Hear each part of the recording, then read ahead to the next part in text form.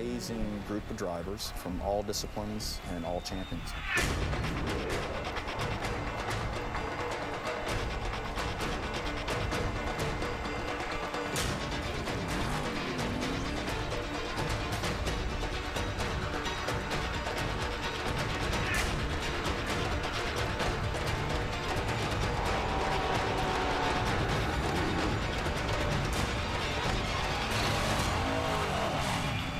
The saying, "Success has many fathers," is a warning against false pride. But success in the 24-hour sports car classic at the World Center of Racing takes lots of parenting in the form of skill, effort, preparation, courage, and luck. For 45 years, the world's best drivers, teams, and car builders have made a midwinter pilgrimage to Daytona Beach, Florida. They come to accept the challenges of the world's toughest twice-around-the-clock race. Challenges including speed, weather, darkness, contact, fatigue, and breakdowns, both mechanical and human. Their goal is not merely to endure, but to win, to beat the clock, and earn a prize known around the world as the symbol for mastering time. Welcome to the 46th running of the Rolex 24 at Daytona.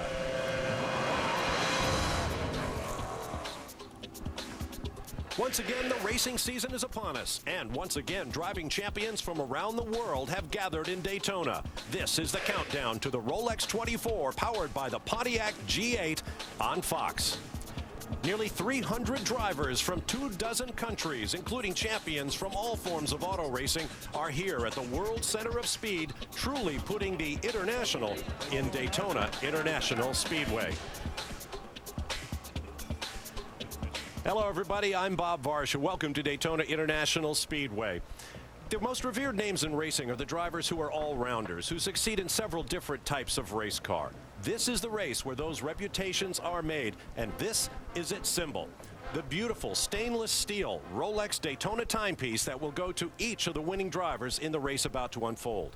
Now, in the 45-year history of this race, no team has ever won it 3 straight years. Mighty Ganassi Racing is going for that trifecta this year.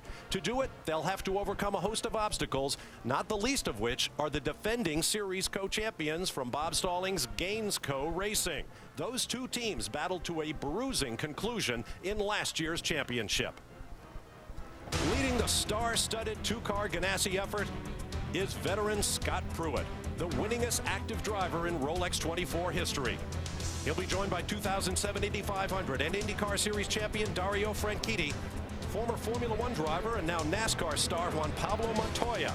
The sister car features IndyCar champions and Rolex 24 winners Scott Dixon and Dan Weldon. For their part, the Gainesco team is led by series co-champions John Fogerty and Alex Gurney, son of racing legend Dan Gurney. They're joined for this 24-hour enduro by open-wheel champion Jimmy Vasser and Jimmy Johnson, the two-time and defending NASCAR Sprint Cup champion. Last year's title for the Rolex Championship culminated in the final race of the season in Utah, where the two-team cars collided not once but twice, the second incident earning Pruitt a penalty and a controversial one. But it launched Gurney, Fogerty, and the Gainesco team to the title, and it was a bitter defeat for Pruitt to swallow. Disappointing end. I mean, I expected a lot more out of those guys, but, you know, I guess stupid people do stupid things. Well, Scott Pruitt is the winningest driver in Daytona 24-hour competition here with 7 victories, 2 of those overall, including the victory here last year. But Scott, it was a season of highs and lows, winning the big one and then losing the championship in the finale. Are you and this team over that as you start a new campaign here today? Absolutely, we were over it after a couple weeks. It was, you know, it's hard to get down to the end like that. The Ganassi guys did a great job. Tell my guys hi to my kids at home. But you know, as we focus now, I mean, we really turned the corner, and we got here for testing, the first test in November, then the one in December, on to January. Our focus was a 24-hour. The Ganassi guys have done a terrific job here, and the car's good. The car's real fast. Well, in victory lane last year, Scott was joined by Juan Pablo Montoya, and Juan, after the race, you told your boss here, Chip Ganassi, that was the toughest race you've ever had to endure. Give us your perspective from the driver's seat and what it's all about in a 24-hour race as we start a new one. It's a tough one, you know. It's like you're going into it, you just wait and see what happens. With this weather, it's going to be a hard race again. You know, it's going to be dry, wet. So we'll see. It should be pretty interesting. I think the car is very well prepared, and everybody, you know, at Ganassi Racing, you know, the Telmex and Target car here should be a pretty good car. Well, there's a certain irony in the fact that the two guys who took this car to victory lane here last year were then in battle just a couple of months later down in Mexico City. And as you'd expect from two fierce competitors, guess what? They were banging fenders down there going for the victory. Eventually, Juan Montoya pushed his way by and got the victory from Scotty. And I know there's a little bit of frustration after that event, but this race is all about chemistry, Juan. Have you put that behind you and ready to win another one for Chip here, third in a row? You know, I think Chip put us in the same car so we couldn't crash into each other anymore. All right, mate, best of luck, and certainly a star-studded lineup here. Memo Rojas in the car, and of course, Dario Franchitti.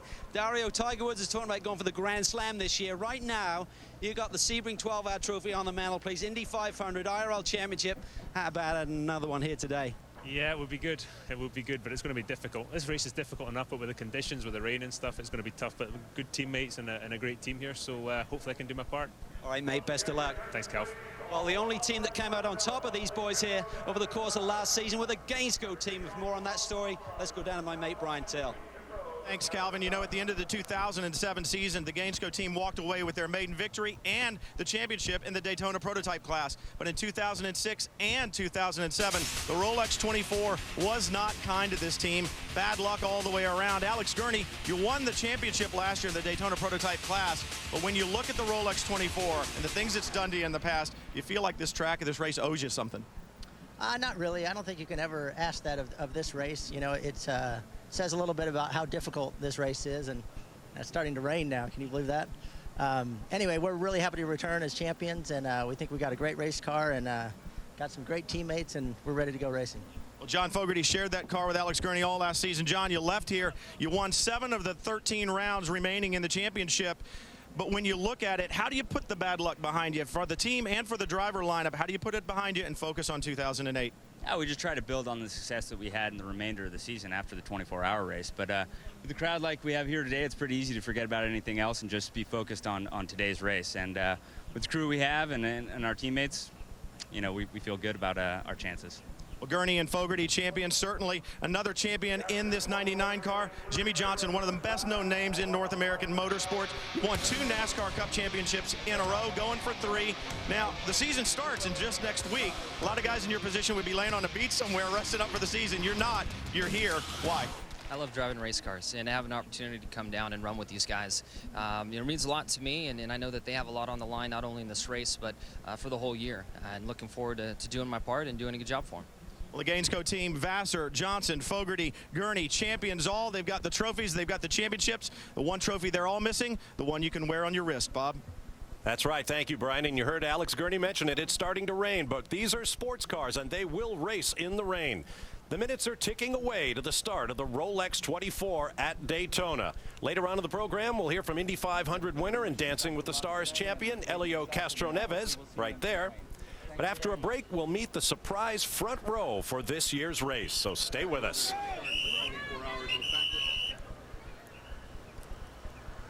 The countdown to the Rolex 24 is powered by the first ever Pontiac G8, the official car of the Grand Am Rolex Sports Car Series. And brought to you in part by Rolex. Rolex, a crown for every achievement. You're racing against a lot of people. You don't know what they're like. The differential in speed is massive. You're in the car, you just want to drive the wheels out of the car. You can't just cruise around out there and win this race. You actually have to run flat out for all 24 hours. The Rolex 24 is more than just a race. When the sun goes down, the action heats up, not only on the track, but off. In the carnival, in the infield fan zone, and particularly at the Pontiac Garage, where bands will be performing live throughout the event to come, including the group Sum 41, who will be right there on the stage in the Pontiac Garage performing their hit, In Too Deep. And that sounds like the kind of question drivers might be asking themselves as they line up for the 46th running of the Rolex 24 at Daytona. And now there you see the time remaining before the start of the race. They'll all head down into turn 1, and normally the pole sitter has to worry about his back, but that is not the case necessarily this year, because starting next to the pole sitter on the front row is his teammate in the sister car. Let's get more on that story with Chris Neville. Well, Bob, Ford and Mike Shake Racing flexed a little muscle in qualifying and grabbed that entire front row. Now, Oswaldo Negri might not have the following of Jimmy Johnson, but he's always impressed his sports car competitors with not only your outright speed, but your passion for the sport. Oz? It's going to be a tough race in front of us. What is it going to take for this team to get that coveted watch? Absolutely. Our Westfield Insurance Ford Rally was perfect in qualifying. I connected the dots for one lap, and we've got to do it for 24 hours. Just keep on the dark part. Conditions are a little bit tricky, but, you know, hopefully we will succeed and get it done. Well, next to him, like we said, it is his teammate, A.J. Allmendinger. A.J. and Oz have known each other many years. A.J., you were an open-wheel star, made that transition to NASCAR. It was a tough one. This second-place qualifying, is that a bit of fresh air? Well, I mean, it was last year, we know for everybody at Red Bull Racing, it was difficult, but it was a new year. We had a great test. Now we're here starting the front row outside with Michael Shank Racing, and so far so good. We got the speed to win this thing. Now we just need some luck our way. Well, this team is very optimistic. They're looking to put Ford in victory lane. The last time teammates started on the front row, 1995. Bob? Thanks very much, Chris. Now, among the 4 past winners of the Indy 500 in the field is this guy, Helio Castroneves, who spent his offseason winning the Dancing with the Stars contest with Julianne Hough. And, of course, enjoying the traditional Indy milk in the Dancing with the Stars victory lane. Let's hear from him now with Calvin Fish. Well, Bob, one of the big stories here this weekend is, of course, the return of Roger Penske as an entrant in this race. One of his drivers, Helio Castroneves. Now, Helio, I understand when Roger said, we need you in the car this weekend, you said 2 things. I want Marie Osmond as my teammate and sequence on the driver's suit. No, actually not. Actually, the dancing stay a little bit behind now, and probably it's over now. And I have actually Kirk and actually Ryan, so we're going to be doing everything we can to put this machine right up front and obviously have a day. So it's going to be a long day, so hopefully we'll be in good shape. Starting 13th, you're right in the middle of the DP pack. What do you have to do to be patient here? What does it take? Oh, definitely the conditions is one of those, the toughest one. It's not dry, it's not wet, it's damp. So we actually going to take it easy. You know, it's we don't want to take any chances because we know in the end we need to wait for the race to come to us. And the experience paid off last year. Hopefully it will help us this year. All right, mate, best of luck. Thank you. And joining him in the car is none other than Kurt Busch, former champion here in NASCAR, of course. And Kurt, your 2 teammates, IndyCar boys, say these cars, they're big, they're heavy, they don't turn. But for you, it's a totally different story, right? It is. I'm coming from a different discipline, and so these things are much easier to drive for me.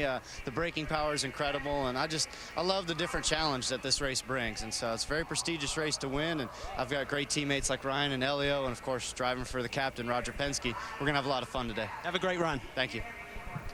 All right, thanks, Calvin. Both Kurt Busch and Helio Castroneves, along with teammate Ryan Briscoe, are racing for that man, legendary team owner Roger Penske. The first time we've seen a Penske car in the Rolex 24 in some 35 years.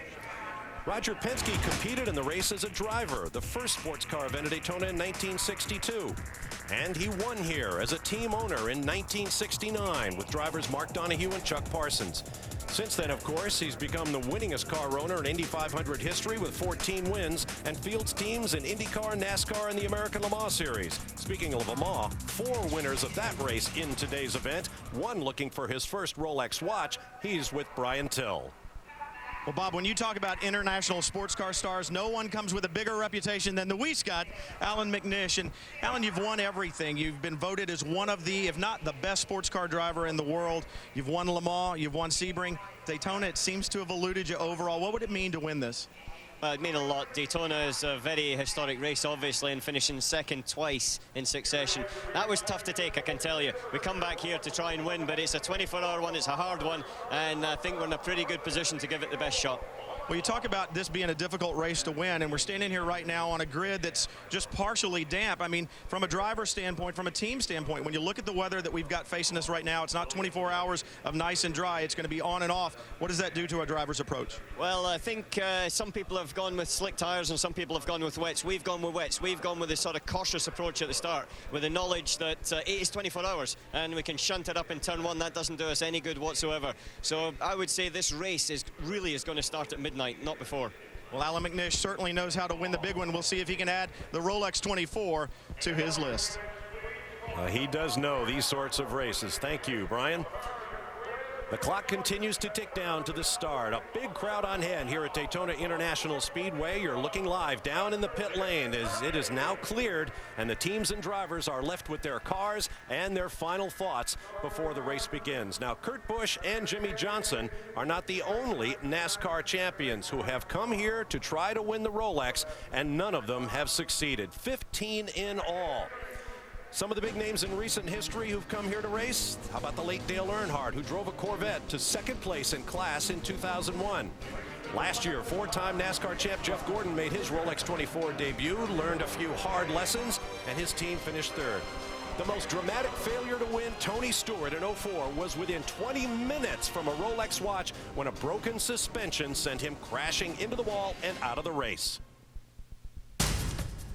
It's the ultimate test of endurance. It takes a real team effort to win this. It's a race that I find is extremely challenging. Every piece is critical.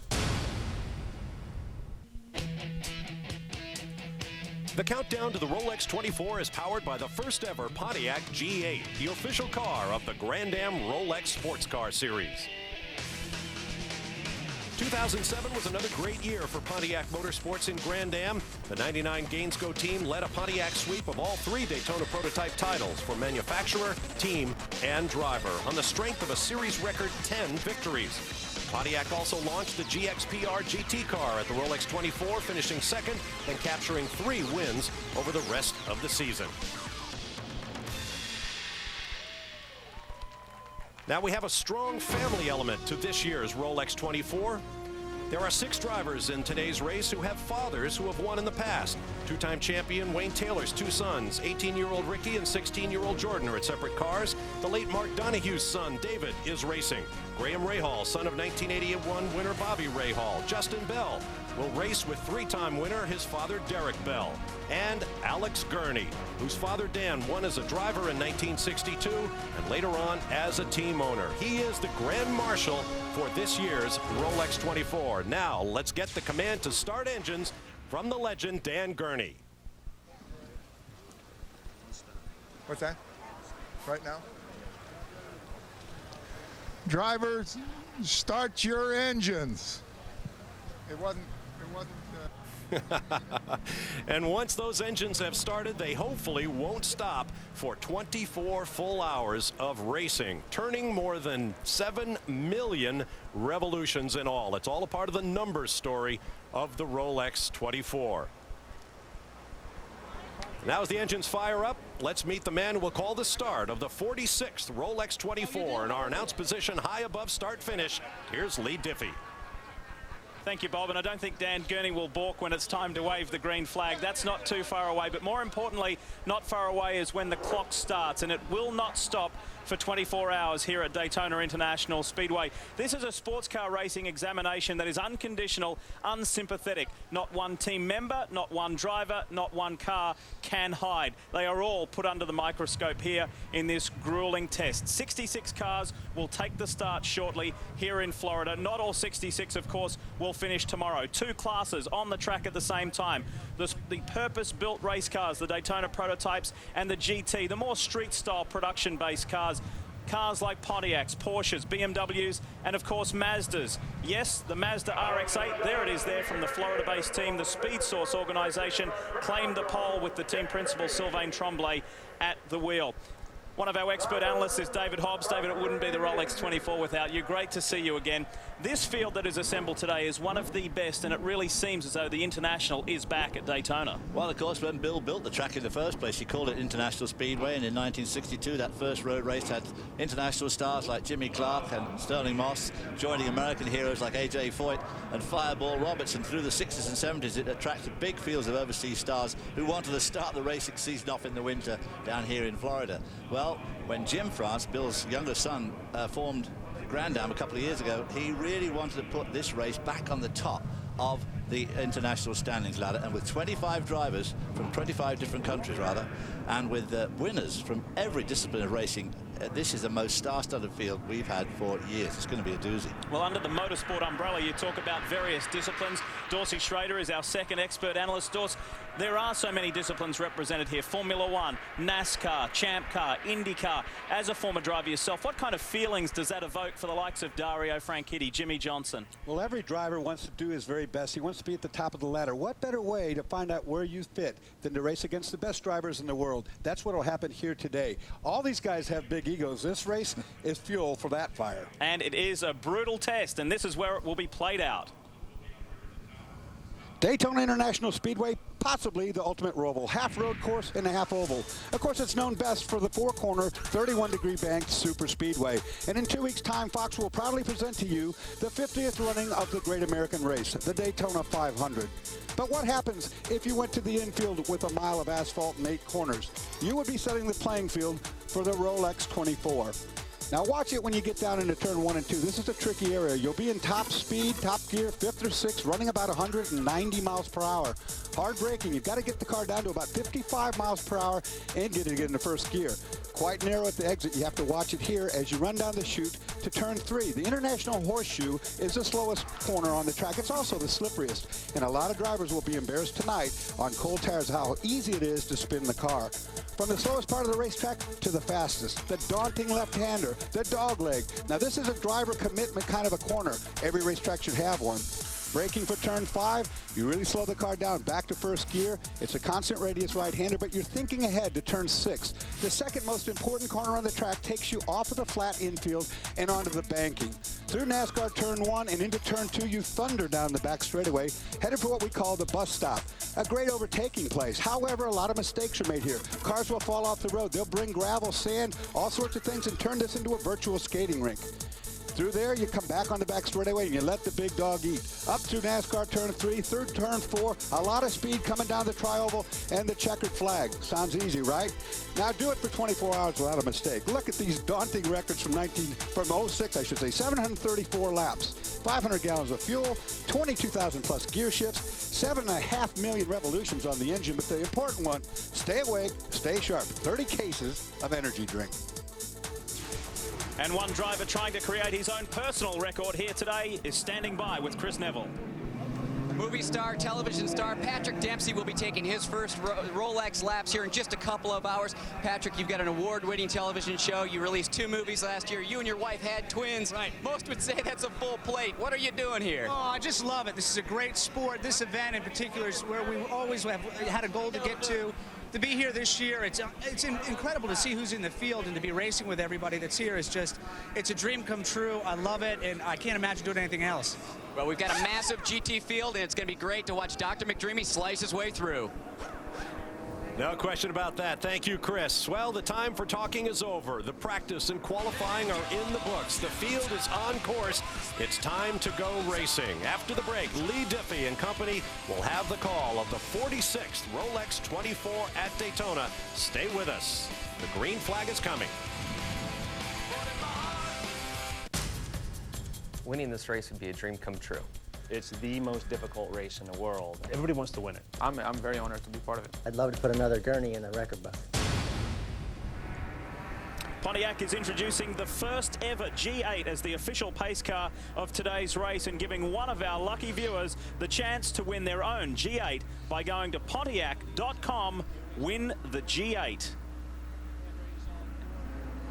As we switch up gears to talk now about the Pirelli keys to the race. David Hobbs, let's start with you first. Well, my first key, of course, is to stay out of the pit lane, except when it's absolutely necessary to fuel it and change the tires. And we've already got 12 cars in that pit lane who are going to be held now for another lap until the race starts. So they're getting off to a terrible start. These cars are so reliable, they're so fast, you cannot afford any extra time in pit lane. Dorsey, your thoughts? Well, I'll tell you one thing, 66 cars in 2 classes reads traffic to me. This race cannot be won no matter how good you are until 1 o'clock on Sunday afternoon. If you get feisty in traffic and have an accident, forget about it. Stay out of the pits like David said. And weather, I'm going to add that one in there. Weather can be a real problem here. We've had a track that's damp right now. Decisions that were made wrong are going to pay right now. All right, an update from the lane, Calvin. Well, a bunch of these drivers started out on wet tires, trying to be a little bit conservative over a 24-hour race. Well, they immediately dived to pit lane for slicks, realizing it was too dry. The problem is they held them at the end of pit lane and let the whole GT field go by. Chip Ganassi Racing was screaming at the officials down here, you have to let them go, you have to let them go. We've got to fight our way through that GT field. So the action already starting here before we even see the green. Wow. That's what I was just talking about, the weather. These teams made the wrong decision. Now, they can't go out there on those wet tires because they wouldn't last 3 laps. They have to do what they've done here, but what a penalty to pay, David. They're going to be behind the entire GT field. Well, I think that there's been a very big error made here. They should have done that first lap and then come in and stop, because now they're going to be held for basically 2 laps while they have to wait for the entire field to come by again. So they've lost a huge amount of time. They should have done the first lap and then come in and And you've got to wonder, for the 2 laps that they sit there, will they overheat, or are they going to turn the engines off and risk not being able to restart? Absolutely. I mean, that's the thing about the 24-hour race. There's all sorts of things can go wrong. Many a slip, twixt, cut, and lip, as they say. I don't know who said it, but somebody said it. Certainly don't want to start the race with an overheated engine. There's 14 cars in the pit lane right now. One of whom is Patrick Dempsey's, unfortunately. His GT Mazda is there. Well, you got the 99 Gainscow reigning champion there. You've got the Ganassi car in there. You've got some good cars and driver combinations. Ganassi about to blow a blood vessel, I think, to try and get him out. Drama before the green flag has even flown here at Daytona International Speedway. It is an all Mike Shank Racing front row. Big decision this year to switch to the Ford power plant, and it has paid off for this small team from Ohio. It is not often you see a field assembled like this in sports car racing, so enjoy it. The best drivers in the world are here in Florida to fight it out for 24 hours in the Rolex Sports Car Series, and the green flies from a legend. Let's go! Very conservative getting into turn 1. Nobody knows what the grip level is. It's still a bit damp down there, yeah, exactly. Oh, trouble on the start. Coming out of the pits, I think we had a bump with the Ganassi car. The 91 and 01 might have made contact there. So they've been released before the GT field has started. So it's okay for the Daytona prototypes, but the GT field is coming round. They've received the green flag. And trouble. And trouble already on braking there. Somebody put their wheels on the damp spot, and a lot of carnage in that GT field. Big damage to the right rear of that particular Porsche. I don't have the number yet, but it has got a right rear wheel knocked off. Looked like one of the autometric Porsches. It is. It's the 14. So that is not a great start for the Friedman team. So what a dramatic start to this year's Rolex 24 at Daytona. It is Oswaldo Negri who leads the way. Troubles for the 29 as well. For Scooter Gable in the Allegra Motorsports car, the team that won the GT class last year. That rear tire's flat. Yeah, he got nailed on that wheel's bad on that car. Look at the replay. This was mass chaos here as they all get stacked up. There's contact. It all starts here. Now that's Scooter Gable hitting Anthony Lazzaro in the 14. And boy, that is not the way you want to start a 24-hour endurance sports car race. Not even at turn 1. That is embarrassing. There's no excuse to crash a car before it starts finishing on a 24-hour race. Well, it's like it's all the same thing, you know. Don't win it at the first corner, win it at the last one. And these guys just record book 101 doing it completely wrong. Now, last we saw this car was only in turn 3. He's still got a good 2 miles with that car to get it back to the pits, and it's going to scatter debris all over this racetrack. Meanwhile, at the front, A.J. Allmendinger has taken over the lead of this motor race and will lead the first lap of the 46th running of the Rolex 24 at Daytona. Max Angelelli is putting the pressure on Oswaldo Negri. Looks to the inside in the SunTrust Pontiac Riley and takes second. And Matt Plum is now working on Negri as well. And here comes the famous 59, the Brumos Porsche. Joao Barbosa behind the wheel. On board with the Brumos car. And what a day it is. What a moment for Hurley Hayward as well. Brumos are very upbeat at this race meeting. They feel they have a strong chance with both cars. And it's 35 years, of course, to the day that Hurley won his first race here. And I want to take that back. It's not Joao Barbosa behind the wheel. It is, in fact, Hurley. So great start. Very aggressive. This looks good. This car's run good throughout the entire week. We've watched this car be near the top or not the top of the sheet on most of these practice sessions. Joey Hand further back in the Ruby Tuesday car. Great inside move from the Brumos Porsche. Matt Plum opened the door. Oh, this is a mess here. Oh boy, the 29 car is in a very bad shape. Well, in a strange twist, maybe history repeating itself, Scooter Gable crashed the Allegra Porsche last year and they went on to win the GT class. Now, one of the concerns you have in the 24 hours is debris off these crashed race cars. It's hard to avoid it. It really is. It causes punctured tires, causes body damage. As you can see from the frontal look at these cars, there's no room for a piece to fit underneath it. No, and these bodywork, this Kevlar and the carbon fiber bodywork, when it breaks, it shatters into very small shards, and it's really just like a knife, so it's very bad for tires. That Allegra Porsche with Scooter Gable behind the wheel has come to a stop. Meanwhile, Max Angelelli is hunting down A.J. Allmendinger. This in the 7. This is Matt Plum for Seagull Sport. great battles for first, second, and third. Here comes Hurley Haywood in behind these two guys. So the pole sitter has lost 2 positions, now make it 3. Negri's been pushed back to 4th. Well, Oswaldo's probably playing a pretty canny game here. He's not braking too late. He's keeping the car in one piece. He's nursing it. Obviously, he's not going to lose too much time, but he's just not going to get involved in a knockdown, drag-out race on lap 3 of a 24-hour event. You know, this 24-hour race, you can ride for quite a long distance of this race. As long as you don't go a lap down, you can just keep going like he's doing right now. I think he's being smart and just running at his own pace.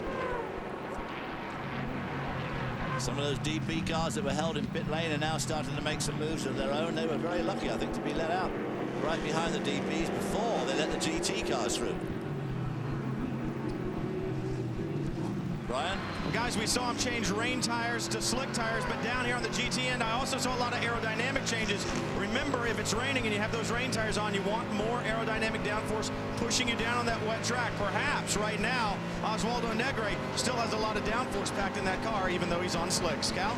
Well, he certainly does, but he's dropping back through the pack a little bit. I'm here with his teammate Mark Patterson. Ozzy started from the pole, but he's lost a little bit of ground. Is that just a conservative start to this 24-hour race, or is he slow? Slow is a word, a 4-letter word that I wouldn't use a lot around Oswaldo. He's clever, he's patient. We've got 23.9 hours to go. Not worried at all. Great to see AJ out front. Michael Shank team protecting the front.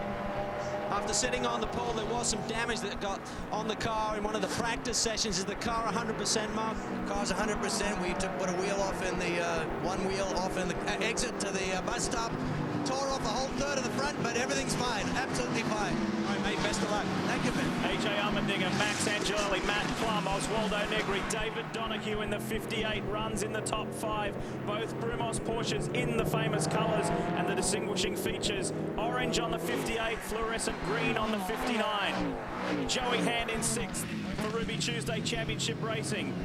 Tonas Kasimets in 7th, and Elio Castro Neves is up into the top 8. Top 2 in GT. Look at this, the Mastercar Ferrari. Really pushed Sylvain Tremblay in qualifying, and you ride with the pole-sitting Speed Source Mazda right now. Here's a close look at that turn 1. You can still see a few little damp spots, Dorsey, but it's not too bad really drying out. But of course these guys set these cars up because it rained quite heavily a couple of hours before the start. You can see a little bit of water coming up from somewhere there, running around the curb. That's a good thing on that international horseshoe. You've got to keep a tight line there and let it really come out on the way out. Then here's the kink you were talking about, that very fast left-hander. Yeah, that one gets your attention. You can do it flat out if you've got a good car on a good day, but boy, the consequence you pay if you get it wrong. It's got to be well set up, because no sooner have you exited it, in fact, while you're still exiting, you've got to start clamping on the old binders for the West Horseshoe. Yeah, I'm sure we'll see some problems down there before tomorrow morning. Christian Montanari leads the way in the Mastercar Ferrari, then Sylvain Tremblay. Spencer Pumpelly is the first of 7 TRG Porsches here in this race. 2 GT teams in Farnbacher-Lowes and TRG, both running 7 cars. Huge commitment from those guys. There's the 07 Pontiac poking his nose in there, the 06 at the back of this group. They didn't qualify as well as I thought they would. I was watching them practice. They looked awfully quick through the corners. Well, the thing is that the frontal area of that Pontiac is very wide, and it's not really good on top end. All right. You're riding with Max Angelelli. Second place, chasing our race leader, AJ Allmendinger, who leads the way early on in the Rolex 24. You're watching Sports Cars on Fox.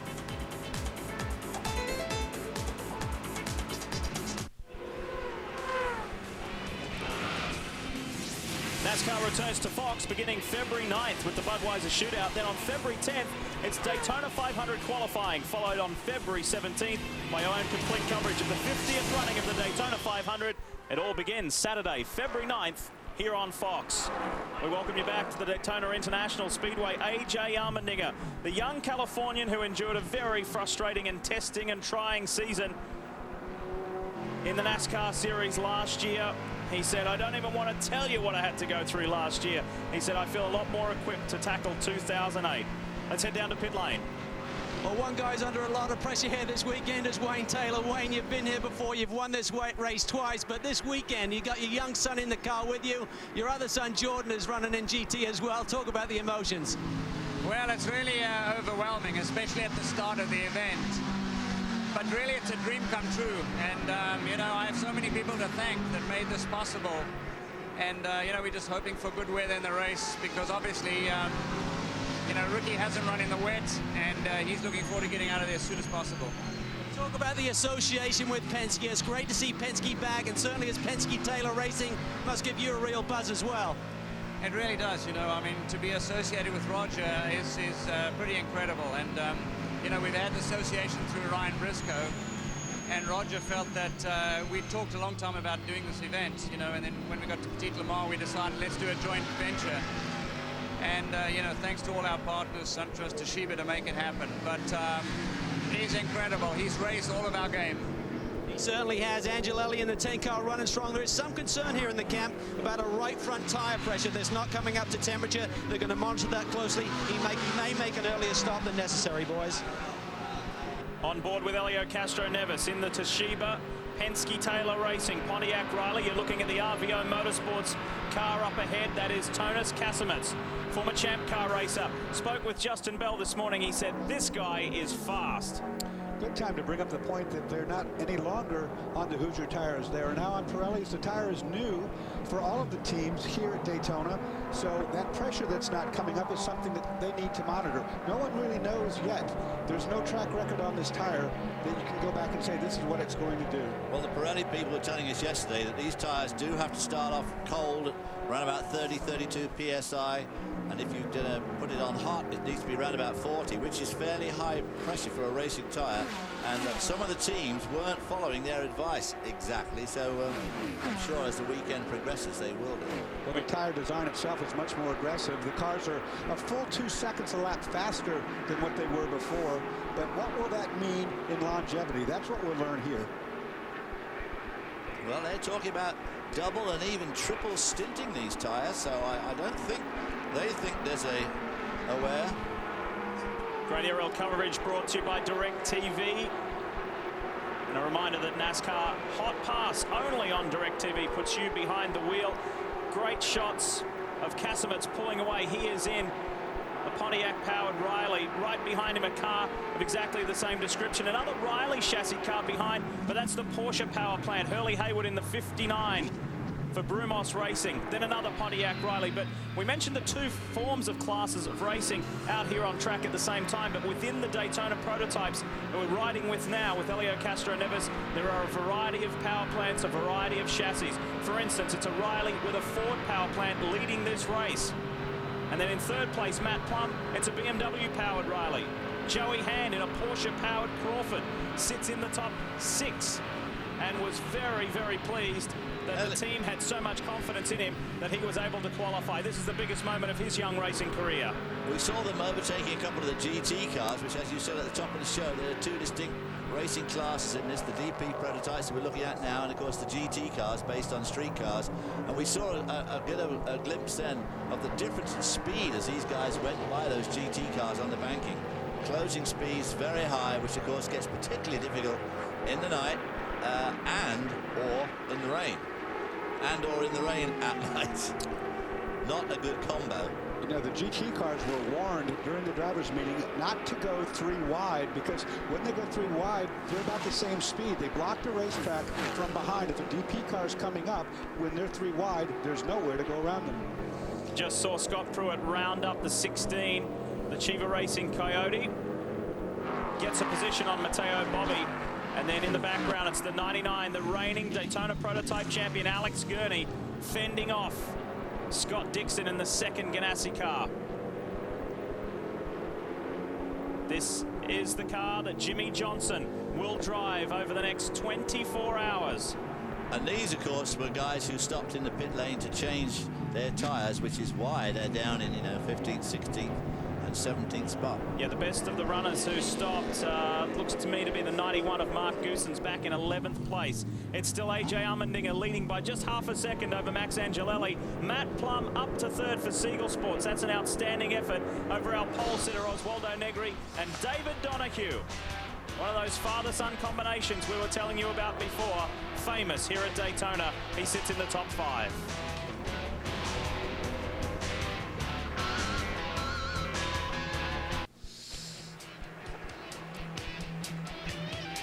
24 at Daytona is brought to you by Pirelli. Power is nothing without control. And powered by the first ever Pontiac G8, the official car of the Grand Am Rolex Sports Car Series. And a beautiful car it is as that. As we check the Rolex clock, and we are away, and the countdown, which we will keep our eye on right through to this time tomorrow. So much will unfold. So much has already happened.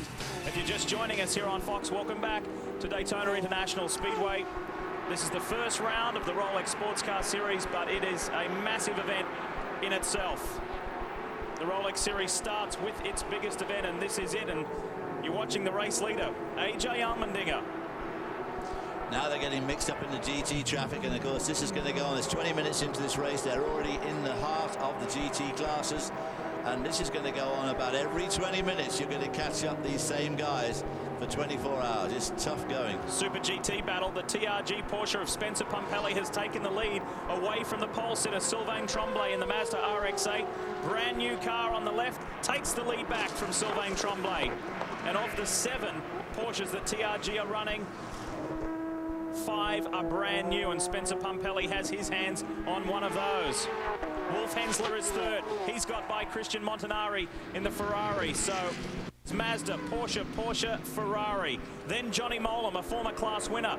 A former champ car driver, Jan Halen for Synergy Motorsport, runs in the top 5. And Diego Alessi in a Pontiac GTO-R. And Max the Axe Angelelli is taking the lead. You see the 10 SunTrust car right there in front of AJ Allmendinger. That is for the position overall lead, and they're about to catch that GT battle we were just watching.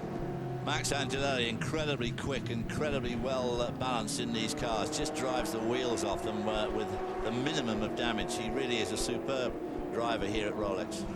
Former series champion and a Rolex 24 at Daytona race winner. The Italian has a new teammate this year. Canadian Michael Valiente from Vancouver, British Columbia, will be his partner in crime for 2008. Max is very excited about having one solid driver for the entire year. He had as many as 5 teammates last year, and he felt that really interrupted his championship campaign. And of course, he shares this car with his good friend Wayne Taylor, Wayne Taylor's son, 18-year-old son Ricky, and Valiente. Oh, traffic, there's your point. Yes, going into that bus stop on the back straight there.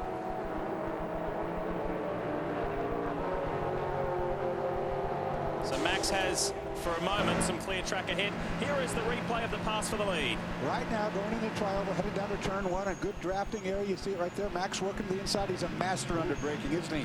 And he gets the job done.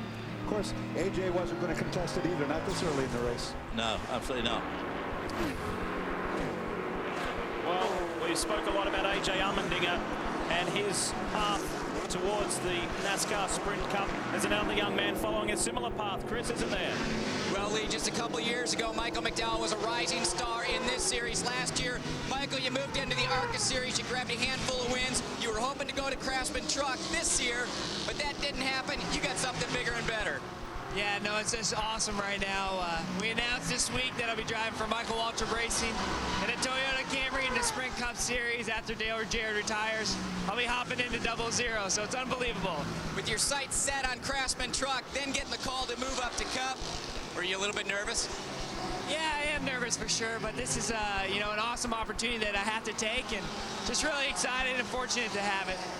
Now coming back here, what's it like to come back, see all the old faces, everybody, and get back started here at this race? I love it. It's home for me. This is where I got my feet wet, and you know, I love the 24 hours. The best race there is, and hopefully we can pull off a good result for Spirit of Daytona. Well, he's up against a lot of other champions today. Lee. Great young man, great American talent, and with a big, big future. Here are our leaders in Daytona prototype and overall, first and second, just going by the top runners in GT. That is Sylvain Tremblay in the 70 Speed Source Castrol RX-8. And he's still fending off Spencer Pumpelly, Wolf Hensler. See, one of the GT cars did not make the bus stop back there. He did the right thing. If you miss the bus stop, what you have to do is come to a stop at the exit of that and then rejoin the field, and that's what I saw happening. Check out Allmendinger. Here comes AJ. Not content to sit in second place in the Ford-powered Riley. He's taking the fight to the Pontiac Riley of Angelelli. good draft you get here, you know, coming off that from the bus stop right back to turn one. You're in a huge draft, and these cars do draft pretty well. David, speaking of huge, this was a massive gamble from Mike Shank, the owner of the second place car, car 6. He switched power plants from Lexus to Ford, and that is one of the new Riley chassis, the bodywork, the new design, switched it all in the off-season and put both cars on the front row. A gamble that paid off.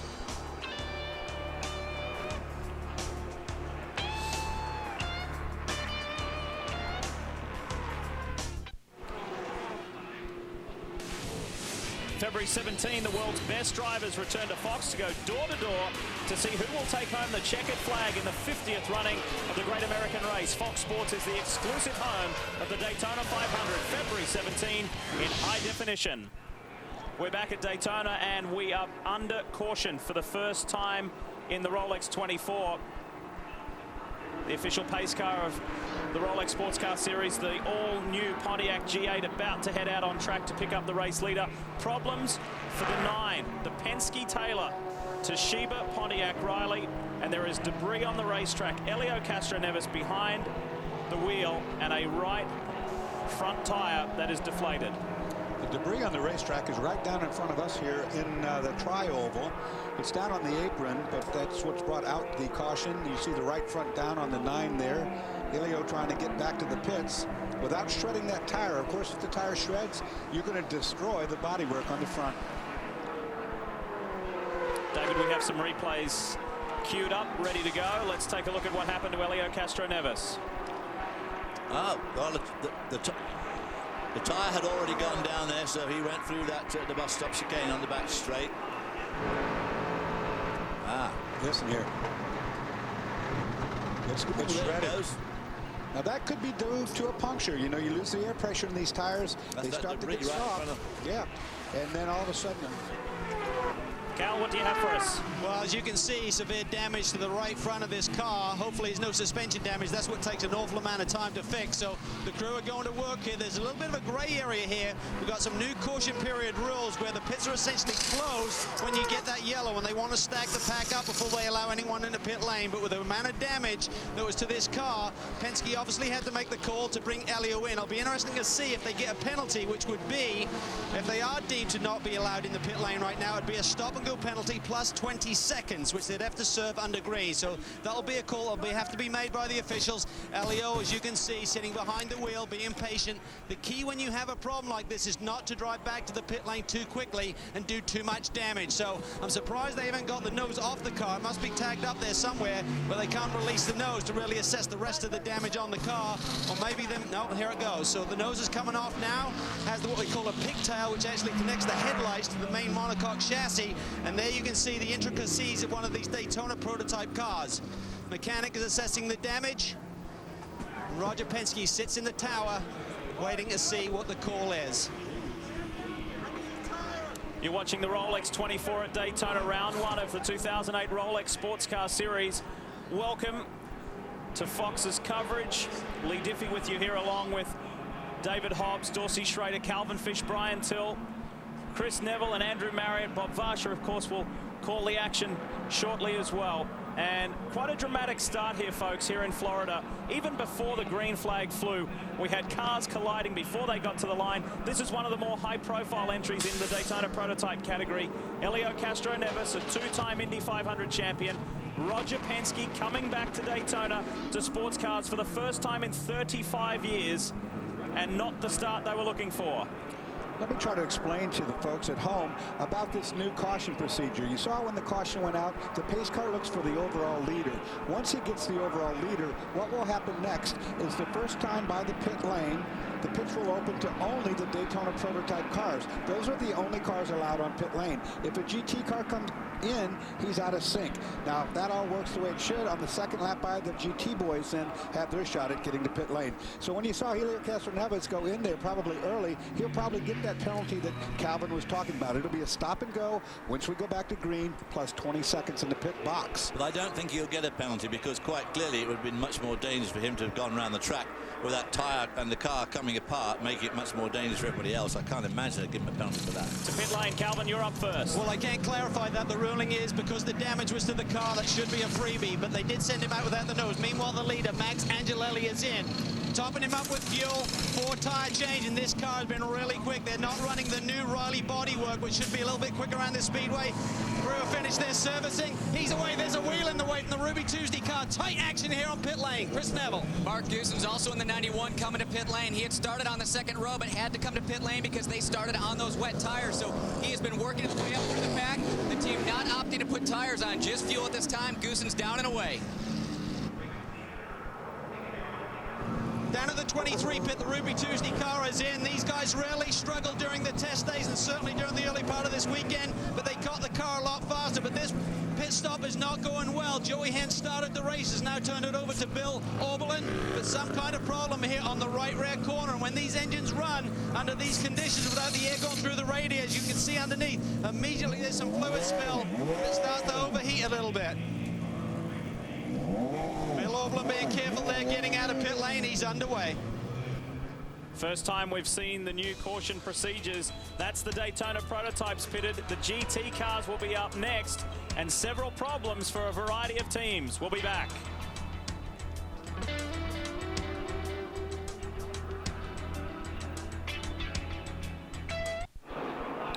We've seen some wonderful aerial shots already here at the start of the Rolex 24 at Daytona, and the aerial coverage brought to you by DirecTV, now broadcasting over 90 national HD channels, and it is great stuff.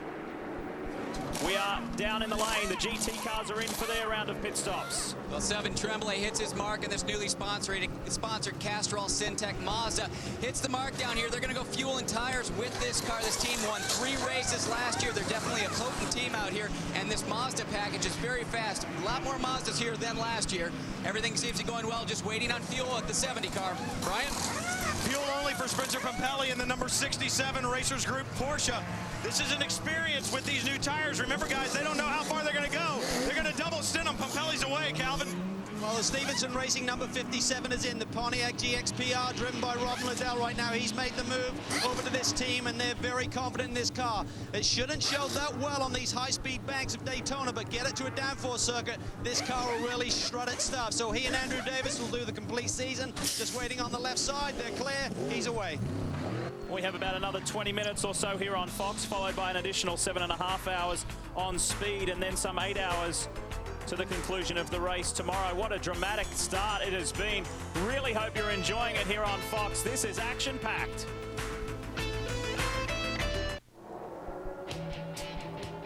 It's the Fox NFL Super Bowl pregame show with musical performances by Willie Nelson and Jordan Sparks. Randy and Paula debut the world premiere of her new single. Ryan Seacrest live on the red carpet, and all our guys getting you ready for the big game. It all begins next Sunday, 2 p.m. Eastern, 11 Pacific, high def only on Fox.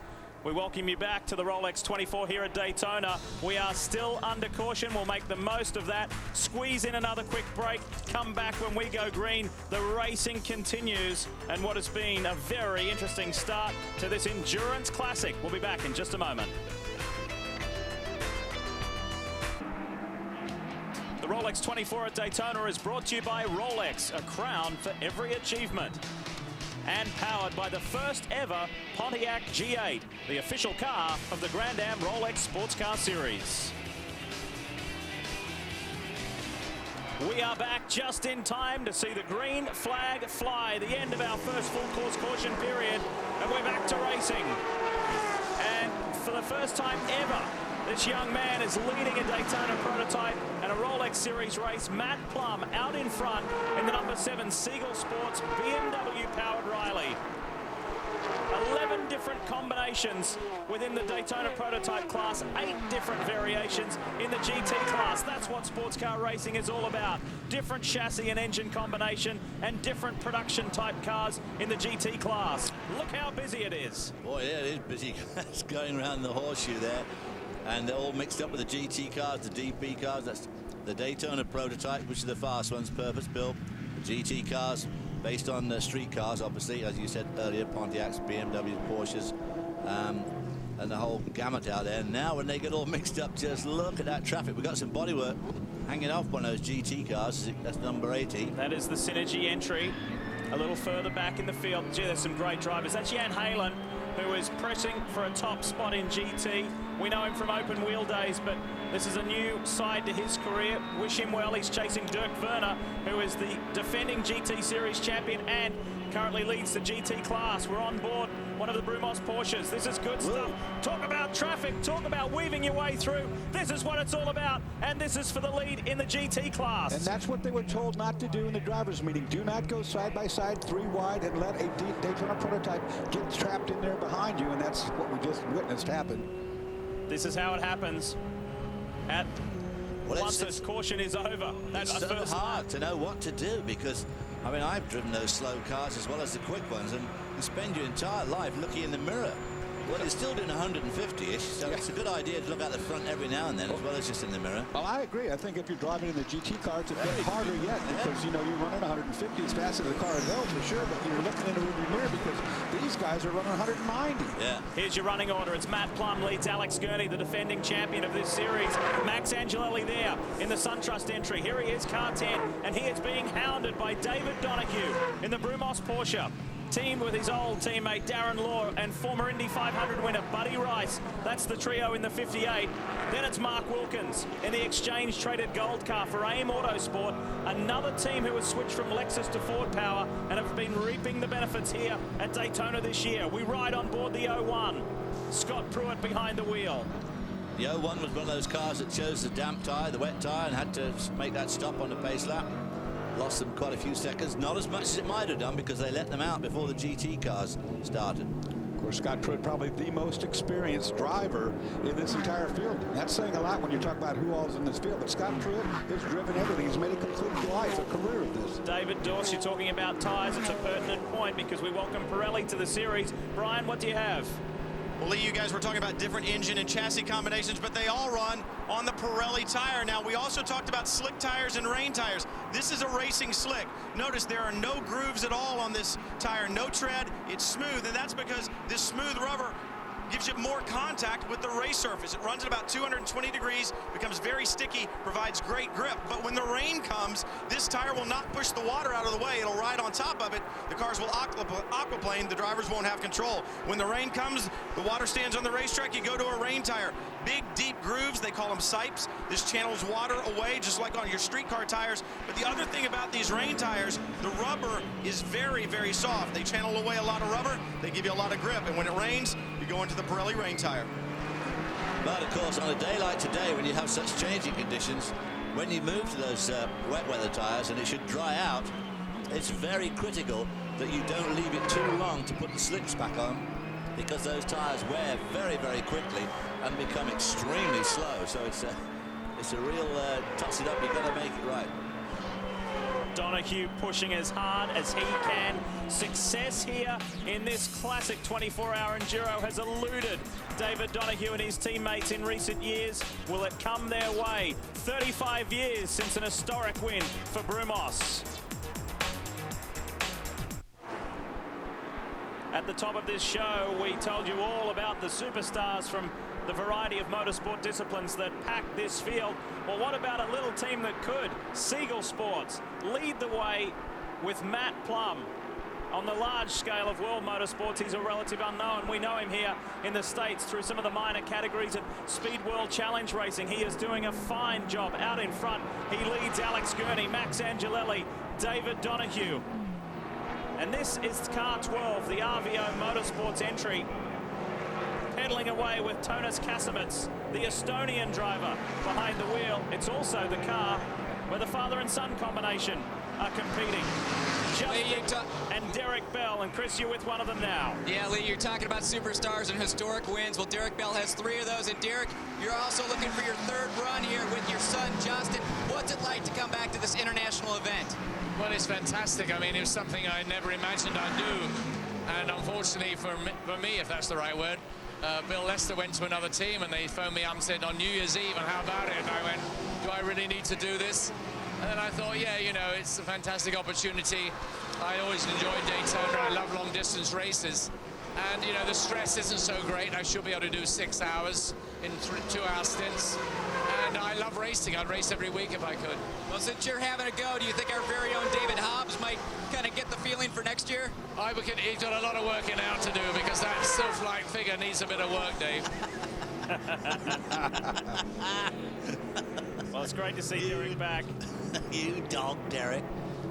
Not only is he a 3-time winner of this event, he's a 5-time 24 Hours of Le Mans winner. And a special moment for him to share the 12 Daytona prototype.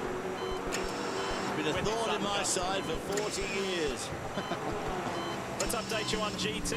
Dirk Werner leads the way for the Farnbacher Lowells racing team, and then Patrick Huysman for Synergy Motorsport and Dave Murray for the Autometrics Porsche team. That's the top 3 in GT. Calvin?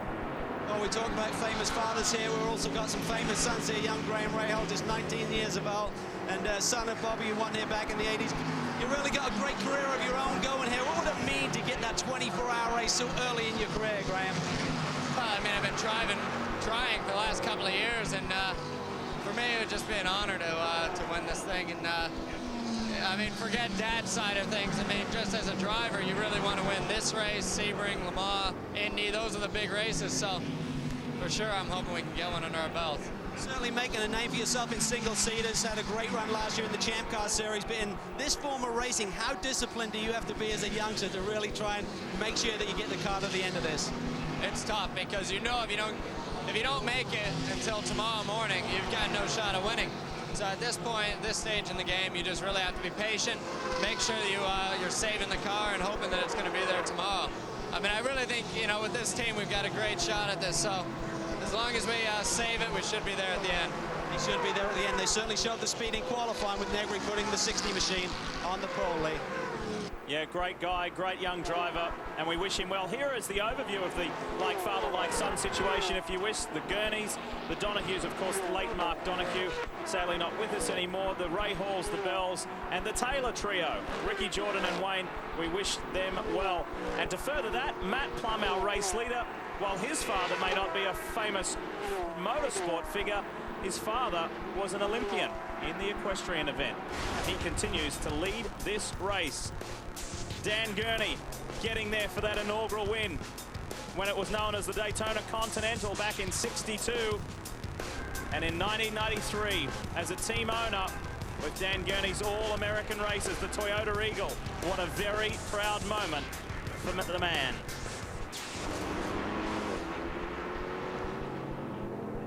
Race leader Matt Plum. It is the only BMW power plant in this field. What an ad for Matt Plum's talents and BMW. Well, let's talk about that for just a moment. We're talking about different chassis in the Daytona prototype category. Well, you have a choice of 6. Most of these chassis are pretty much identical, to be quite honest. There's not much variance. However, on the engine side of things, you have 5 different engine or power plants that you could go through. In this particular race, there's 4 Porsche engines here. There's 13 Pontiac engines, 4 powered by Ford, the 1 BMW we just talked about, and then 3 Lexus-powered engines. All these engines are made very, very near equal by a series of different dynamometer runs. One an engine dyno, the second a chassis dyno that takes the rear wheel speed, and then the third an inertia dyno, which is a brand new type of dyno that measures how long it takes for the car to go from its low speed to its high speed. And what you do your daily exercise on, Dawson? Yes. Dynamometer? Time for another quick break. Top 2 in GT, Patrick Huysman and Dirk Werner chasing hard.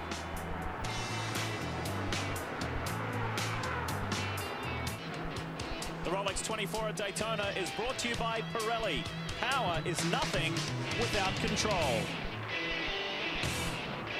And a reminder at the bottom of the hour, our coverage continues on Speed, where we'll have over 15 hours live through the finish of this wonderful event, the Rolex 24 tomorrow.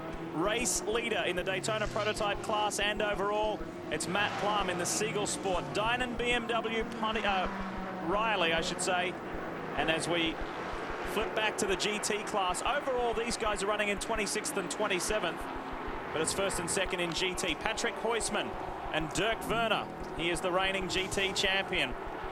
Well, that Patrick Huysman is very lucky. There's Jimmy Johnson, current Nextel Cup, about to be Sprint Cup champion as he goes into this year and starts just practicing next week. Are you getting the sponsor right, or are you giving him a third title in advance? Third title in advance, yeah. He's got a busy week or two coming up. He certainly has, but he really loves this. He missed this event in 2006, and he said that was enough to spring him back into life and get him back here, because he really, really wants to win this. It really is a tremendous event, and it's been quite a frantic start. Glad that you could be a part of Sports Cars on Fox. On behalf of Bob Varsha, David Hobbs, Dorsey Schrader, Calvin Fish, Chris Neville, and Brian Till, I'm Lee Diffie. Thanks for watching one of America's great events, the Rolex 24 at Daytona.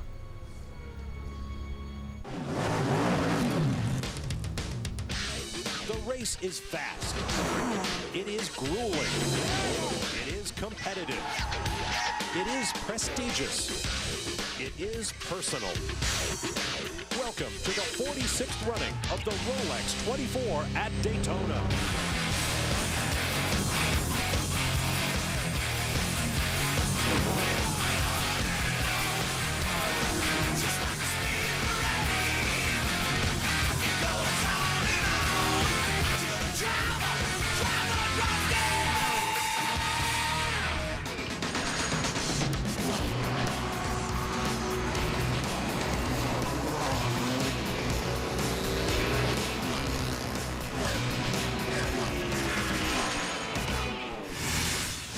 It is one of the toughest tests in sports car racing in the world. This is the Rolex 24 at Daytona for the 46th time. This classic event is underway. If you've made the switch over from Fox or tuning into Speed for the first time, we welcome you to Daytona International Speedway. 29 laps down and so many more to go. Hello everyone, Lee Diffie along with David Hobbs and Dorsey Schrader. We're off to what has been quite a frantic start.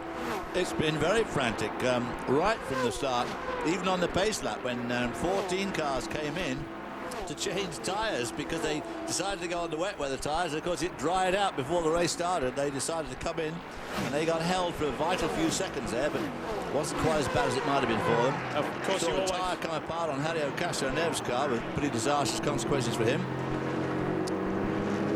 You always want to know who is sitting where. This is our overall and Daytona prototype race leader, Matt Plum for Siegel Sports, the BMW-powered Riley. He leads defending champion Alex Gurney in the Bob Stallings Gainsco Lowe's machine. And Max Angelelli is in the top 3 overall.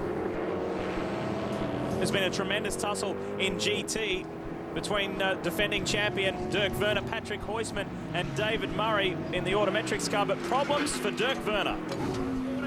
Lee brought the number 87 Farnbacher Lowe's Porsche to pit lane. We saw that there's some damage to the right rear under tray, but more importantly, up on the left front. The crew going to work right now on the suspension. It could very well be with that left front suspension broken, the car sitting back down on the right rear. They had tried disconnecting the rear sway bars to improve the handling. That obviously was not where the problem is. This will be a long fix. They finished 14th here last year, still managed to win the championship, but anytime you start the season in a deficit, it's hard to make it back up, Chris. Jimmy Johnson is on deck in the 99 car. Jimmy, a minute ago you were on headsets with the team engineer Kyle Brennan. What kinds of things were you discussing? I was just talking about the start of the race, how it's gone, the pace and where we think we need to be and what we need to do. The issue that Elio had with that right front tire, that's something we're all really worried about. So I think it's going to be very important to take care of your tires throughout the night and have tires to race on tomorrow when it's time. So we're just going to talk to them a strategy along those lines. Now, I know the team has been dealing with some brake issues leading up to this race. Where does the car stand at this point? We got it the last practice yesterday, and Alex has been very happy with the balance of the car, and we're just trying to log miles. Now, you've got a busy week in front of you. You've got testing in Vegas and Fontana, and then a bunch of obligations at the Super Bowl. You're not getting any rest here. No, I sat on the couch for a couple weeks, got bored, committed to all of these things, and now I'm looking at what I have in front of me thinking, why'd I do this? But I'm really going to enjoy it. The testing I'm looking forward to at the car tomorrow on the big tracks, and then the Super Bowl stuff. Nick Lachey and I are putting on a celebrity golf tournament that's taking place on Saturday and has some other fun stuff going on, so we're excited. How's your golf game? My golf game is steady, like mid-90s to high 90s, and I'm more into getting out with my friends, get some side bets going, harassing each other, that kind of thing. Well, let's just hope he doesn't fall off any golf carts. Calvin? Well, David Donahue is in here with an unscheduled stop in the 58 machine, been running great, right in the top 5. But we're not sure what the problem is. They've changed the tires, topped them up with fuel. Certainly there was quite intense investigation under the front wheel well, so whether Dave was feeling some kind of vibration or whatever, maybe a flat spot, but he's back underway. But servicing a pit stop like this under green will cost him dearly. Well, we talked about it at the beginning of the show on Fox, that these tires are new. We don't have any data on this particular tire, so a vibration like that, you don't take any chances. Not here at Daytona. It's a long way around here, and you're running 185, 190 mile per hour. If you lose a tire, you're going to lose more than just that. Mentioned earlier that Matt Plum in the 7 Seagull Sport entry leads the way. Alex Gurney is second in the 99 Gainscope Bob Stallings Lowe's machine. Then Max Angelelli. Just to finish a point here, both Brumos cars are in the familiar white, red and blue. The colours typically run by Hurley Hayward. Now here's the 7. This is the race-leading car in under green flag conditions. How quickly can they service Matt Plum? Seagull Sport crew had some disappointment in the off-season. They celebrated a new sponsor coming on board, but sadly at a very crucial time, that sponsor went away. And that has created some dramas for the team. A lot of the personnel are actually volunteering their services. So some tough times for Seagull Sport, but they'll be celebrating leading this race early on. This looks fairly routine, however. Now I start to question something that'll play out later in this race, and that is fuel mileage. This is the first of these cars to come in and what looks to be a regular pit stop. Look how long it takes to get the fuel in the car. He finally gets that done, and away the car goes. And lighting it up as he leaves the pits, double stinting is Matt Plum, and you will see a lot of the driver combinations doing that. They will do 2 stints at a time. In saying that, the Ruby Tuesday Championship Racing team did not. Joey Hand stepped out, and Bill Auberlin is now behind the wheel of the Porsche-powered 23. For those of you who weren't with us on Fox, let's bring you up to speed with the opening hour's highlights. It's an all-Mike Shank Ford-powered Riley front row. Problems, though, in the GT class before they even got to the green flag.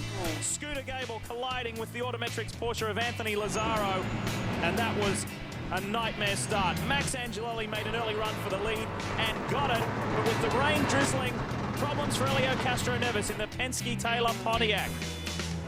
Deflated front right tyre, a little bit of body damage, and that caused our first and only full course caution. We are back with our current leader now, and the defending series champion Alex Gurney, his father Dan, we will be talking to shortly here on Speed, acted as the Grand Marshal here for the 46th Rolex 24 at Daytona, and a very proud moment to have his son starting the race as the defending series champion. Bob Stallings, team owner, will be very happy to see this 99 car back in the front. They didn't qualify that well. They've been really chasing the car here at Daytona. So now to the front, the 99 goes once again. Behind Gurney is Angelelli, then Negri, who was our pole sitter. Superb performance, new DP track record, incidentally, in qualifying. Mark Wilkins has been a standout performer for AIM Autosport so far this weekend. Then it's the Stallings Riley Matthews car of Mark Goosens in 5. Scott Pruitt and Scott Dixon 6 and 7, the 2 Ganassi cars. The Telmex and Target Daytona prototypes. Then Bill Auberlin is 8th. Mike Rockenfeller in the Samax entry is 9, and AJ Allmendinger in the 2nd Shank Ford is running in the top 10. That's how it stands in Daytona prototypes. In GT, Patrick Huysman for Synergy still leads the way over Dave Murray and Sylvain Tremblay, the first of the Mazdas.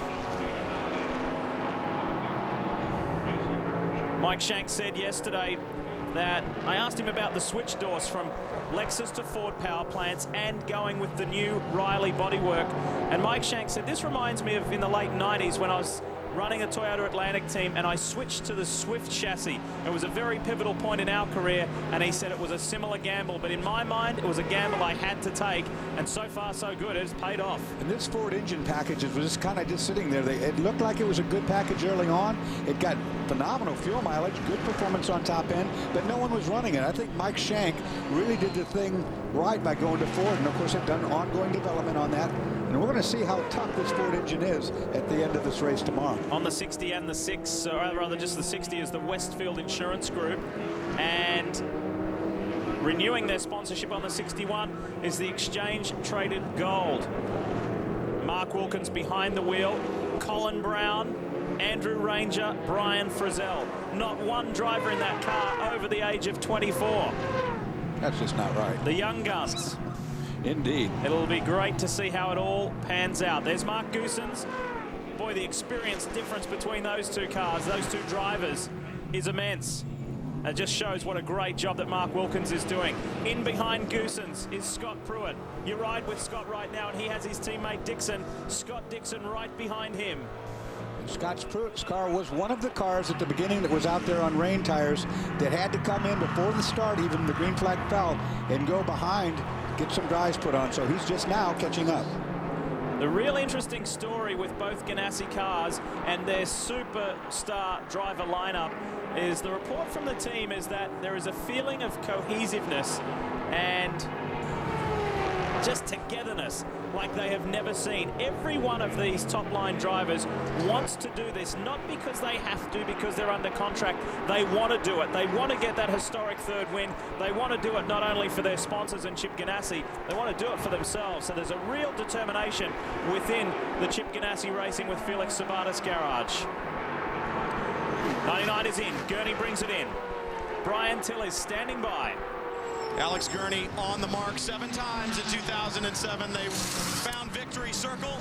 Looking for it here. Bad luck at Daytona in 2006, taken out by a spinning car. And then in 2007, problems very early on within the first handfuls of laps. Little fluid leaking out of the back of this car, so temperature is a little bit up, I would think, on the 99 machine. Full fuel, waiting for it to go in. New Pirelli tires all around. Alex Gurney sits in the car and waits. But it is really getting warm out here, guys. A lot of fluid out of the back of the car. Gurney's still sitting there. Unlike stock cars, it takes a long time to fuel these with these very narrow fuel hoses. The fuel is finally in. Gurney's away.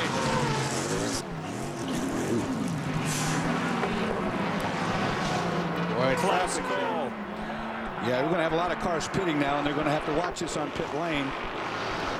That was the 50 Black Forest Motorsports Mustang. It was a very slender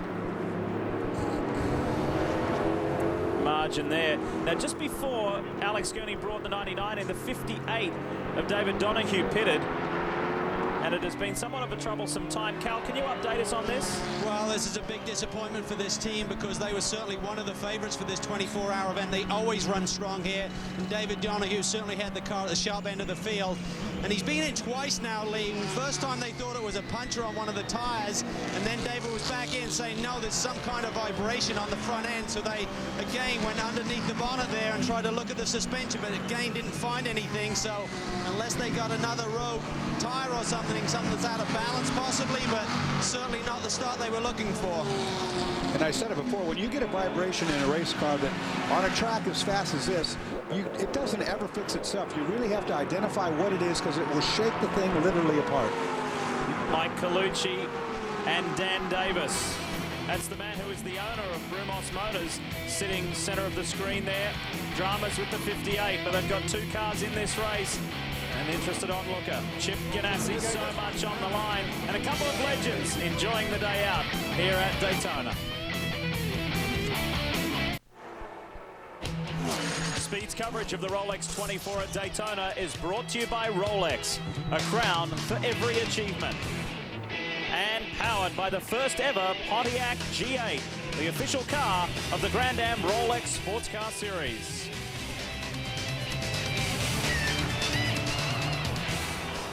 Car has just pitted. Tell us more, Calvin Fish. Well, it was routine, just what you'd want in a 24-hour race, Lee. The boys just serviced the car, topped him up with fuel, sent him underway with new Pirelli tires. So far, so good for this team that won here back in 05. Max Angelelli staying behind the wheel. David Hobbs has just taken a break, but David will be back with Bob Varsha shortly. It's Dorsey up here with me, Lee Diffie, Calvin Fish, Brian Till on pit road, and we're real glad to have Chris Neville and Andrew Marriott along as well today. The full team here for the Rolex 24 at Daytona. 17 hours in total of coverage, 15 and a half here on Speed, and we're very pleased and proud to bring you that. The man who put it on pole, who has so many fans here today, friends and fans I should say, Oswaldo Negri. Cristiano De Matta was one of his closest friends to come up and congratulate him on a brilliant pole position win. And he said, that's only part of the deal. He said, yeah, it's important to me, and I'm pretty thrilled to do it for myself and Mike Shank and our new combination of things, but I really want to go all the way and win this race. You look back not far behind, a second and a half is Mark Wilkins, Mark Goosens, and Scott Pruitt, all there together, but they're not really that far behind Ozzy. In fact, there they are right now. There is the sister Shank car. This is the one that A.J. Allmendinger started on the front row and continues to campaign. Like I was saying a little while ago, most of the drivers will double stint. And that's exactly what's going on here. A.J. feels very much a part of this Shank team, really loves it. Now here's a new colour scheme for the Samax team.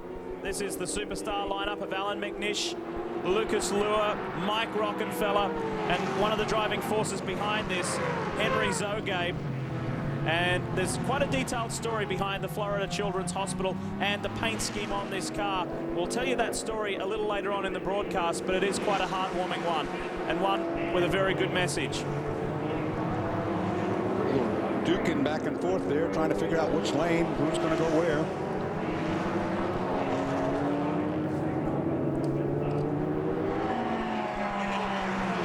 Rockenfeller had a throttle problem during qualifying and was furious, had to stop the car, fix it himself while out there during qualifying, get going again, and was able to salvage 14th place.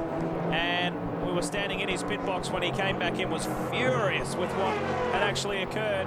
But at the end of the day, Dawson, a 24-hour, it really means little. No, it doesn't make much difference whatsoever. I mean, you put the car in the field as solidly as you can, but it makes no difference if you're first or last. Not in 24 hours. A lot of stuff goes on.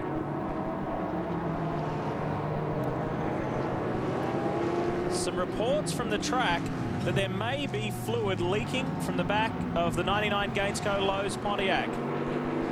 Yeah, we'll watch for it, that's for sure. Boys on pit lane are following up on this story. They're in search of not only a win, but their first top 10 in the Rolex 24.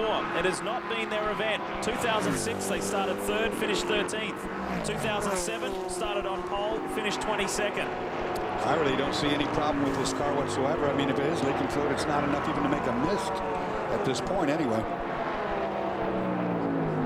There's Carl Brannon, the engineer. They're looking too, see if they can spot anything. And of course, as always, and with every sports car team, it really is a true team effort, but Carl Brannon can take a lot of the credit with this car. Very intelligent engineer. He's some three-time championship-winning engineer, 2 in Toyota Atlantics and 1 now here in the Rolex Sports Car Series. Bob Stallings, the team principal, puts a lot of faith in him, and in turn Kyle puts a lot of faith in his drivers. And speaking of the man, let's hear from him. Kyle Brannon, engineer for the 99 car. Now, I doubt that you're going to tell me really what I'm expecting to hear, you know, a true answer, but I saw a lot of fluid out of the back of the 99 on that last stop. Seemed to be getting pretty hot. They're talking about some fluid leaking out of the back of it right now. Is everything okay? Yeah, everything's fine. How did I know that was going to be the answer? I don't know what. It's probably just a little overflow from sitting there, but we're all okay. Everything's good. No, none of the officials have said anything about anything on track? No. No. Perhaps they've gotten the monkey off their back, guys, but I didn't really expect to hear anything other from Kyle then. Everything's okay, Cal. Defending champion is in. Scott Pruitt behind the wheel of the 01 machine. He started the car, he's going to stay in. Essentially it'll be 2.5 stints when he gets to the point where he'll probably need to jump out. So the team goes to work here. Everyone orchestrates these wheel changes a little bit differently, as you can see. So some guys just stay on the front end, some guys do sides, but certainly Chip Ganassi Racing have got the art mastered. They've won this race 2 times in a row, waiting for fuel. Servicing is done.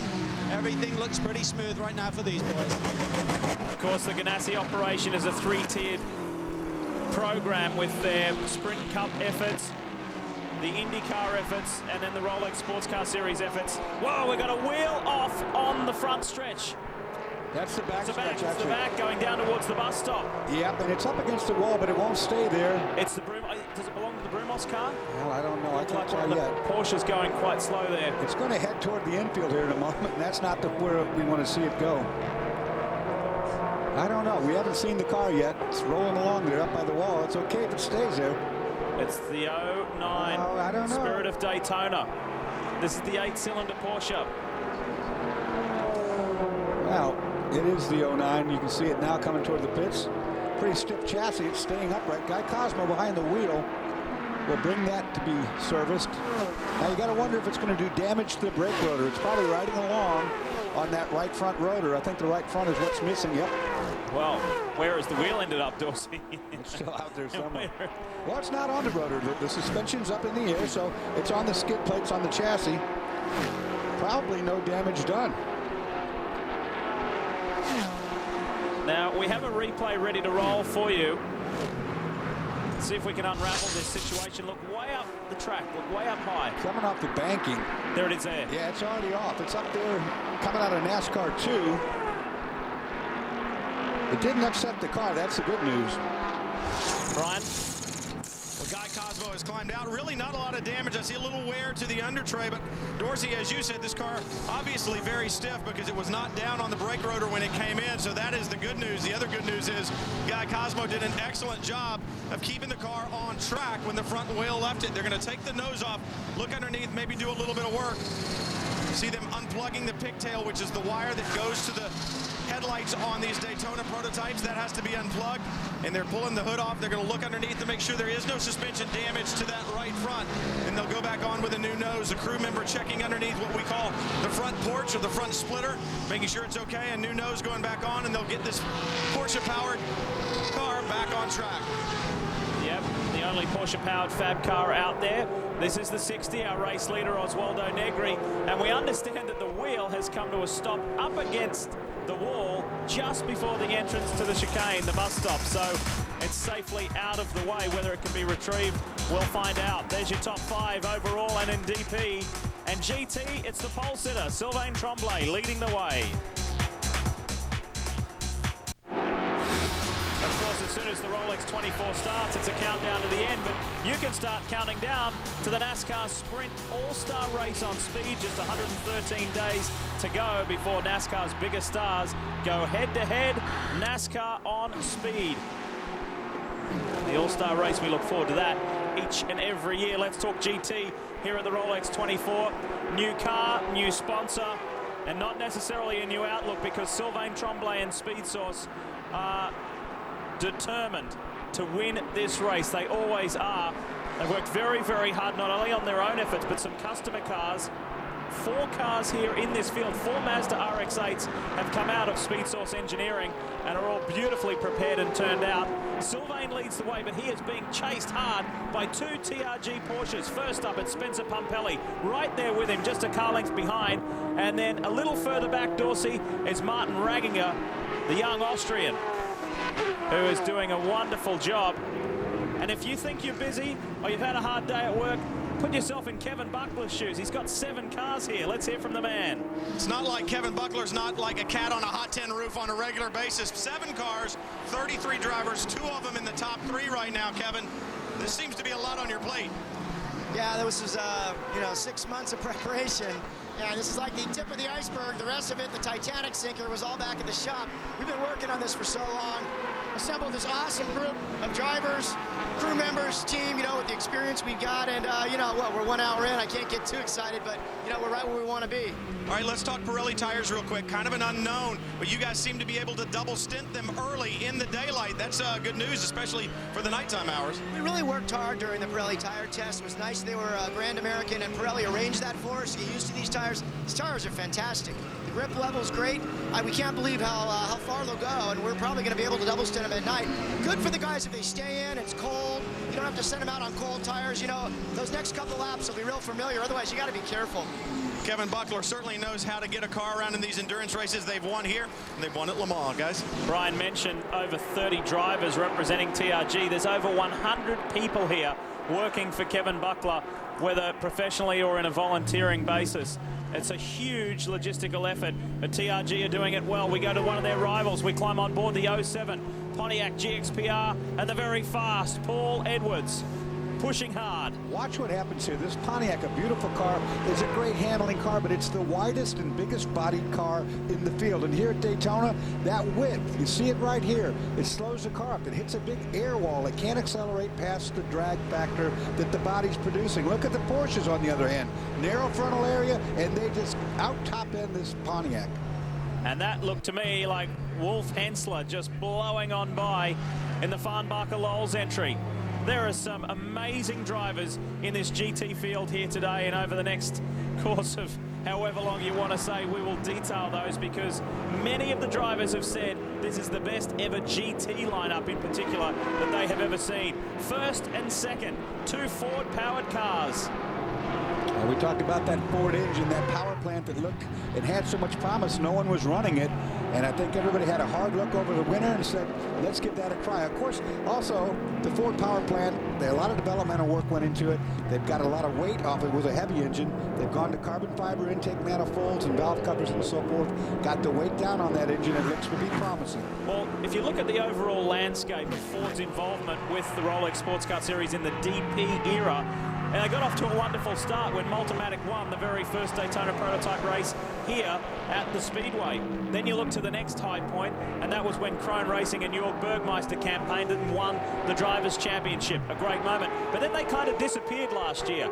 Kevin Doran has campaigned them faithfully ever since the beginning of the Daytona prototype era, but they are back. Dan Davis, Ford Racing, they are back big time. And look at this. They had the front row locked down. Mark Wilkins and AIM Autosport and the drivers have been doing a phenomenal job there. Mike Shank Racing, and of course Kevin Doran's 77 Kodak, Doran Ford. They're well represented. They're doing a great job. Negri dives for pit lane. That puts Mark Wilkins in the lead of this motor race. The double cone right there, that's the speed limit that you have to get down to so you don't get an infraction for speeding. Oz is getting out. End of the double stint. Time for a driver change. Will it be Mark Patterson, his regular co-driver, who steps in? Will it be the lanky Justin Wilson? Judging by those legs, it's Justin. I'd say you're right there. They take all the seat insert out. Mark is tall as well. No, it is Justin. Cal? I had to use my lanky legs to get down here, Lee. It is Justin Wilson getting in behind the wheel. Routine stop here, everything looking good. In fact, if anything, looks like this driver change may, if anything, hang up the stop a little bit. Indeed, it does. Mike Shank over the wall, replacing the driver. You're allowed to do that. Bring an extra crew member in, replaces the driver. Probably lost 2 or 3 seconds there. And that's a consequence of getting a really short guy out like yourself, Lee, and getting a really tall guy like myself in the car. You also see him take one of the tear-offs off the windshield to get a clean windscreen to go back out there to do battle. We have many hours of coverage, Shorty. I'll remember that. So Justin Wilson, he's been a Champ Car bridesmaid over the past few years. I think he's about to make a big announcement about his 2008 campaign. We look forward to that. But a young man, 24-year-old Canadian, Mark Wilkins, leads the way.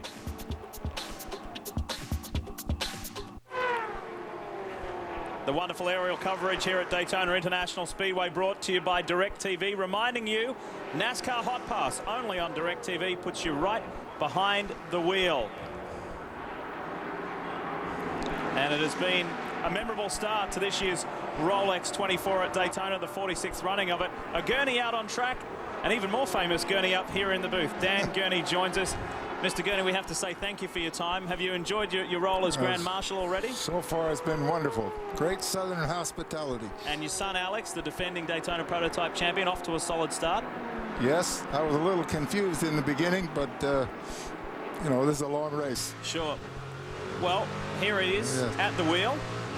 Talk about your emotions watching him last year, because for him, winning the Daytona Prototype Championship along with his good friend and co-driver John Fogarty, that was the biggest moment in his motor racing career.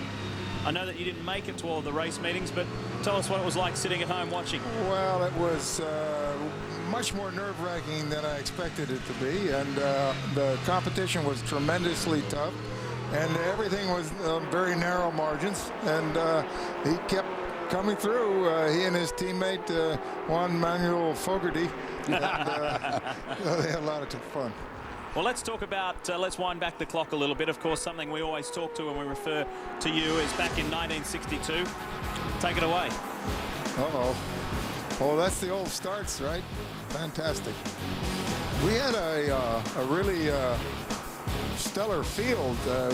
Looking back on it, a lot of the big names at the time. Oh, this is where the engine was broken, and then I turned left and used gravity to go across and win. That was a Now, they made a rule right after that that said you couldn't do that anymore, so I guess it's the last we'll see of it. How quickly did you think to do that, to go to that measure?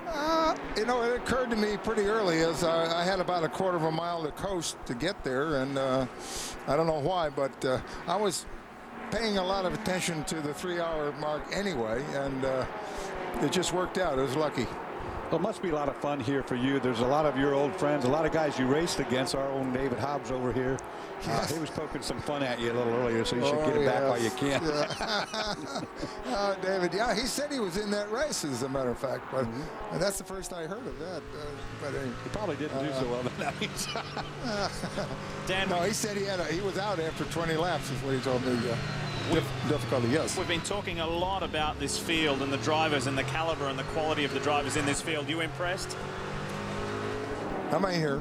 Oh, we got a problem here. One of the Mazdas, a 40. Something behind the front. It looks like a tire again. And that might be the inner fender panel that's hanging off there. Yeah, this is the Hypersport car. This is the Patrick Dempsey car with his teammates Charles Espenlaub, and one of the Chiva Racing cars, one of the Pontiac Coyotes, in trouble. 51 of Tommy Erdos is stranded. While we take a look at that, let's get an update from Cal. Well, the crew are trying to identify through Charles Espenlaub on the radio what the real problem is. They had a flat tire, and they believe that the flailing rubber may have in fact damaged an oil line, so they're trying to talk Charles through the issue without suffering further damage. So I'll keep you updated, boys. Well, we're on board right now. That is Charles Espenlaub. You see right here, this is part of the tire. That's the tire carcass, so it's flapped around. It's also taken out the headlight cover here. Now, up inside there, we don't know what's behind that panel, but there's been a lot of damage done to it. If there's an oil cooler in there, which there might be, or an oil line that goes to an oil cooler, that could be exactly what they're talking about. It looks like, to me, that there's fluid right here underneath the front tire. Mark Wilkins has pitted another Mark. This is Mark Goosens, who has inherited the lead of this motor race over Bill Aublin, Nick Johnson, Mamo Gidley, Hurley Hayward in the top 5 now. Matt Plum, Angelelli, Pruitt, Dixon, Frizzell in the top 10. That's Brian in the 61, the AIM Autosport car. So a driver change on that stint. Now Goosens brings the Stallings, Riley Matthews car in, and then Alex Gurney in 11. Dan, getting back to you, when we saw one of Eddie Cheever's cars stranded, he rang AJ Foyt and asked permission to reinvigorate, bring back to life the Coyote Mark. Great that he's embraced history like that. Yes, it is. I'm glad to hear the Coyotes back in it. Plenty of action on pit lane. Let's start with Brian. Mark Goosens out of the 91. Jim Matthews will be getting in. Should be a routine stop. A lot of debris already in the radiator of this 91 car. Remember, we saw a lot of fluid out of the back of the 99 when he pitted, so temperatures could be an issue. They got to keep these grills clear if they want to keep the temperatures down, Cal. Well, the Ruby Tuesday team has certainly rebounded from a struggle at a test session, but right now they have a very competitive race car. Seems like they're just single-stinting their driver. Bill Aublin has jumped out. There's Pat Long, who's really just going to do a one-off here, as we understand it. He switched over to the Penske Racing Group for a run in ALMS this year, but he's taken over behind the wheel, very familiar with this team, so everything looking good, just waiting on fuel. Brian.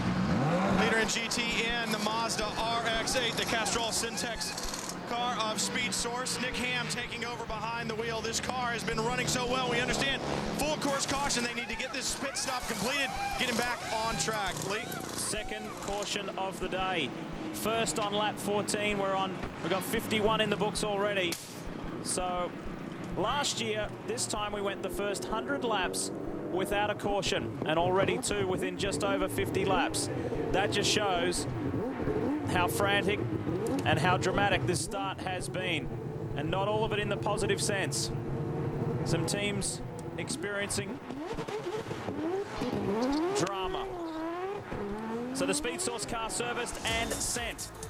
Will this one be there at the end in the GT class? Can it take the fight and beat the Porsches? And who will stand on top in the Daytona prototype class? At the moment, it's Gidley.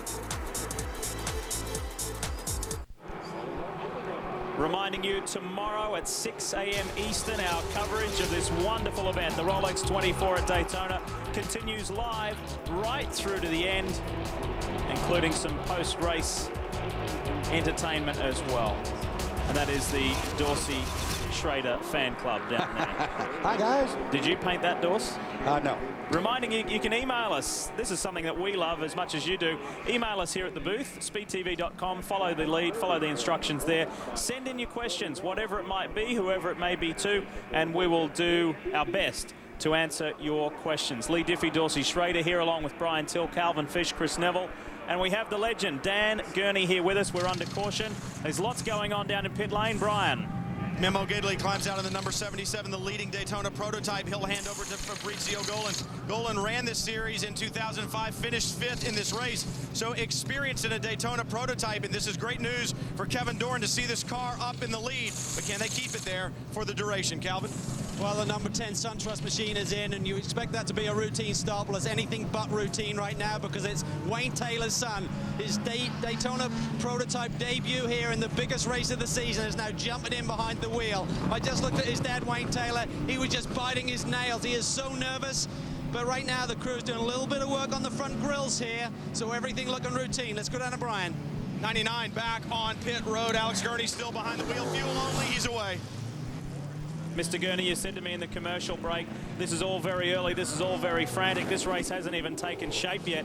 Is there at any point in a 24-hour enduro where it takes shape? Yes, there is, but I don't know when that point comes. Well, something I've noticed lately, and I just saw it on the 10 car, is that the rubber coming off these tires, the spent rubber out on the racetrack, is causing damage to the radiator grill. That's what they changed on the 10 car. Also, I heard Brian Till report that they had to clean off a lot of that rubber. Now, these new Pirelli tires are of a softer compound than the old Hoosiers. With that being said, they're going to leave that bits of rubber around, and we're only 2 hours into a 24-hour race. This racetrack could get real dirty. Other than seeing the checkered flag first, was there a favorite time you had in a 24-hour? Oh, if you're still going strong and you see the dawn, there's something about that that's a great feeling.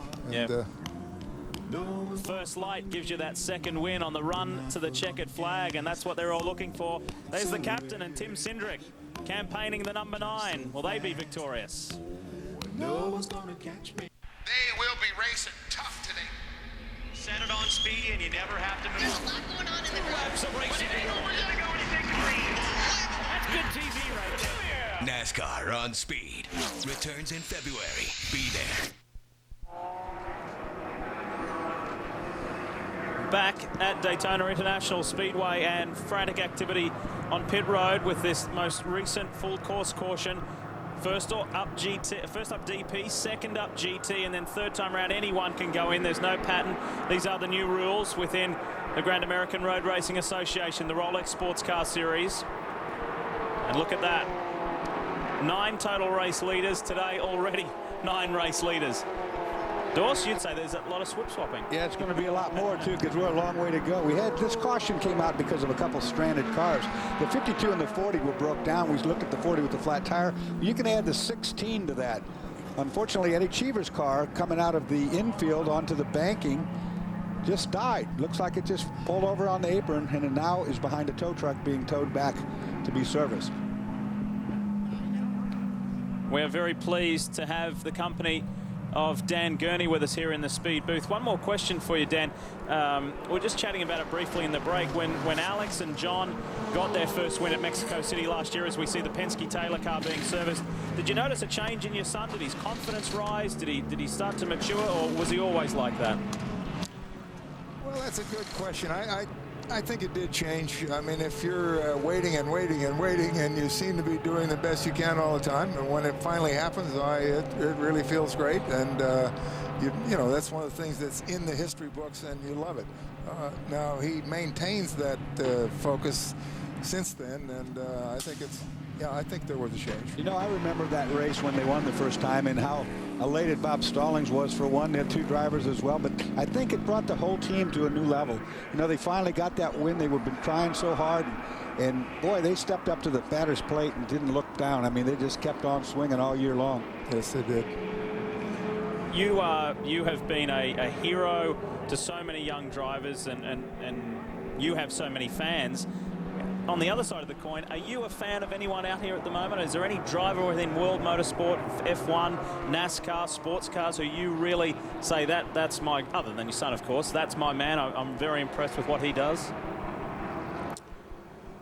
You know, I haven't been at a Formula One race, but Alonso and I'm trying to think of Lewis Hamilton. Lewis Hamilton's name, yeah. yes. That looks like a terrific shootout, and but I haven't actually been able to watch him in person. Let's get with Calvin on pit road. I'm here with the man, Roger Penske. Roger, first of all, great to see you back here at the 24-hour race. I know that Tim Cindric said during the test week you'd been itching to get back. What made it happen? Well, I guess 40 years ago maybe was the last time we were here, but we've had so much fun with our LMP2 cars, and seeing these guys run here, we just wanted to come back, and we got 3 great drivers, and a little bad break there. I think we flat spotted a tire, and that's what blew the right front. So we got to be careful. We got back on the lead lap now, but it's a long way to go. We just got started. It's a great strategy there. Try and talk us through, if you can, what happened with the consequences of the pit lane being closed and you staying out. Well, I think we lost the lap because we went around on the oval, so we lost the lap automatically. Then we had a chance here under this yellow. We waited out and let the other guys pit and got our lap back, but we got a long way to go. All right, mate, great to see you back. Yeah, thanks a million. I can explain that a little bit. You see, the timing and scoring beacon that picks up the car when you go by isn't at start-finish line here at Daytona. In fact, it's down between turn 1 and turn 2. When Helio lost that tire, he didn't make the turn to the infield. That was smart on his part. He went straight around the banking. However, he lost that timing beacon, and it put him a lap down. He didn't have a choice. For the first time today, the sun is really starting to punch through the cloud cover. We've had very mixed weather conditions so far today, and quite challenging conditions. But as you can see, it's lifting. That cloud cover is lifting. And various spots of the Speedway, over in NASCAR 3, it is starting to bathe the Speedway in sunshine. More, Calvin? Well, just a consequence of this new pit rule under caution, Lee. Of course, the pit lane closes, which means DPs have to essentially wait a lap to come in. And what Roger and his team did with the number 9 machine with Castroneves behind the wheel is kept him out there. So when all of the leaders came in, he then assumed the same lap as them. Then he caught up with the back of the pack, did his pit stop, and got back out before the leaders came back around. So he's back on that lead lap, and that's just what we expect from the Penske organization. It may be a new series for these boys, but they certainly know how to run the rules and how to win races. Well, that's the kind of thing on the racetrack that they give you, that you gotta have a strategist to make sure you don't give back, because you can make a lap up like that, like they just did, but if you're not savvy enough to know that that's out there to grab, you'll miss it. For those of you who are regular viewers of the Rolex Sports Car Series, you'll know this Rolex 101. Of course, we're here for the full day, 24 hours. 66 cars took the flag. Just the 2 classes, Daytona prototypes and the GT class, and a maximum of 5 drivers per car. That's how it works. And as far as some maximums there, etc., what the drivers are allowed to do. And you must at least have 1 hour off. And these are all for safety, of course, 1 hour off between driving stints. The 02 of Scott Dixon leads the way. Of course, Dan, when you drove this, and in fact, the first time I drove it, one driver, if he was crazy enough, could have stayed out there for the whole 24 hours. Yep. These old guys must have been awfully tough. Getting ready to come to green. End of our second full caution period. The new Pontiac G8 exits the circuit, heads down pit road, and Scott Dixon will see a clear, clean track ahead with Jim Matthews tucked in right behind. We go racing again. Brian Frizzell in the A Motorsport 61. There he goes by. He's in 3rd place car. Justin Wilson is 4th. Ian James for Mike Shank Racing is in 5. Patrick Long for Ruby Tuesday is in 6th position, and then Ricardo Zonta for Crone Racing. He'll be with us all season long as well. Zonta is there in 7th position. Alan McNish steps behind the wheel of the number 2 Samax entry for the Florida Children's Hospital. Then Scott Pruitt, then Alex Gurney rounds out the 10. And there's a spin, one of the Brumos cars. No contact with anyone yet. It's the 59. The green highlighting tells us that. And it's João Barbosa, the Portuguese driver. You have to be very careful on these restarts. You've got a shuffle of new drivers coming in. New tires on the car are very slippery for the first couple laps out. And all the traffic's mixed up. You got GT cars all entwined with the DP cars. 70 Speed Source Mazda. Nick Ham leads the way from Emmanuel Collard, a former overall winner of the Rolex 24. He's racing for TRG as we ride the 10. with 18-year-old Ricky Taylor. His debut, I bet he's got butterflies, boy. I tell you what, it's a big burden on a young man like that to be in a big-time race like this and a good car like he's got. A lot of weight on his shoulders. What advice do you have for him, Dan? I have none. Hold on. It's a different era. Well, he's doing the great job. Just keep doing that.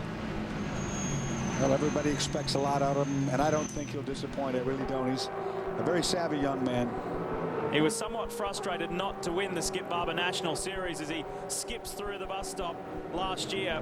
But there aren't too many that graduate the Skip Barber National Series and they graduate that and get sent straight to the Rolex 24 at Daytona with a championship and 24-hour race-winning team. Now, you and I talked about it, Lee. In fact, all of us boys talked about, is this a smart decision or not? Well, I personally think it's a smart decision because of the weight on his shoulders. I don't think he'll make a mistake. And what better way to get experience than to go out here and put him in the deep end? And he has to be decisive. He has to get through the traffic. He has to be smart. He has to be patient. He has to be all of those things at 18. You saw right there, he was very patient. In fact, lost a few positions that he might not have had to give up. But you know, better to be wise than make a mistake. Calvin Fish, tell us more about the SunTrust car. Well, I think everyone was certainly very apprehensive. He's got some testing under his belt, young Ricky Taylor, but race conditions are a totally different deal. But I think what really helped him, guys, was making that pit stop under caution because it allowed him to go out, not have to get onto the gas hard immediately. And these Pirelli tires have certainly got a unique characteristic when they are new, so it really allowed him just to get up speed gradually. And I think talking to Wayne Taylor, is very happy about that happening with the sequence of the pit stops. Young Ricky has a similar helmet designed to his father. Wayne has the big W on the side of the helmet. Ricky has the R kind of backwards. You know, the one thing that he's going to have to get used to that we don't know what will be the reaction yet is the fact that when he ran these Skip Barber races, they're only a half hour long, and you're in an open cockpit car. These cars are very hot. If he double stints this car, he's going to be in there for better than 2 hours, and that can play a complete mind game with you if you're not used to it. And 2 cars back is the GT leader. That is Nick Ham, 22nd overall already. And Sylvain Tremblay, the team principal, was telling me yesterday that, yes, we don't have the fuel efficiency of the Porsches and the other cars, but we do have the outright speed and we do have the maneuverability. He said, I believe we can get through the infield section better than the others, faster, more efficiently than the others. So what we lose on the fuel efficiency, we'll get back with our racecraft and our general speed out on track. So it's going to be a tremendous battle. The TRG 67 has been shadowing them all the way along. Spencer Pumpelly had a great start with a double stint, and Emmanuel Collard is behind the wheel right now. The Synergy car, Patrick Huisman in the 81, he's right there. But that Mazda is the lightest car in the GT field, so it pays some dividends, particularly in braking areas and acceleration off corners. Now, it doesn't have the most powerful engine, but the Mazda is known for the reliability, but it's up against the Porsche. It's also a very reliable car. Steve Johnson, Big Steve. He likes to be called the big dog. Former New England Patriots player. He said, I've named all my boys. He calls them his boys. Of course, I'm Big Dog. And this man here in the 81, Patrick Huisman, he's the Flying Dutchman, a.k.a. Wooden Shoes, is his name from Steve Johnson. I'll give you the others a little bit later. Yeah, if you can. Steve Johnson is a colorful character. He's one of our great friends. We like going out with him. He is a funny man. He's excited about the upcoming Super Bowl as well. Our Chris Neville's been pressuring him for tickets, but unsuccessful so far. Jörg Bergmeister runs in third in the 86. He's having a great scrap here. The 07 is next in GT. You're not telling me the king of shady side deals is failing. I guess we have to wait for a definitive answer. That's right. Another former overall winner in Jim Pace in the 64 is a little further back, but look at this. The two Farnbacher Lowell's cars, the 86 and 88, side by side. Farnbacher Lowell's, incidentally, will run 3 cars permanently throughout this season. One of the driver instructors at Skip Barber for many, many years, me, Jim Pace, Barry Waddell, Terry here, with a bunch of guys, put a lot of years in it, Skip. Jim's still a very, very good driver, a good coach, driver coach. Let's just run down that GT lineup for you. Nick Ham leads, Manuel Collard second, Huisman third, Bergmeister in the 86 is fourth, Kelly Collins, the best of the Pontiacs, is fifth, and then the famous 66 for TRG in sixth. as we ride with Kelly Collins right now. And was that the 66 that just blew on by? I think it was. Yeah, and like I said before, this Pontiac has got such a wide frontal area. It's such a big car that its forte is in the infield, not certainly up on the banking. It would be nice to have something bigger than it to draft off of, but there is nothing bigger than it. New car tucked in behind there. That's the 57 Stevenson Motorsports Pontiac GXPR. Andrew Davis behind the wheel. He and Robin Liddell, of course, well known for their Porsche exploits. But something different here, tackling that big Pontiac, and that team headed up by Mike Johnson. John Stevenson, the owner, very pleased to have that. For Dorsey and myself, it's time for us to farewell. David Hobbs, Bob Varsha will be stepping into the booth here. Andrew Marriott, Chris Neville will be down on pit road shortly. We thank Dan Gurney. Enjoy the rest of the day. Thank you, Lee. Enjoyed it. We'll be back in just a moment.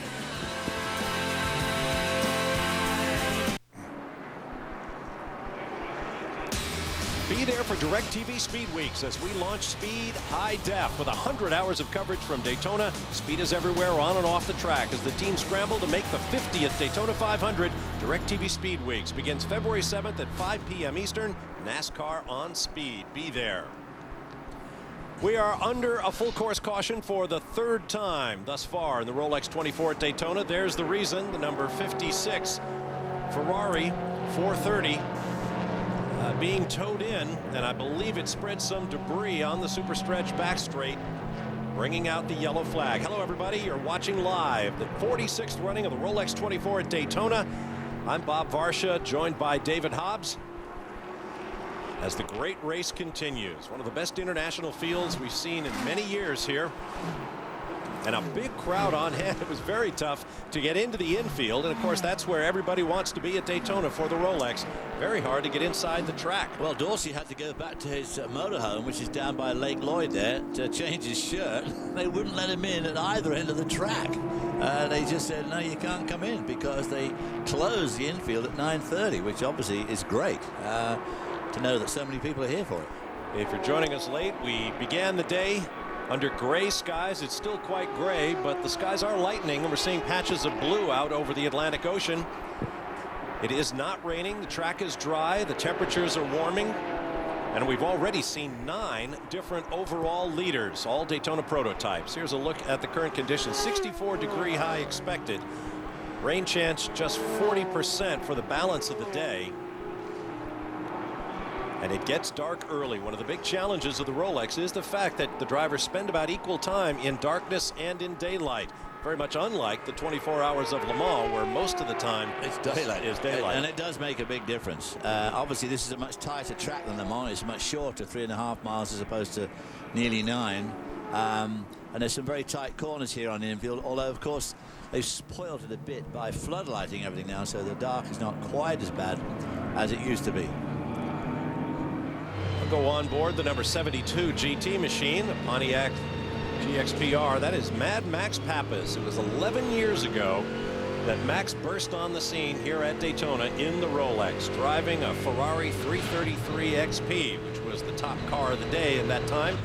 He got in that machine and was cranking out qualifying laps, pole equivalent laps in the closing hour of the race as he attempted to close on the leaders. Wasn't able to do it, finished second on the same lap as the race winning machine. Mad Max put on a show, and he's been a part of the American racing scene ever since. He has indeed, and he's a colorful character. It's a great interview. He's great to talk to. He's good fun to be with, and he really enjoys his racing, puts his all into it, and we get a lot out of it watching it. Currently shown 36th in the overall running order as the field continues to queue up behind the safety car. There's the other of the 2 Ferrari 430s in the field.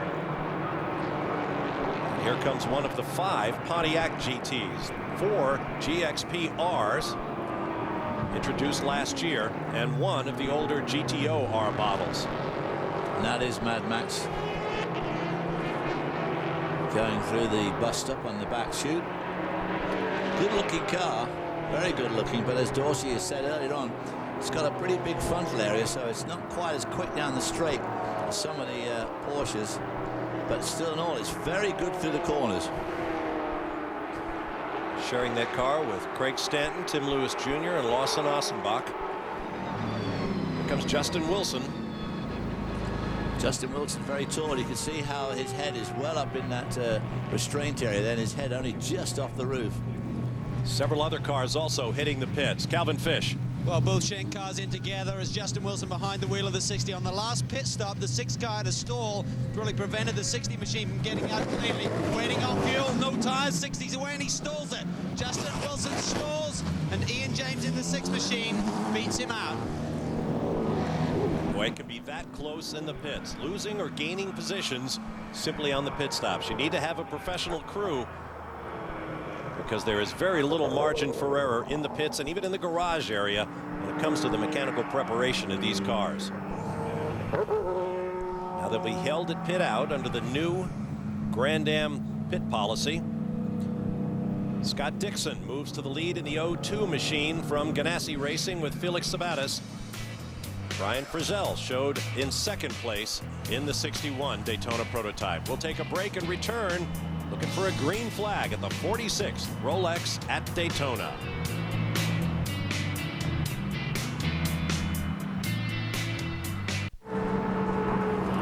Welcome back live to Daytona International Speedway. The GT field is making its exclusive pit stop.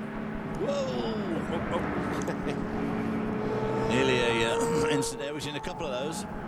Still under caution. The Daytona prototypes have already made their stops. Once these cars are released, the pits are open to anyone. All part of the new pit stop policy for Grand Am. Looks like one of the Stevenson Pontiacs having a hard time getting away. Let's go down to the pit lane and Calvin Fish. Well, as Andrew Davis behind the wheel, these guys having a very strong run here in this new Pontiac for them. They've made the switch since last year from the Corvette, so very happy with that move. Talking to the drivers, talking to the guys who have Porsche experience, they said it's really relearning how to drive a car. The Porsche, you had a lot stiffer setup. This Pontiac, you have to let it roll and gain the grip that way. So the drivers certainly getting used to it, led by Mike Johnson, who's worked with us guys on speed, so certainly a very good strategist on the radio. Andrew Davis stand behind the wheel. Ryan?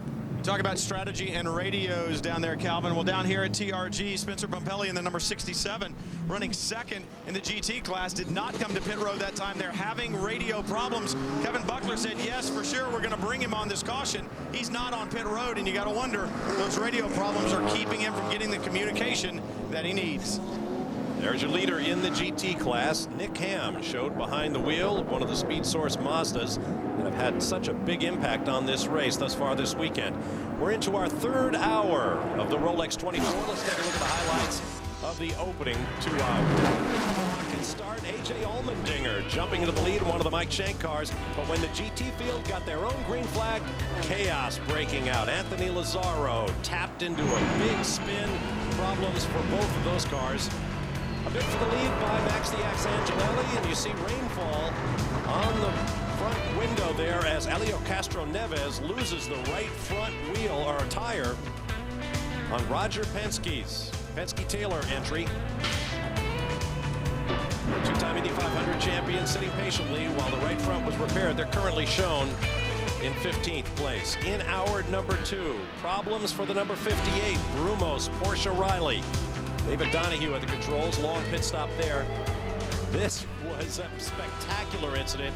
Guy Cosmo losing a wheel on the Spirit of Daytona Porsche-powered car. Long pit stop there. Patrick Dempsey, television and movie stars on the driver's strength for the number 40 car. They're going to have a lot of work to do, though, after Charles Espinlaub suffered a left front tire failure. And Tommy Erdos, in one of the Cheever Racing entries, the new Coyotes, also found himself behind the wall. Here's our race summary. 9 different leaders. To put that in perspective, we had 9 different overall leaders over the entire 24 hours last year. 3 cautions for 11 laps. Well, it is back out. We are back underway. You're going to get that, Bob. You've got 44 seconds separating first to 16th, so it doesn't take anything, you know, pit stop or any sort of a bubble, you can lose that position. So it's been very, very closely fought at the top. Everybody's really keeping their head at the front of the field here and trying to stay out of trouble. The weather cleared up after that scare at the beginning. Everybody thought it was going to rain and didn't. And here's Scott Dixon in the Ganassi car in the front. This is sort of He's been lurking there, but he hasn't been at the front much yet. Had a good race with his teammate earlier on. We've seen that during the first couple of hours of this race. Some of the heavy hitters, including the Ganassi cars, sort of laying back, letting the race unfold a little bit before coming forward. Brian Frizzell, in black and gold, number 61 behind. One of the terrific young sports car drivers, driving in a separate car from that of his brother Bert for the first time in their burgeoning careers. This car has been very, very competitive. Mark Wilkins led in it in the early hours. Well, it's another one of those Riley chassis, and they are really so strong, bulletproof, good, easy to drive. Right behind them is the Lone Crawford in the race with the Porsche engine. That's at the moment being driven by Patrick Long, one of the factory drivers. That car's been going better in the race than it showed in qualifying too. As Lee Diffie explained in the earlier hours of this race, new bodywork is allowed on all of these cars in the Grand Am Rolex Sports Car Series. Riley has come out with new bodywork for their car, but what we're seeing on track among all the Rileys is a mix of the new and the old. Some teams choosing to go with the tried and true as opposed to the new, slicker bodywork. There you see Patrick Ricciardo. Oops, that's the Derek Bell, Justin Bell car. That looks like it's been damaged too. That's Justin driving. Was in it. That looks like he looped it on the way into the chicane to me. The front end is damaged. The splitter's damaged. He's hit it on something. Trying to get it fired up. These engines don't like stopping suddenly. Yeah, you can see where he's dug the soil up there to the right of the picture.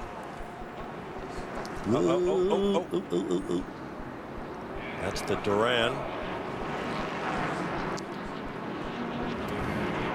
Well, that obviously dug in the. Now, why is he doing that? There must be something more wrong with that than we think. Maybe waiting to be towed in. Because it seemed to be running quite well under its own steam there. He's going to take it behind the wall, and that's going to be costly. Justin driving with his father, Derek, the former two-time World Sports Car Champion and three-time Daytona winner.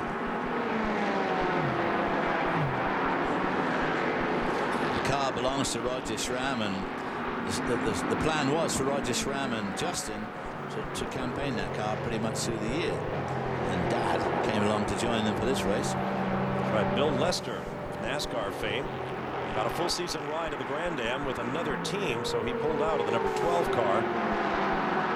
And Derek Bell was drafted in. Not a bad substitution. No, I'd say that. On board the number 10 car there. Ricky Taylor driving, Wayne Taylor's young son. Just 18 years of age. That's right. That's just a couple of years removed from the Barber Dodge developmental series. Ricky Taylor's only about 2 years younger than his dad was when I first met his father in South Africa. Barber is now the Barber Mazda series, and they have announced a new program. They will be sanctioned. All of the Barber Racing series will be sanctioned by Grand Am.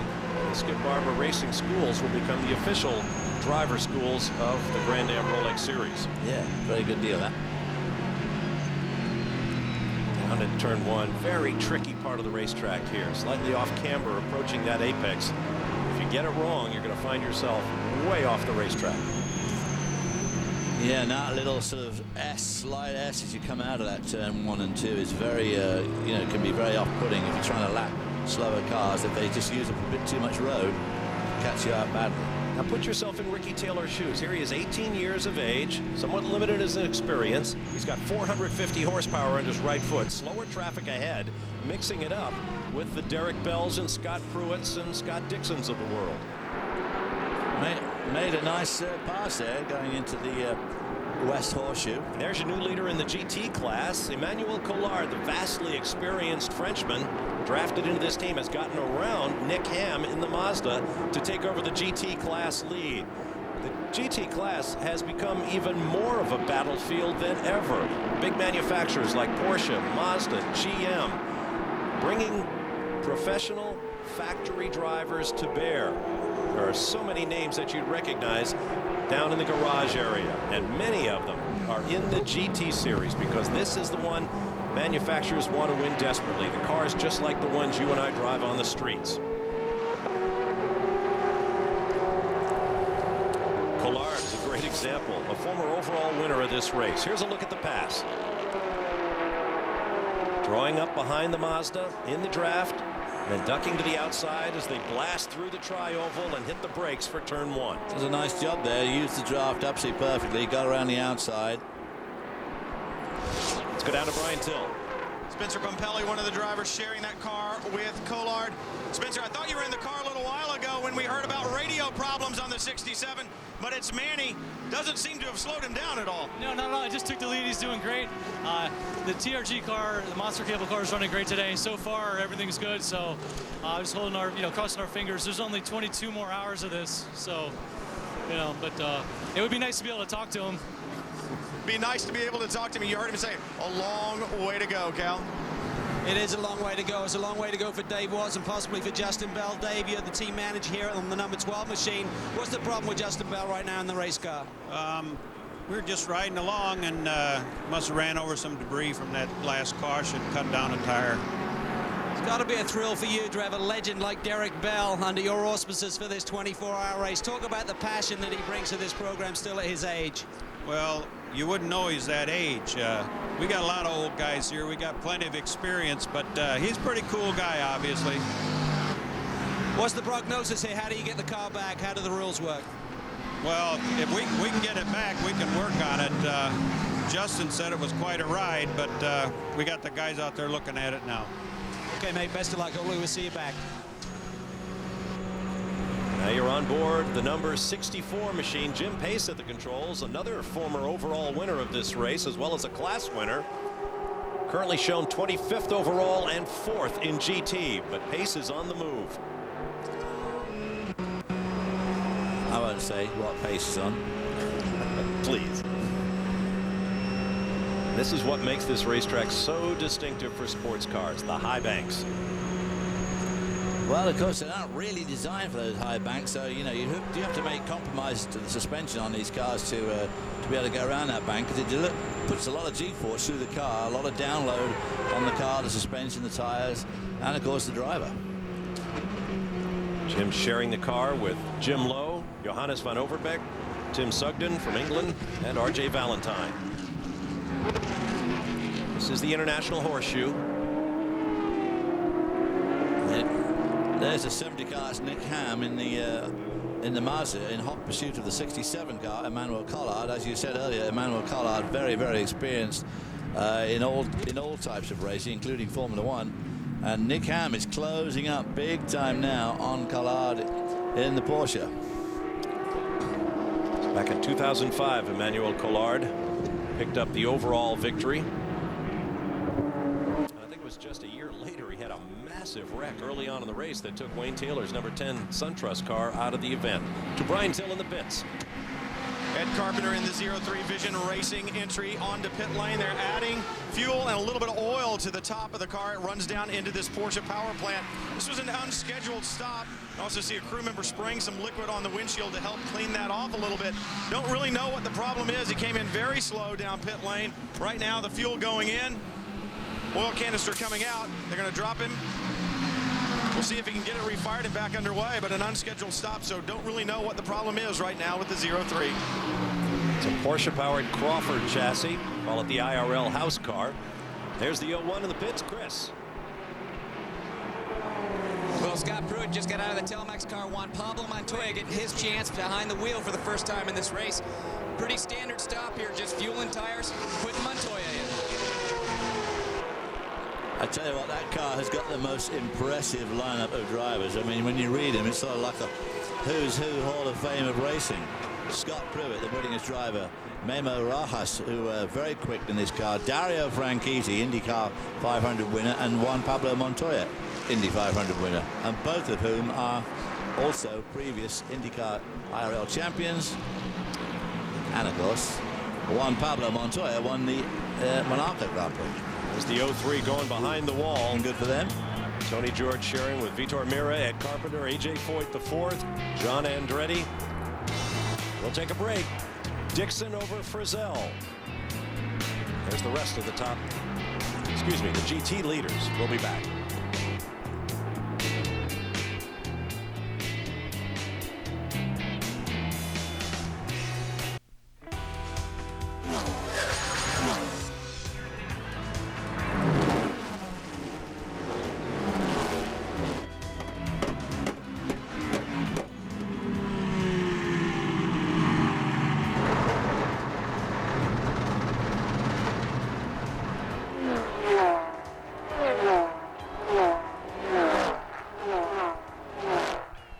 just a few of the sights and sounds of the 46th Rolex 24 at Daytona. First round of the Grand Am Rolex Sports Car Series for 2008. And a great, great international event. I'm Bob Varsha with David Hobbs up high. Chris Neville and Andrew Marriott are down in the pit lane. As the race continues, we've had 3 yellow flags, 9 different overall leaders. Let's get down to the pit lane for Chris Neville. Well, as we just saw the Telmex car leave pit lane and Scott Pruitt got out. Scott, you just had a couple hours behind the wheel. We're just scratching the surface of this race, but what are your thoughts? I don't like how they've changed the, coming to a yellow, coming off a yellow. It puts too many people in harm's way. You get too many GTs in there with no passing before start finish. Everybody bottlenecks into turn 1, and it's a melee. But other than that, I mean, we're just being overcautious. It's really easy to lock a front, and we just don't want to have a problem with the intestine here. We actually blew a front, so we're just being overcautious right now not to have any problems. But Telmex car's running good. We're just doing what we need to do. The car's plenty fast, so. Besides the cautions that we have, are you at all surprised with the pace of the race? Not really. We kind of expected it to be the 43 by yourself, a lot of 44s. That's kind of what you were planning on, so it looks like it's falling into place pretty good. A lot of it depends on getting a clear lap, which, you never get. But, we'll just see how it goes. But the guys are doing a good job, and long way to go. Well, this team's going for 3 in a row. Andrew? Well, I'm with Bill Riley here. Bill, you've got 17 cars in this race as well as the Masters. You're a busy man. It's a huge success story, your Daytona prototype. Well, I couldn't quite hear the question because all the noise, but the bosses are running great right now. Sylvain Tremblay takes a chassis from us and finishes off. He does a great job with it. So they're really running good right now. I know Sylvain's leading right now. Also, of course, you've got 17 prototypes out there. I think it's a huge success story. Absolutely. It's been the best product we ever did. Grand Am did a great job and gave us a great opportunity to sell a bunch of cars. Bill, Lola and Delara are coming to this series with new designs. Does that worry you? Well, Lola was here to test, but they're not here now. And then Delara, they're going to be tough to beat, but I think we're going to be ready for it. Well, there is one busy man, and I have to tell you, pizza has just been delivered down here. Well, keep your face out of it. That's right. It's theirs, not yours. Keep the headset on, Andrew. Scott Dixon is the race leader. There's the 99, currently in the hands of Alex Gurney. Here's a close moment for him just a few minutes ago as they bottle up down in turn 1. It's the 76 from Krone Racing, another Riley on the left. Solar GT. Whoa! Oh, then the 75 slips through. Up onto the right curve goes Alex Gurney. And that's Oliver Gavin in that 75 car. Oliver Gavin, a tough young driver. Well, tough middle-aged driver now, but it doesn't seem long since he was young, but that was, I'm pretty sure that he thought he got that pulled off, and then both those cars came whistling by. This used to be a race of pace, and I suppose it still is, but that pace is now flat out for 24 hours. Well, the thing is that all these long-distance races, like here and Le Mans, it used to be such a race of attrition, and you had to wait your moment and really be careful and pace the car very, very carefully. But now they're strong, and they just keep hammering on, and these engines are indestructible, all of them. The Pontiacs, the Porsches. Whoa! Talking Porsches, there's the number 23 car. That's being driven at the moment by Patrick Long. In 3rd place in the overall and the Daytona prototype. That was a save by the young American Porsche factory driver. But these cars are so reliable and bulletproof now, they can just hammer them all the time. And so you just can't afford to make an extra stop. Like we said at the top of the show, you've just got to keep going. Long drop to spot. That was a heck of a save. He's now down in 4th place behind Dixon, Brian Frizzell, and Ricardo Zonta, the former Toyota Formula One test driver, driving in those bright day-glow green Krone Racing cars. Zonta had a big accident in the test earlier in January. He had to be checked out at Halifax Hospital nearby the racetrack. And he came back to race, but it took out one of those Lola chassis we've been talking about. Krone Racing decided not to run the Lolas here in this 24-hour classic, so they brought back the tried and true Riley cars to run for now. Well, of course, Lola will be very anxious to get their car into this series because it is a strong series. And of course, this year is the 50th anniversary of Lola, and there are quite a few functions and things coming up over the course of the year that Lola are putting on. Patrick Long lost another spot there to Alex Gurney, making his way forward in the 99. Let's see what happened here. Down into 1. He just kind of lost it under braking, really. Got wide. Now, the trouble with that is there's a bit of a tyre coming off. The problem with going wide is, as Dorsey was saying earlier on, there's quite a bit of marbling coming on now. The old clag's building up to the outside of the track. And when you do that and you go wide, the tyres are hot. Oh, there he goes again. Yeah, he's obviously having a big problem with the brakes or the aerodynamics. That team was chasing a suspension issue earlier in the race. On board the Brumos car, another team having problems apparently with the suspension. We'll try to chase that down. This is the 58, Darren Law now driving. Whoa. Passing the 91 of Jim Matthews. Darren Law's a tough little driver too. He doesn't hang around for anybody. Downshifting for the International Horseshoe. There you see it from the outside. Justin Wilson in hot pursuit.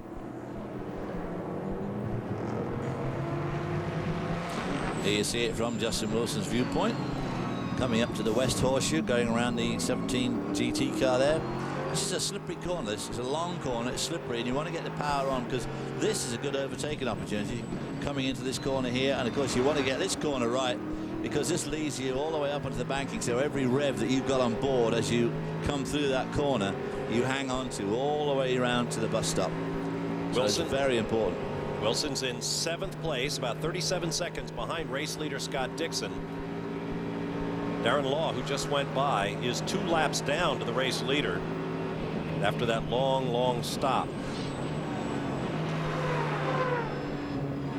This is the chicane. Well, whatever was wrong with the Brumos car before seems to have cured itself now, doesn't it? It disappears around the banking. Pulled out a lot.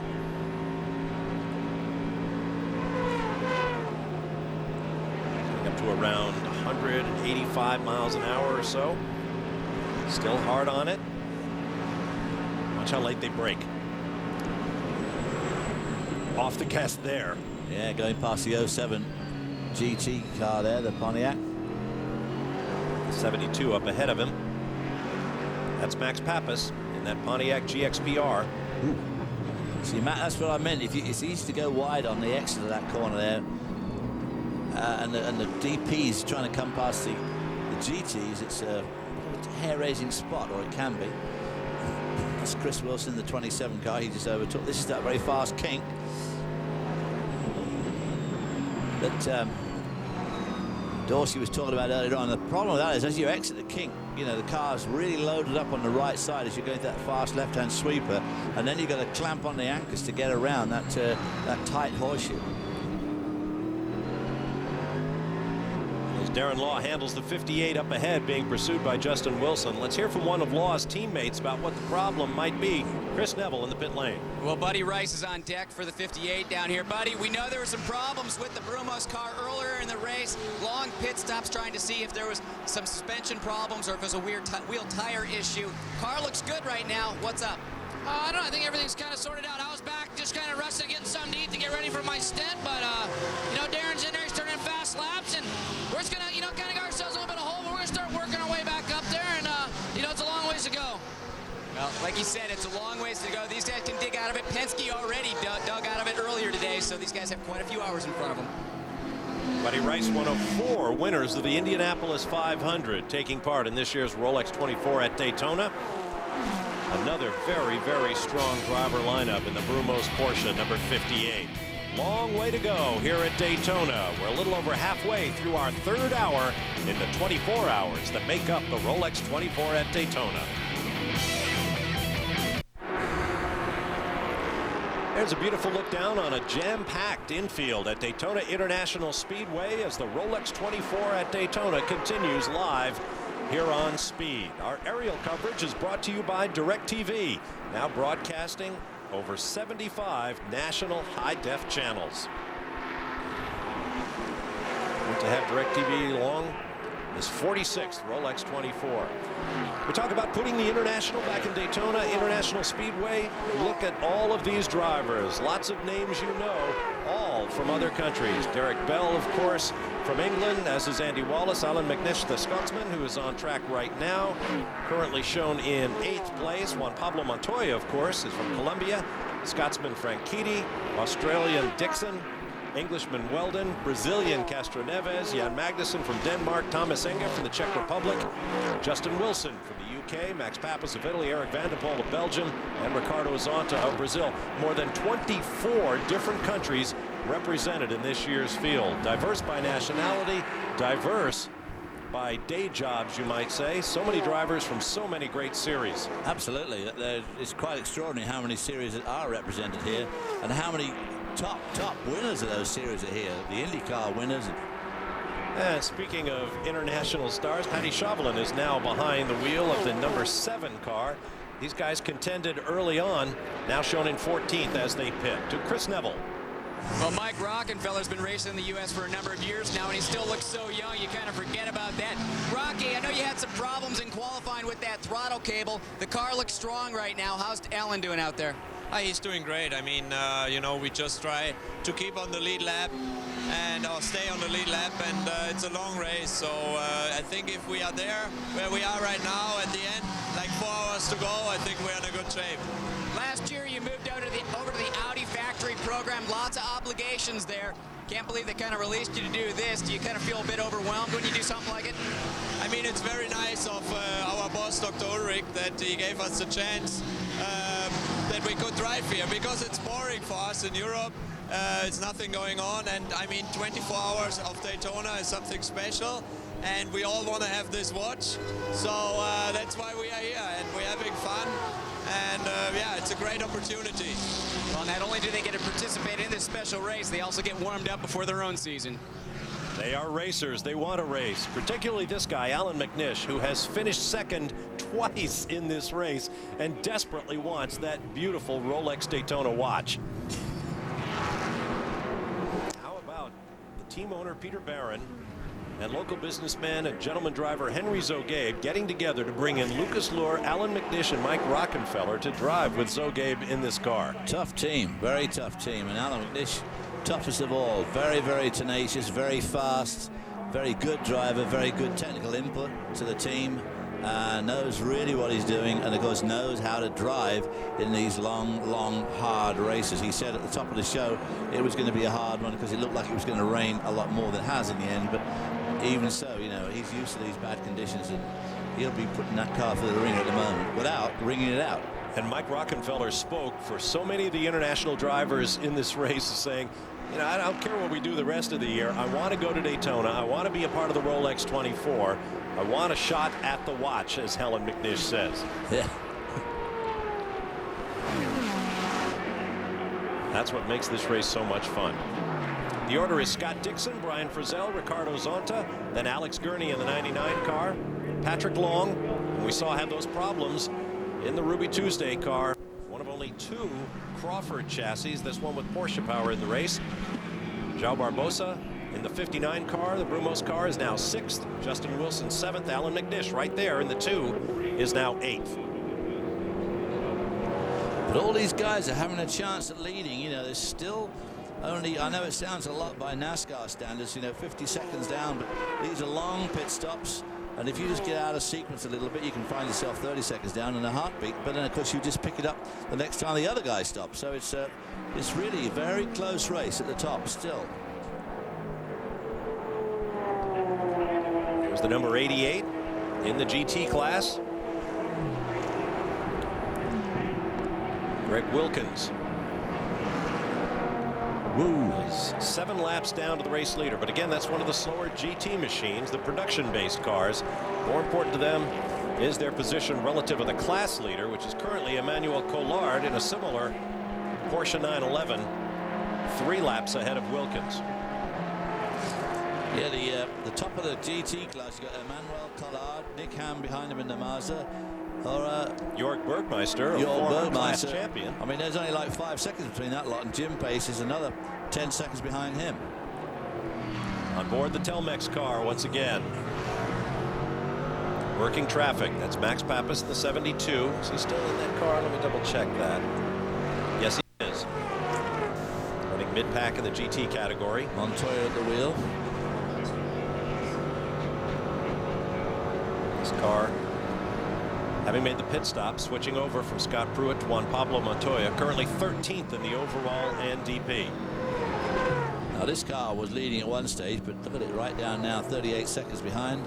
Now it's 31 seconds behind, so he's obviously picking up some time. This is the 6th year for the Daytona prototype class. Back in 2003, when the class was introduced, only a half dozen Daytona prototypes made the start of the race. Only a couple finished, and the race was won memorably by a Porsche 911, a GT victory, one of the few in the 46-year history of this race. Now the Daytona prototype class appears to be very strong, 25 in all in this year's race. To go with 41 GT cars. There's the 99 of the defending Grand Am Daytona prototype champion Gainesco Bob Stallings racing team. Alex Gurney in 4th overall, 21 seconds behind race leader Dixon.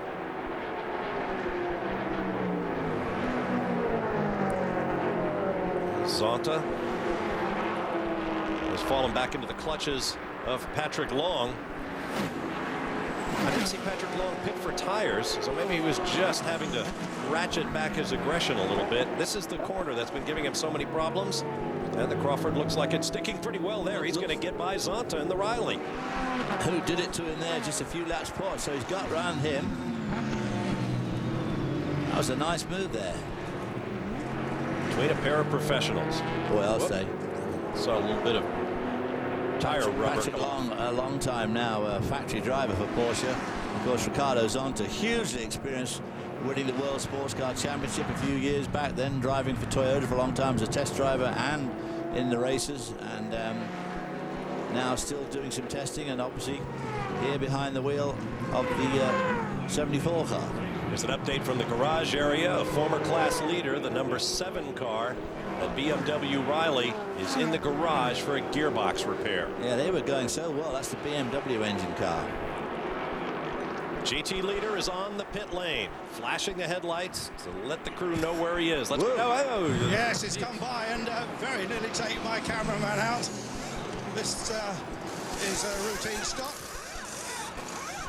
And Emmanuel Collard climbs out, jumps over the wall. Of course, one thing is difficult in Grand Am with these Porsches. They do not have a central lock wheel. They have wheel nuts, and in fact, one's just gone running down into the center of the pit lane. So these boys have to work so much harder when they're changing these wheels than they would, of course, in the ALMS, where it's a center lock wheel.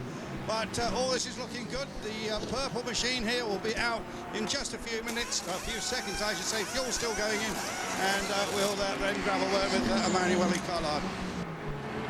All right, thank you, Andrew. Many of you viewers may recognize Andrew Marriott as the voice of the DTM, the German Touring Car Championship here on Speed. Notice that pit wall to your right? Well, one of the more awkward moments of the weekend thus far came during the Coney Challenge race yesterday, a race you'll see here on Speed, when the teams all piled into the pit lane, sat down on the pit wall, got up and realized that the new paint on the wall had not quite dried. The 99 is in. Chris Neville. Well, Jimmy Johnson getting behind the wheel of the Lowe's Gainesco machine. His first chance at the Rolex this year. Alex Gurney had a great beginning stint here. Almost 3 hours behind the wheel.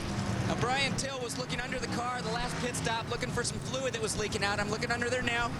Looks like everything is fine. So if this car was dealing with any overheating issues early on, everything looks good now. Jimmy Johnson down and away.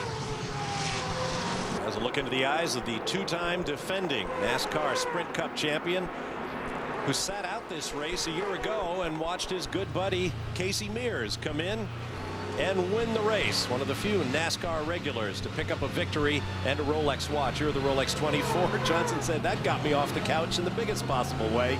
I was looking for a great team to drive with, and he found one of the defending series champions, the Gainesco team. I was glad to hear him be very candid about what he'd been doing all winter. Not working out, not going out to his hunting cabin. He said, I got tired of sitting on the couch drinking beer. I wanted to go drive race cars again. Well, that's what he said, didn't he? Yeah, right. You know, when they said, what are you doing here? And he said, well, I just like driving race cars. He's got a very busy schedule coming up, testing in Las Vegas. putting on some golf tournament, and then of course got to start practicing for the 500 in just a handful of days, really. Also trying to turn a page in NASCAR history of his own. We have had 15 NASCAR Cup champions, if you will. Champions of NASCAR's top touring series, rather it was called Grand National, Winston Cup, Nextel Cup, or Sprint Cup. 15 of them have come here carrying that trophy, entered the Rolex 24, and failed to win it. If he can do it, he'll be the first. Probably the biggest heartbreak was Tony Stewart's just a few short years ago. 20 minutes from the flag driving that Crawford, and the suspension kept cracking, and they kept banging 2x4s in there and stringing it together, trying to get to the end. At one point, Stewart was driving it on 3 wheels, literally, but finally the suspension broke, tore up the bodywork, and parked the car in the wall. What a heartbreak for Tony Stewart. Terrible, terrible. There's a look at the progress for the 99.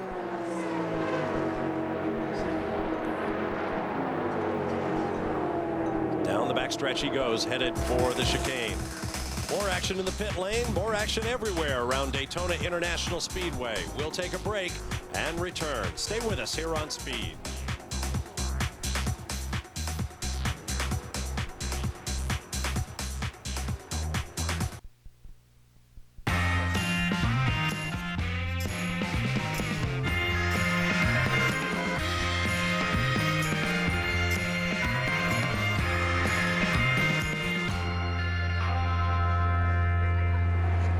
Welcome back live to Daytona International Speedway and the 46th Rolex 24 at Daytona here on Speed. I'm Bob Varsha with David Hobbs, Andrew Marriott, Chris Neville in the pit lane. Let's get you caught up. The 02 car, formerly the race leader in the hands of Scott Dixon, pitted. Dan Weldon has taken over, and the new leader is the 61 in the hands of Brian Frizzell. And I told you earlier, the number 7 BMW car went to the garage for a gearbox fix. It is now back on track in the hands of former open wheel star Stefan Gregoire, but he is running 6 laps down to the race leader, Frizzell. Now let's get down to the pit lane. Andrew Marriott standing by with Emmanuel Collard. Yeah, I'm with the former winner, overall winner of this race, but Emanuele, you're looking to get another watch, but this time it's going to be in GT. Yeah, but it doesn't matter. It's always a win. So, but we still have a long time before thinking about this.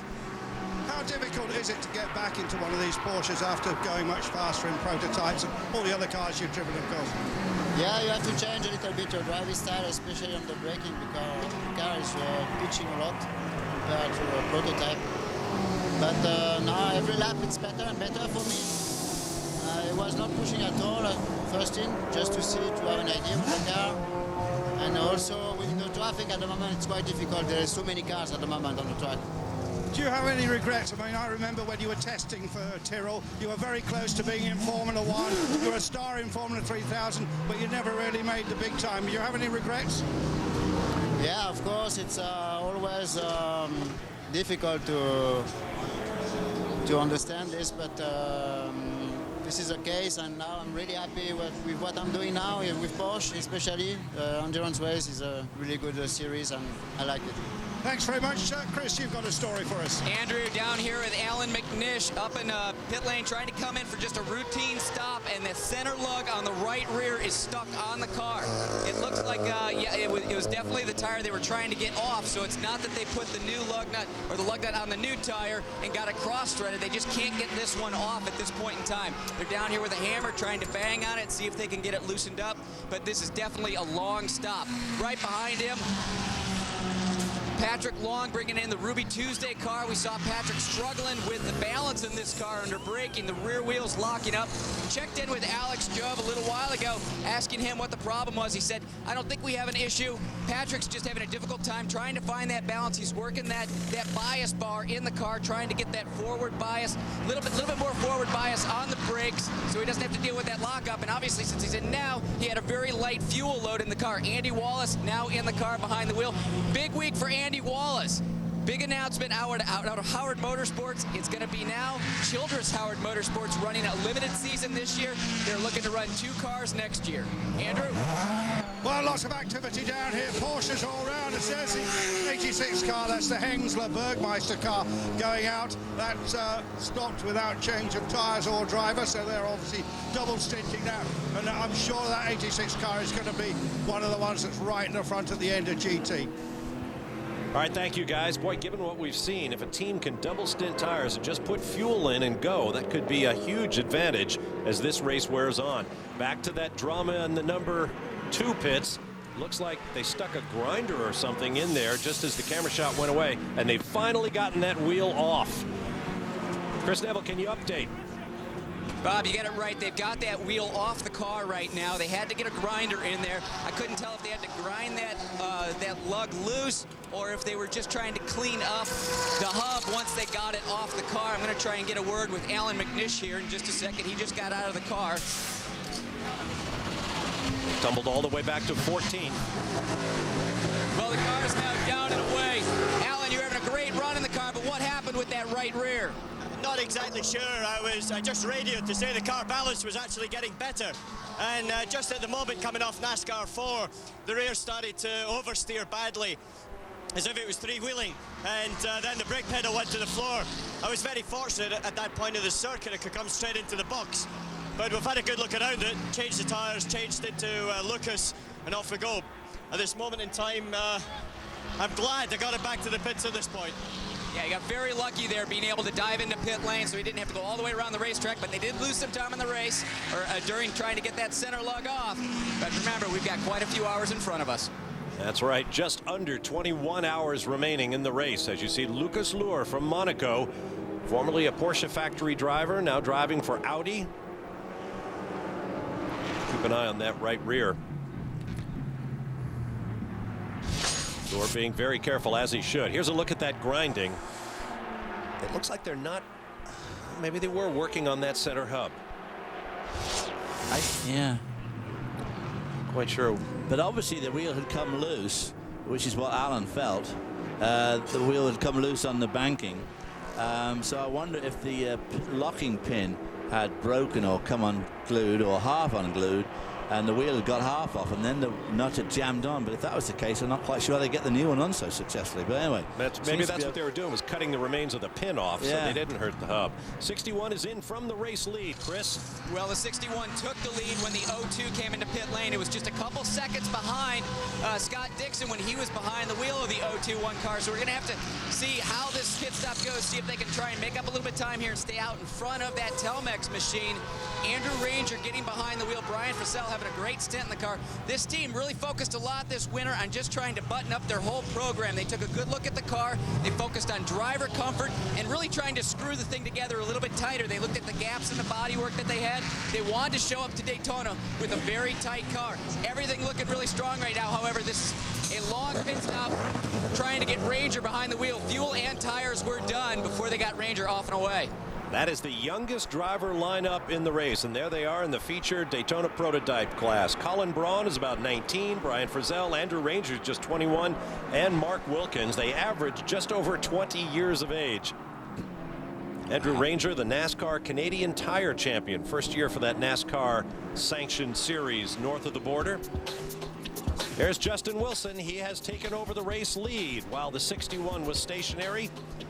Looking around as he makes his way along. Gray skies overhead, but still dry here at Daytona International Speedway. And the night is not too many hours away. Stay with us.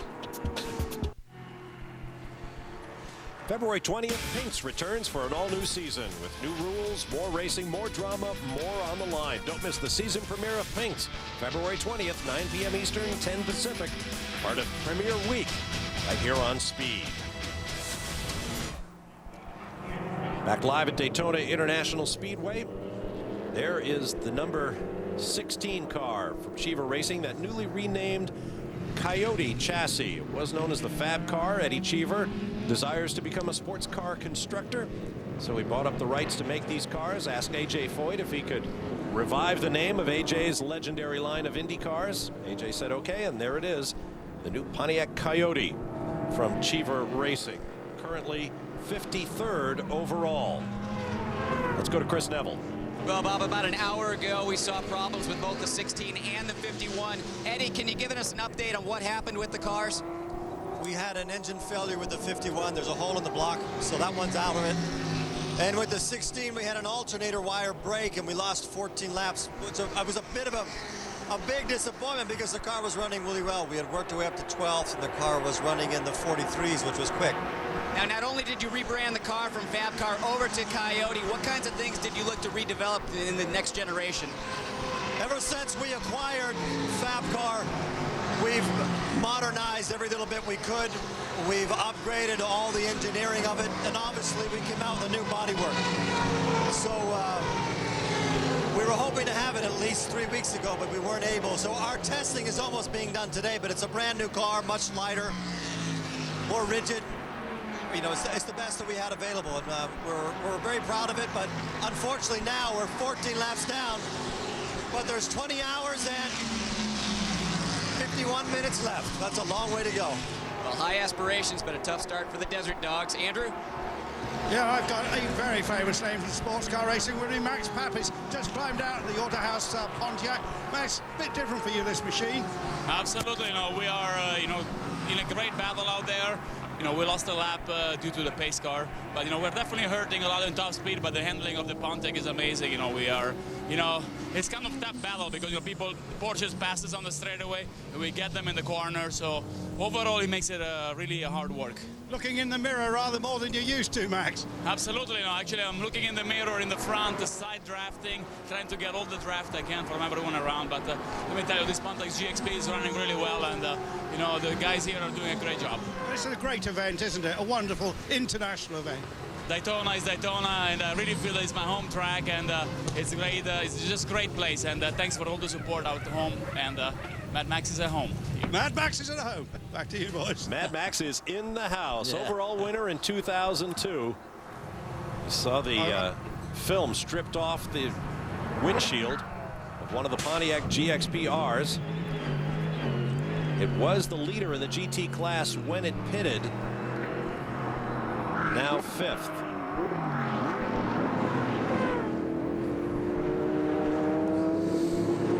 Kelly Collins pitted the car. I don't think he is in it now. That's Dane Jan Magnussen. Once touted as a future Formula One world champion, but his career has taken a different path. Well, he won the British Formula 3 Championship, which is, one of the open wheel championships to win if you want to go on Formula One. And Jackie Stewart had a tremendous amount. He said this kid is going to be the next Michael Schumacher, who was lurking around at the time. And it just never. He drove for Jackie Stewart in the original Stewart team, and just somehow it never kind of worked out. And Jackie kind of intimated that he didn't think that Jan put enough effort into it, but I don't know. I think it's just a case of a bit of luck, a bit of bad timing. Maybe the car wasn't right. All sorts of things. Andrew? I'd like to add to that because I had long discussions with Jan about this, and he just felt he got into the team too young, and he just felt he was too immature really to take all the pressure of Formula One, and he knows it was a missed opportunity, but then he's carved out a fine career since. But I think Jan Magnussen is one of the great talents, and I think he would have been great in Formula One. And one thing just to reflect, guys, isn't it incredible how many great Danish racing drivers there are? A tiny little Scandinavian country, but the Tom Christiansens of this world and many others. Mm-hmm. John Nielsen comes to mind. The Great Danes. Yep. There are several little countries. A country like Finland, for example. There's Graham Rahal, great young American driver, climbing into the number 60, taking over for Justin Wilson, his champ car rival. They were leading as they came into pits. But now, obviously dropping down the sheet. This will be the first stint for the son of 1981 Rolex 24 winner Bobby Rahal, who of course also had a brief tenure in Formula One, won the Indianapolis 500. Bobby is a bit of an underrated sports car driver. I think a lot of folks, because of his outstanding success in open-wheeled racing, tend to forget that Bobby has won a lot of races in sports cars over the years, places like Sebring and Daytona. I drove with him at Sebring in 1986 with the BMW prototype, and it was while it was being developed, and we had a few teething problems, and the bodywork came up on old Bobby, and I've never seen anybody go such a huge end over end. I mean, it was pretty massive shunt.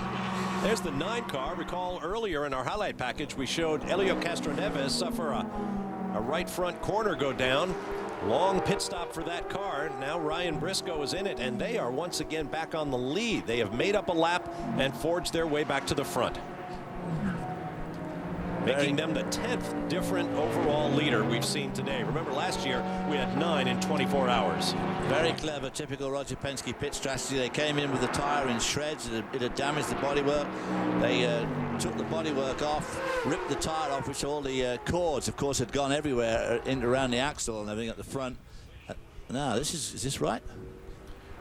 Yeah, this is probably a scheduled stop, but we'll find out momentarily. And then, obviously, so they didn't lose a lap. They rushed around with no front on the car, came in, and so they did not lose their lap as they could have done. Off come wheels. Limited number of crewmen in the pit lane. You see the Grand Am inspector watching it all very carefully. No driver change. Fuel and tires only, it appears. The car close up. It's the usual Penske specs, absolutely immaculate, as you can imagine. The number 6 car in as well. Ian James from 5th place. There's a great story. I asked Wade Taylor about acquiring that car after agreeing with Roger Penske for the entry. Apparently Penske's guys descended on the car, about 14 of them, picked it up, took it back to the shops, tore it completely apart, rebuilt it, tested it, tore it apart again. I mean, Wayne just rolls his eyes when you ask him about the Penske way of going racing. Absolutely. He said, I've learned a lot about car prep from Roger. And away they go. Ricky Taylor now in the lead. Here's another young driver, Colin Braun with Chris Neville. Well, Bob, in the past couple years, we've had a few young drivers take their successes from the Grand Am Series and move into the NASCAR Series. Colin, you were the big announcement last year. You've been doing a lot of testing. Were you getting a little bit bored turning left?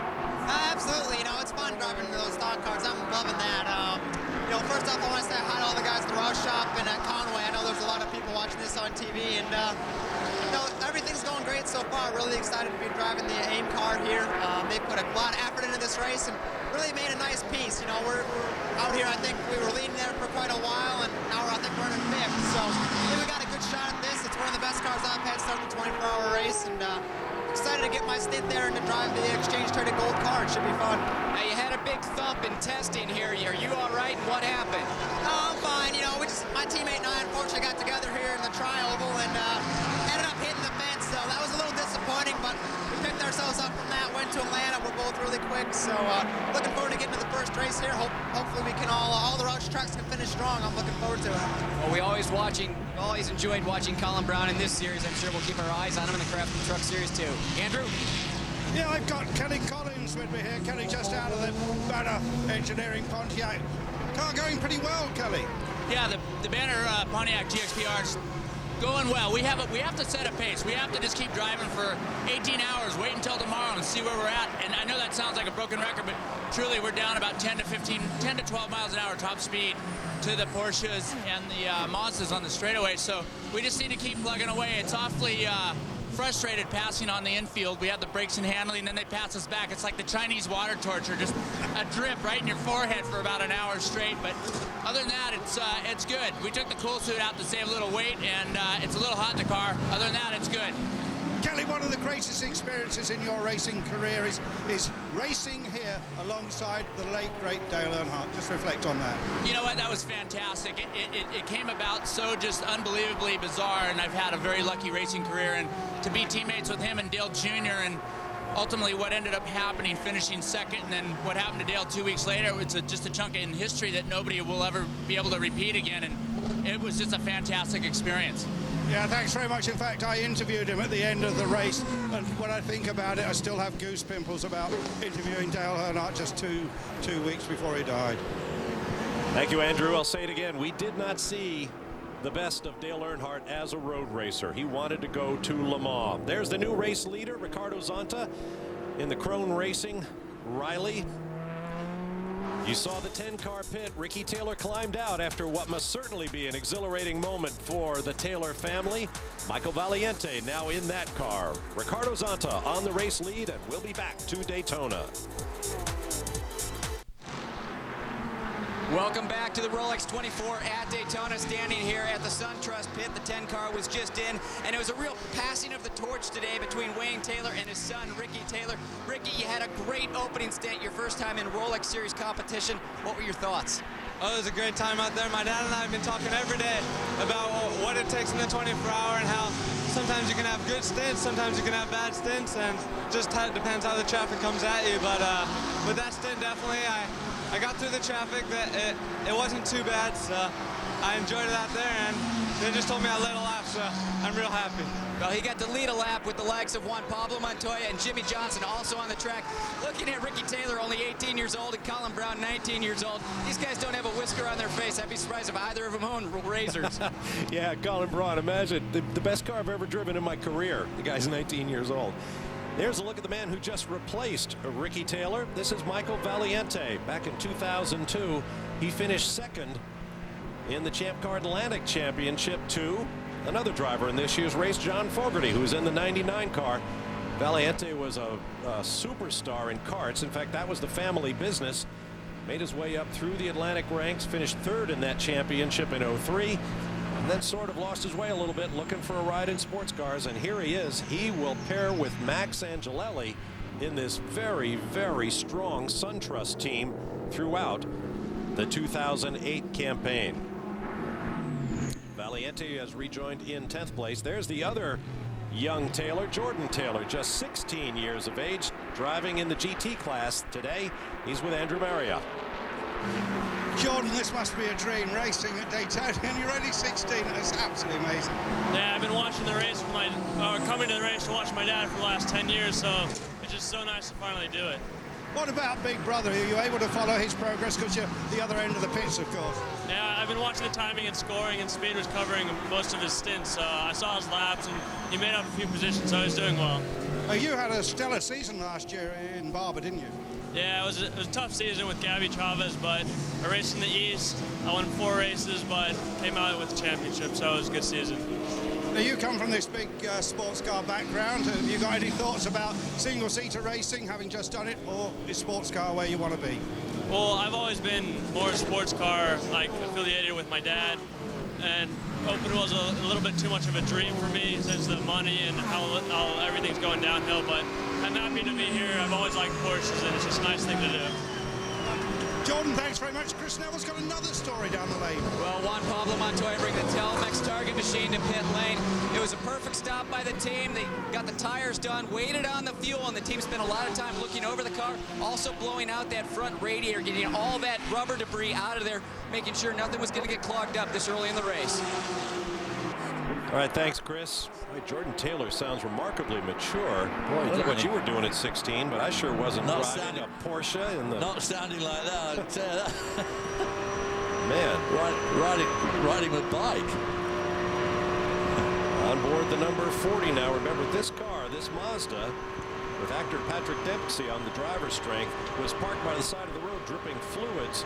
They have lost a lot of laps, but they are now back on track. I had a major malfunction of the left front wheel. The tire was flat, but the tire was flat because the wheel had stopped going around and wore through the tire. So I'm not quite sure what went wrong with it, but whatever it was, the front left wheel was jammed solid as we saw it parked out on the track. So maybe a bearing seized. They've had to change the whole front stop axle. We need our Steve Matchett here for some... Let me check that. I think I called it the 40. It's the 17, that car with those amazing graphics. Is you on there, Bob? Is that you? Trying to catch their position. Look at that. And this is these are a wrap. You know, current contemporary race cars aren't painted. They are wrapped with this amazing thin film. In a space of a couple of hours, a car can be completely re-liveried. That one's got some famous folks on it. A young Raquel Welch on the hood, Frank Sinatra alongside. Gary Jensen at the controls, 52nd overall. deep in the GT field. Andrew? And looking out at the back of that car, the eyes of my all-time hero, Steve McQueen. All these are reproductions of photographs by a London photographer called Terry O'Neill. And in the swinging 60s, which David, of course, will remember, Terry O'Neill was the photographer. He was married to a famous actress, and he even took photographs of the Queen, amongst other people. So these images are all over this car, Bob, as you say, wrapped around it, and it's just very, very interesting to look at it. It's a great idea. Should have known it was the 17. Yeah, that's the car Jordan Taylor is sharing with Gary Jensen and Mark Jensen, both of Winter Park, Florida, and Ron Zitza, a regular in Rolex competition from Maitland, Florida. There's Scott Pruitt facing the crowd here at Daytona. We'll take a break and return. Stay with us.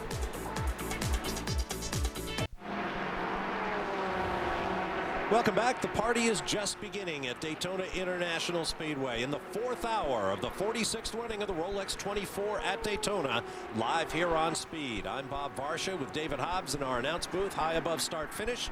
Andrew Marriott and Chris Neville are down in the pit lane. Let's get you up to speed on where we are in the race right now. 66 cars took the green flag. Oswaldo Negri on pole, but his teammate A.J. Allmendinger jumped him at the start, took over. Scooter Gable and Anthony Lazaro got together when the GT cars hit turn 1, creating general havoc. Right front tire goes down, and Helio Castroneves driving for Penske Taylor Racing, and Roger Penske's return to the Rolex after 35 years. But they managed to get all the way back in the last hour. Castroneves' teammate Ryan Briscoe was on the lead, one of 10 different leaders we've seen overall in just 3 hours and change. In hour 2, big problems for the number 58. Suspension issues dropped them well down the leaderboard, currently shown 16th. A tire came off Guy Cosmo's machine. That led to another long pit stop for a competitor. It's the spirit of Daytona. The local car eventually got back on track, but they are running well behind the race leaders. Patrick Dempsey on the driver's strength for the number 40 Mazda. He's also suffered a tire failure, did some damage to the plumbing in the engine bay. After a long stop, they returned to track. We'll have more on that in a moment. Eddie Cheever tells us a hole in the block took the number 51 Pontiac Coyote out of this race for good. Now the most recent hour. The number 56 Porsche 430 that actually led the GT class at one point suffered mechanical issues. The same for the 03 car, the Indy Racing League house car from Vision Racing, although they have returned to the racetrack. Watch Patrick Long in the number 23 Porsche Crawford, the Ruby Tuesday car. All kinds of handling issues, but he got him under control.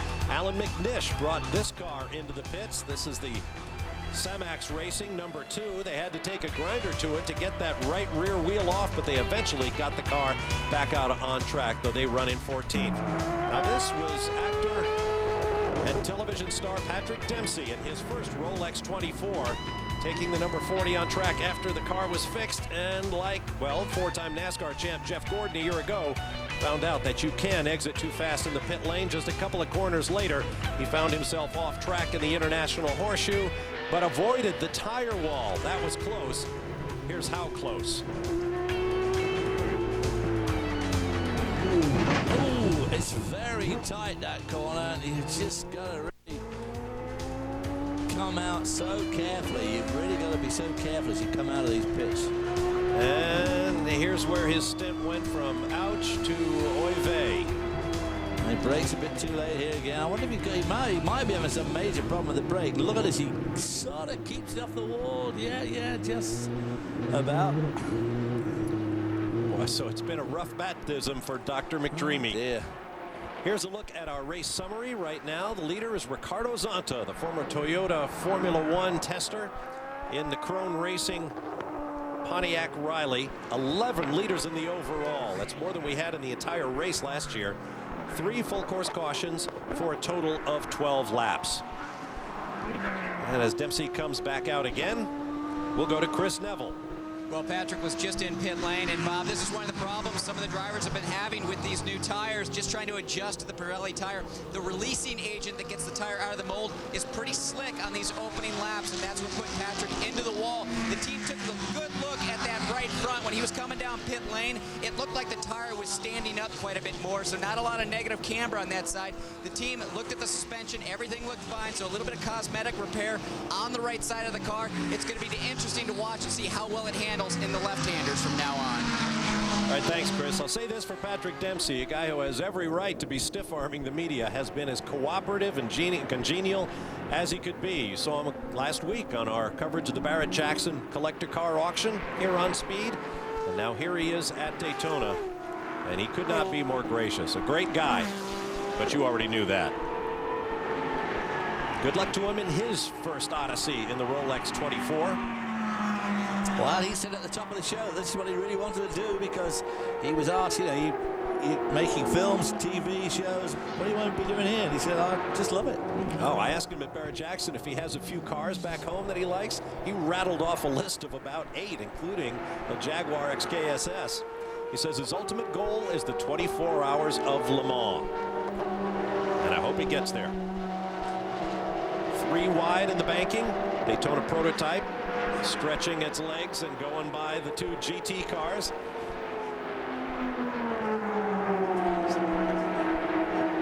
Is that up high? Was that 31?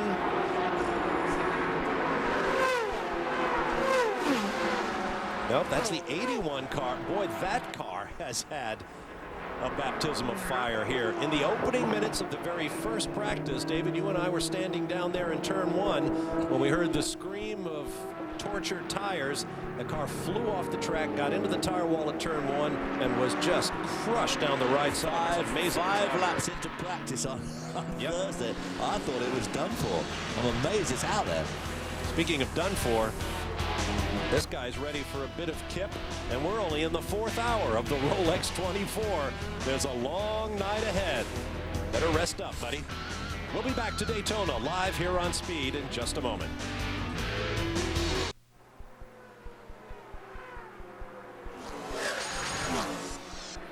I'm going to get in the car, and I'm going to finish this last 2 hours here in a bit, and I can promise you, if I get a chance to feed that guy some tire barrier for breakfast, it's going to happen.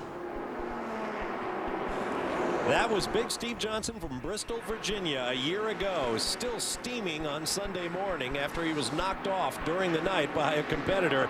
There is Steve Johnson today, who's sharing the number 81 Porsche GT3 Cup with Robert Dornbos, Patrick Heisman, and Richard Leeds. Let's hear from him with Andrew.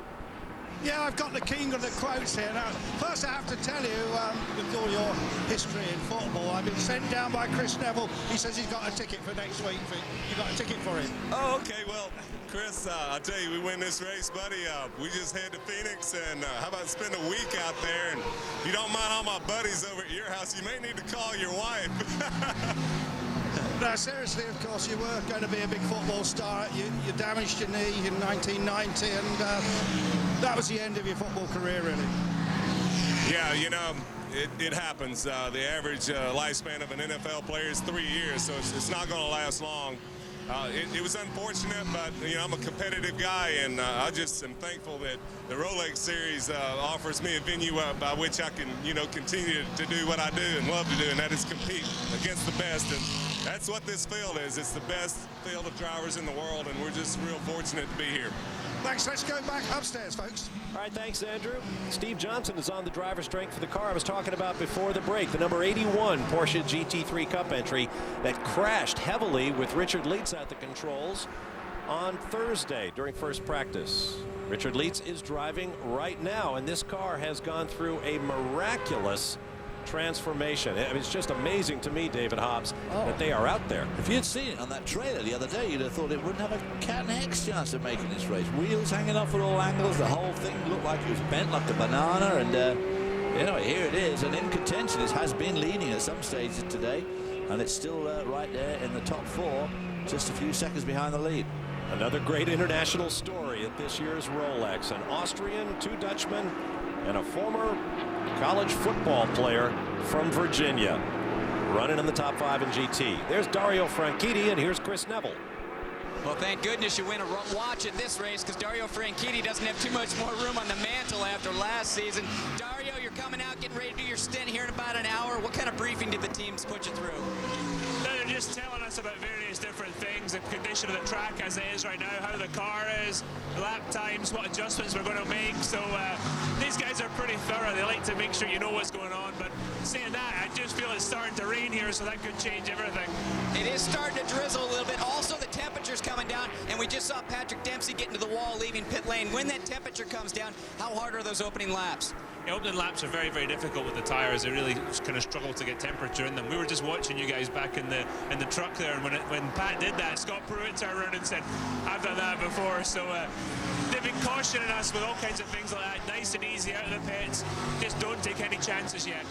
Well, this team really knows how to win. Telling their team, all their drivers, take it easy out there, guys. We haven't done much. And Andrew, you tell that boy down there, if he gets me some tickets, I'll push the Ferrari out of the garage and he can sleep on the floor. Yep, I certainly will.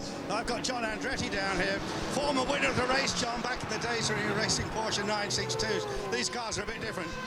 Yeah, they're quite a bit different. Although we're running a Porsche here, a Crawford Porsche, it doesn't have a turbo on it, but a short wheelbase, so the cars drive quite a bit different. And I'm having a great time with Vision Racing. Obviously, you've had some problems. The car's been behind the wall. It's running okay now? Yeah, everything seems to be fine. We just had a little bit of a gearbox glitch, but no issues. They had it all back together, now running pretty quickly. What do you remember about that win in the Porsche 962? I remember it was a real tight battle at the end, and I think the second place was on the same lap as us. So I learned a lot from Derek Bell and Bob Wallach at the time, and I had a great time in my first 24 hours, and no better place than that up in Victory Lane. Well, fantastic to be racing again against this time Derek Bell. Oh yeah, I mean, actually we're garage right next door to each other, so we got to reminisce a little bit. And of course I was teamed up with David Hobbs too at BMW back in the 80s, so I see a lot of old friends around here and good times. You've seen David's waistline these days? I'm not going to say anything. I heard what Derek had to say, and I think David looks great. Back to you guys. Well, here's what I can't believe as you watch Ed Carpenter in the 03 Vision Racing car back on track. John Andretti won overall in 1989, driving for Holbert Racing with Derek Bell, Derek's most recent win here at Rolex, by the way, and the late Bob Wallach. Next year, that'll be 20 years ago. Is that possible? I was here for that race. I don't know. I getting Christmas cards from John Andretti with him and his family there, and I remember taking him to dinner before he was even engaged. You saw Ricardo Zonta in the 76 Krone Racing Pontiac Riley running on point here in Daytona.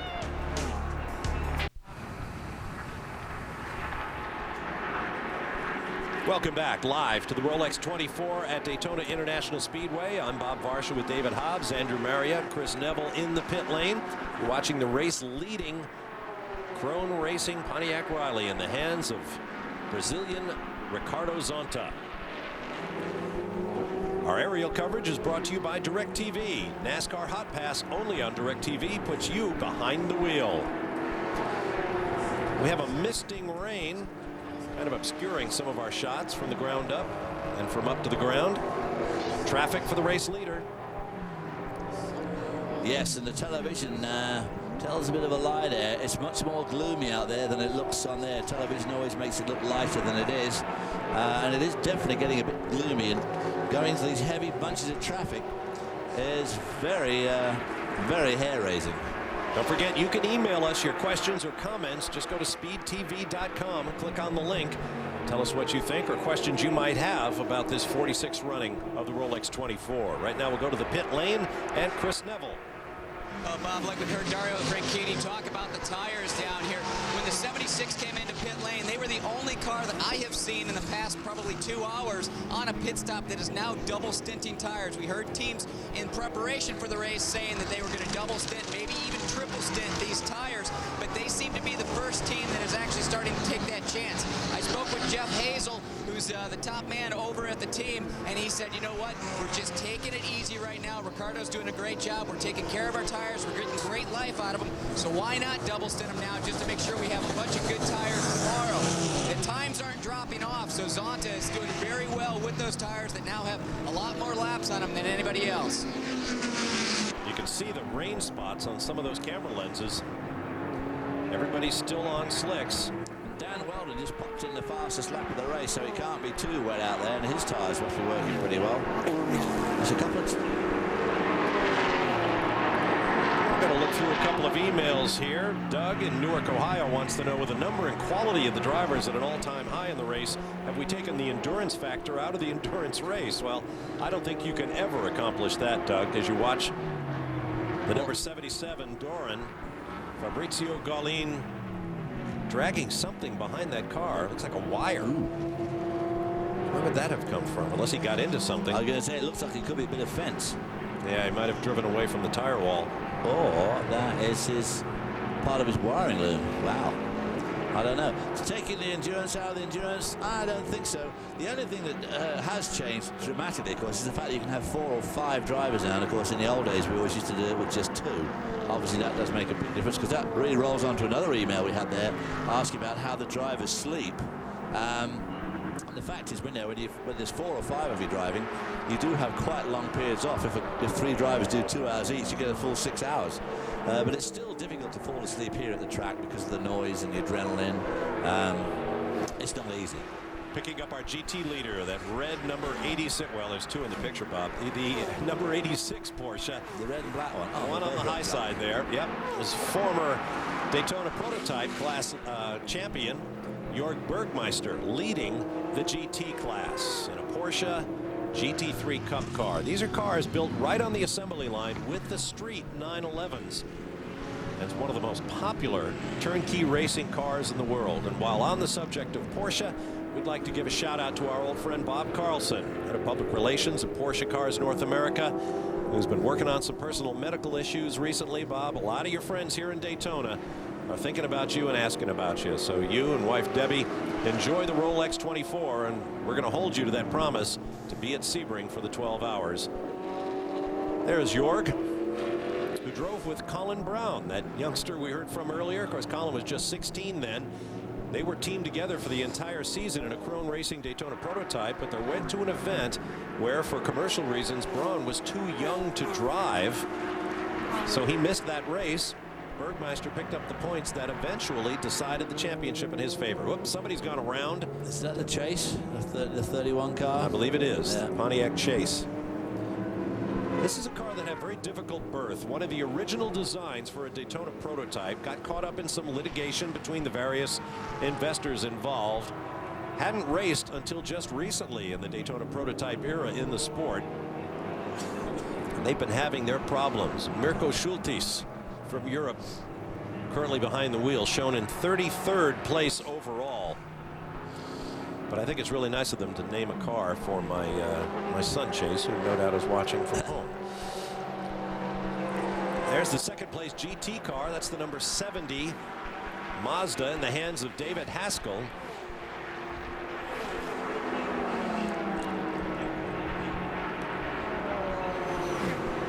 Looks like he's going to dip for the pit lane.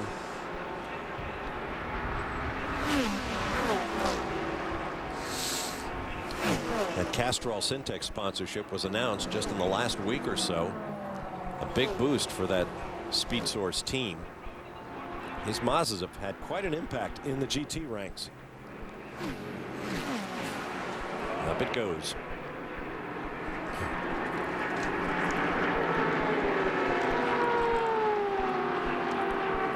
Now that car and the car you just saw off the track, the number 31 Chase from the Daytona prototype category, had a fairly memorable coming together in the last race of the 2007 season at Miller Motorsports Park in Thule, Utah. There was the 31 off track again, back on track, and the 70 found it a bit of a hurdle too close to get around. That to me is absolutely, totally, and utterly unforgivable. To just ride right back on the track. There's no possible excuse for something like that. Very real way, all of these drivers are in each other's care. We'll be back to the brotherhood of the Rolex 24 at Daytona after this. Stay with us. We'll be back live here on Speed.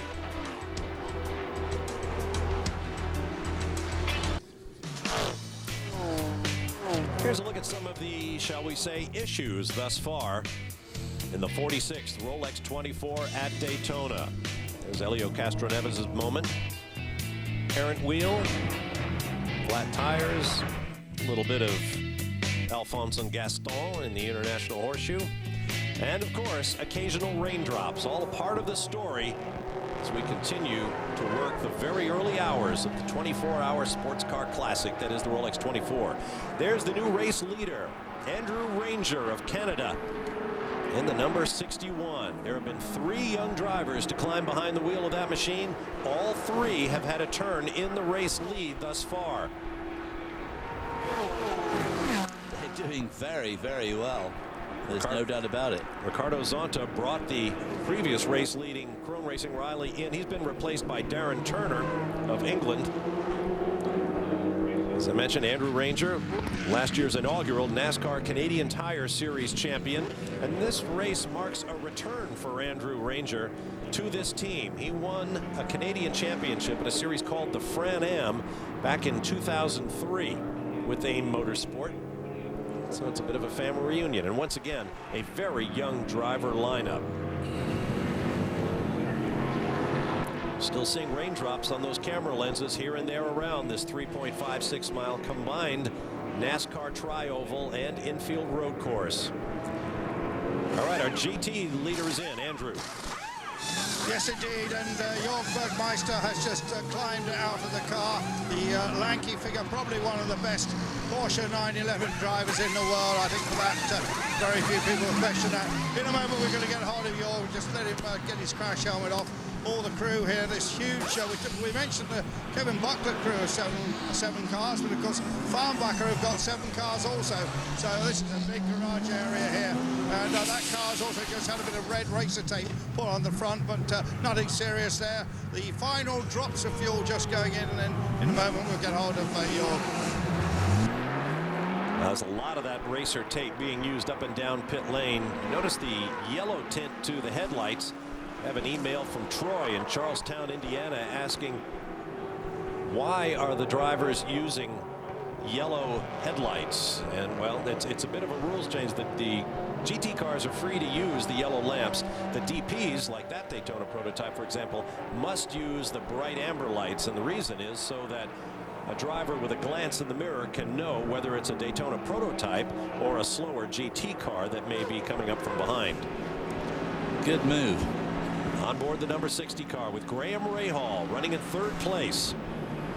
Behind Andrew Ranger and the number 9 car, the Penske Taylor entry with Ryan Briscoe at the keyboard. A bit of rubber flying through the air there. Yeah, well, I tell you, there's a lot of rubber rolling up now on this track, and these tires get up to temperature and that stuff sticks to them if you go offline, and it makes it very difficult. Smoke ahead, something's happened down there. Ooh. Graham didn't lift. I think the 77 that Doran went around again. We saw them earlier dragging something. Fabrizio Gallin driving. Is that the 9 car he's right behind? Is that Ryan Briscoe? I think it is. We got young Graham Rahal taking on not quite so young Ryan Briscoe. Second, third, and fourth, all running very close together. Not far behind Graham Rahal is Andy Wallace. There's a 7 car that came back after that gearbox problem. It was also leading at one stage. And certainly capable of running laps with the race leaders. That car is a rocket when it's healthy. Unfortunately, it is quite a long way down. Right after a long stint, Jörg Bergmeister is out of the formerly class-leading GT Porsche. Andrew is with him. Yes, he's just climbed out of the car, but he's looking remarkably fresh. Not working so hard in there. Oh, it's still pretty warm, even in the cold conditions here. I'm sweating quite a bit, but the whole team did an awesome job so far. Great pit stops, and yeah, car's running without any problems so far. What about the track? Because we keep seeing the odd little spot of rain, but it's not really happening, is it? Presumably the track's quite fast at the moment. Yeah, it's just sprinkling a little bit, so it's not really affecting the grip too much. It's a tiny bit slippery. Got a little bit more oversteering towards the end. but overall our car's really hooked up. York, long way to go. Let's go to Chris Neville down the lane. Well, Andrew, I'm down in the Krone pit, and I saw something interesting on the tail bodywork of the car. Last season, we saw this little body flap or rear spoiler that sits underneath the main wing, and the problem was this little overhang. A lot of teams, the 99, also the 58, had side-to-side contact throughout the season, and when that would happen, this piece would catch and take off the entire half of the wing. So some teams last year went to actually cutting this so it didn't have this edge, and they lost a little bit of downforce because of it. I talked with Jeff Hazel, who's the team manager down here. I said, I saw you put a seam in along here, so you still have that edge, you still have that downforce, but did you do that because if you have that side-to-side contact, you're only going to lose about 3 inches rather than the entire half? He said, you know, we took a look at that. We had to do the data. I had real time on the track, and no, that's not why we had that seam. We just decided that we did see more downforce there, especially at racetracks that had more than 3 syllables in it. So we did rivet it back on. But you know what, Chris? That's a good idea, and that's why we did that. Racetracks with more than 3 syllables. Typical Jeff Hazel. There's the new race leader, yet another overall point man, Ryan Briscoe from Penske Racing in the Penske Taylor Pontiac Riley. Graham Rahal second, and young Michael Valiente in third. Jan Magnussen leads GT.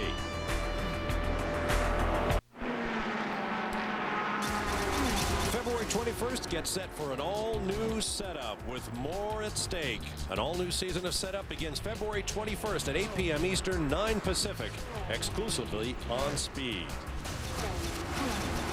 The lights are fully on here at Daytona International Speedway as darkness is creeping in. There's former NASCAR, then Nextel, now Sprint Cup champion Kurt Busch, who has been very candid about his role in this powerhouse 3-driver lineup for Penske Taylor Racing, sharing with Ryan Briscoe, currently on the race lead, and Helio Castroneves. Says, Kurt, you know, I'm the weak link in this because I'm coming from a big, heavy car moving up to a more nimble, more agile, quicker to accelerate, quicker to brake car. My 2 teammates are coming down to this sports car from open-wheeled cars with a lot of downforce, a lot of tire, a lot of power. So what they're able to tell me about how to drive the car really doesn't help very much because I'm coming at it from an entirely different perspective. And I'd love to have them come drive my NASCAR stock car if they want to see what a challenge that is. Absolutely. I mean, these cars are so sensitive compared to a NASCAR car, and of course by the same token someone like Dario Franchitti would find this incredibly big and unwieldy really after an IndyCar.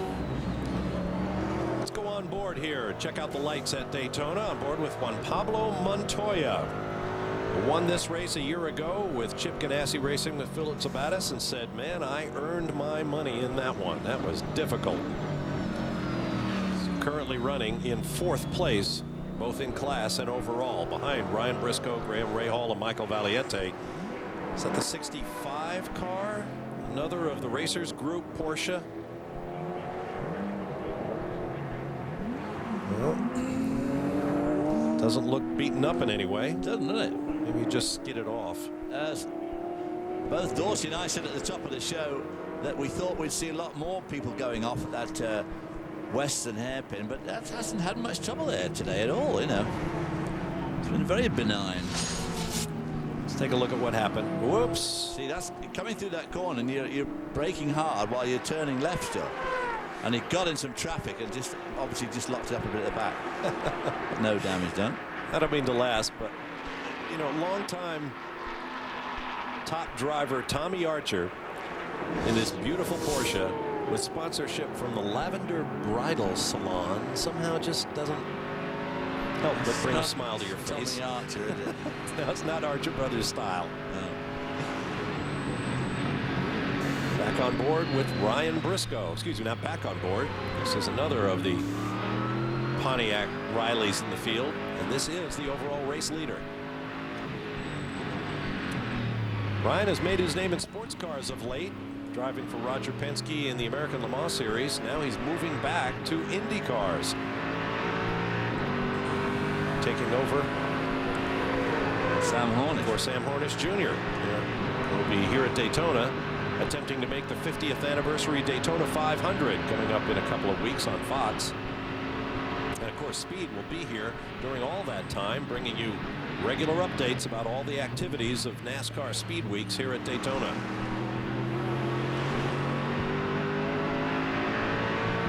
That's a tough transition off of that infield chicane onto the banking. We'll go on board the 99.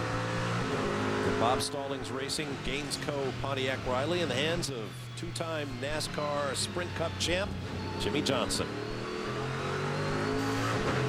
who is no slouch as a road racer. Well, let's just watch how the lad goes.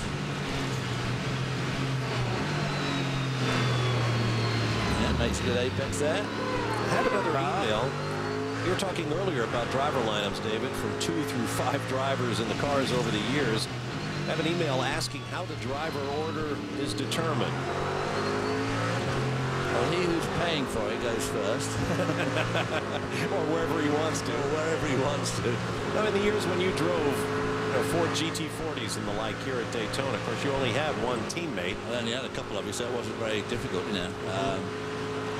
You sort of toss up for it, you know, you're pretty evenly matched, always on time, so you hope you were evenly matched with your co-driver and you'd go maybe different races at different times, because we did a lot of long distance races. Of course, if you have 4 drivers or even 5, and some are more talented in given circumstances, like let's try and give them more time in the car. Right, like Jimmy Johnson, for example, who doesn't race at night, even with the help of the lighting here at Daytona International Speedway, which has only been in effect for the last few years. He used to run this race in complete darkness.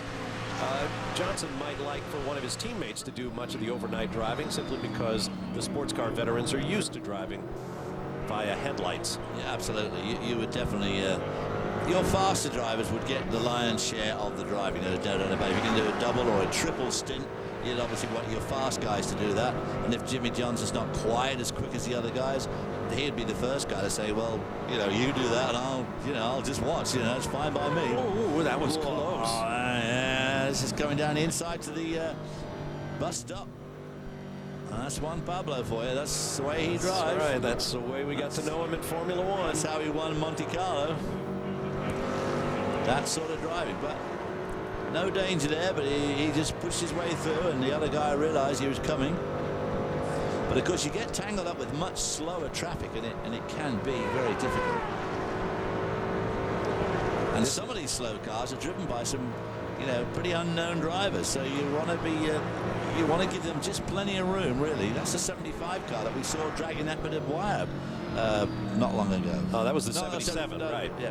I was wondering why Montoya flashed headlights and then blew by the 75. Well, yeah, that's not right. But no disrespect intended. Team owner Tracy Crone is behind the wheel of the 75 right now, and as good as he is, he can't match pace with Montoya. Well, there's a typical case in point where Tracy will probably just give himself a couple of 3 stints in the whole race and then let the other guys carry the real load. On board with Graham Rahal, who has just made a pit stop. He'll stay in for another stint. Now then, be careful going out these pits. His father Bobby is here this weekend, serving his functions as president of the Road Racing Drivers Club and watching his son and heir out there plying his trade.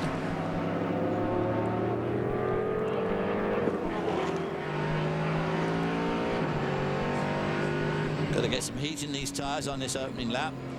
And as Chris Neville told us about half an hour ago, the temperature is dropping a lot out there. So it's as the ambient drops, the track temperature drops as well, so it takes longer to get the heat in the tyres. Ryan Briscoe is in. Chris Neville. Ryan Briscoe hits the marks down here with the Petit Toshiba machine. Kurt Busch getting behind the wheel. Busch showed up about a half an hour ago, immediately plugged into the team communication system so he could sit and listen to Tim Cindric and Ryan Briscoe communicate back and forth on the radio. I was listening to Cindric with all of Briscoe's open wheel and sports car experience. He was really coaching his driver. Many, many laps around the racetrack, telling him about traffic, telling him take his time, be easy on the tires. We've got a lot of time to go. So he was really coaching Ryan just about every lap out there. When he came in, they said, we're going to do fuel, tires, watch your pit speed. Kurt, right now, they're telling him, take your time. Don't worry about getting the car up to speed too quick. It's not about racing hard right now. It's about staying on the racetrack. quick glance over at the onboard camera. I think he was looking in the mirror. Yeah, I'm sure he was. Now then, this is where he's got to be careful leaving the pits. And I'm sure he knows that. I'm sure he does. He had a quick spin in the January test in this car.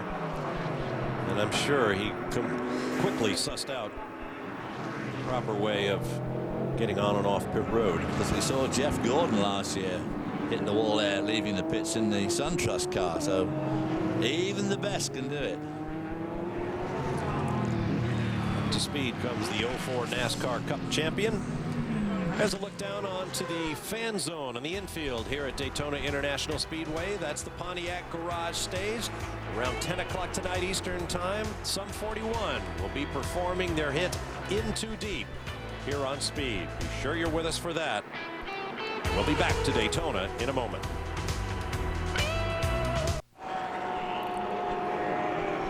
Tomorrow night on Speed, go beyond the highlights and beyond the stats as Speed connects you to the world of motorsports like never before. The Speed Report tomorrow at 7 p.m. Eastern, 4 Pacific, only on Speed. We've got more drama here at the Rolex 24 at Daytona. There's the number 60 car, Graham Rahal aboard. There's Graham. He was running in third place just a few moments ago when that happened. The right front tire lost air. And Graham had to limp it all the way around the racetrack. Now he goes on his way again. Here's a look at what happened. Coming down to the banking turn, gets this huge lockup. You see the right front is already down, and then I think somehow it managed to completely ruin the right rear as well. The right rear, and there's a bit of bodywork coming off there by the look of things. So the question is whether the tire went down first or whether his use of the brakes caused the tire to go down. Chris Neville can add. Well, looking at that right front when he came off the 60 car, it had a massive flat spot on it. So obviously Graham Rahal getting into the brakes a little bit too hard, got that flat spot, but he did do a good job of limping the car around. There was no major body work. I was listening to them on the radio, and Graham was giving the team really good feedback, telling them about what the car felt like up on that corner. He didn't think there was going to be any bodywork damage, and when the car came in, the team was ready with a new nose, but they didn't need to put it on. Right now, Juan Pablo Montoya, tires, fuel, and the Telmex car is back out. All right, thank you, Chris. We're watching Graham Rahal making his way. That was the scene of the crime a few moments ago through turn 6 and heading for the banking. That's a look at the new low pro. Whoops, what have we got here? This is the 7 car that led the race early on with BMW power. Spent some time in the garage for a gearbox change, and now it's gotten into the Armco somewhere out there, and we have a yellow flag, our 4th of the race. Uh-oh. That looks rather serious. That must have been a good impact, or a bad impact, depending on your point of view. Oh, this could be big. Got pushed off or drove off at the West Horseshoe. And once you get on that grass, which is slightly damp because of the intermittent spits of rain we've had, you will brake not at all. Well, that's a bad break for them too, unfortunately. They have been working hard. That's the Sigel Sport crew. Michael Cullen, Stefan Gregoire, Matt Plum, Patty Chauvelin, and Quentin Wall. A.J. Allmendinger gets into one of the Brumos Porsches as the action continues here in the gathering darkness in Daytona. Speed's coverage of the Rolex 24 at Daytona is brought to you by Rolex, a crown for every achievement. The daylight is fading, but the party is just beginning here at the Rolex 24 at Daytona. Coming up to the end of the hour, there's the flags of all the participating drivers' nationalities. All a part of the new international element to one of the world's great sports car endurance classics. Welcome back. I'm Bob Varsha with David Hobbs, Andrew Marriott, and Chris Neville in the pit lane. Let me correct myself. That was former Indy 500 winner Buddy Rice and not A.J. Allmendinger getting into the Brumos car. We are under our 4th caution flag of the race. The number 7 Daytona prototype found the guardrail just outside the Western Horseshoe. And now that the field is neutralized, the pits are open for the Daytona prototypes only. The GT cars get their turn next time around.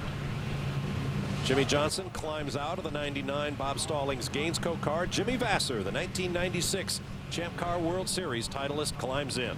Chris Neville. Well, it looks like a pretty routine stop down here. We see Jimmy Vasser getting strapped in. Fuel already done. This team was in just a bit ago, so they're going to leave these tires on. Probably a good call right now because it is cooling off. So some of these teams deciding to double stint tires at this point in time.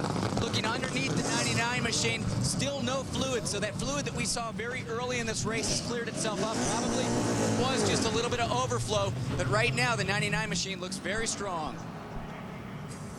You had a look at that onboard as Jimmy was making his way out to the queue. Notice those bits of rubber. That is surgical tubing.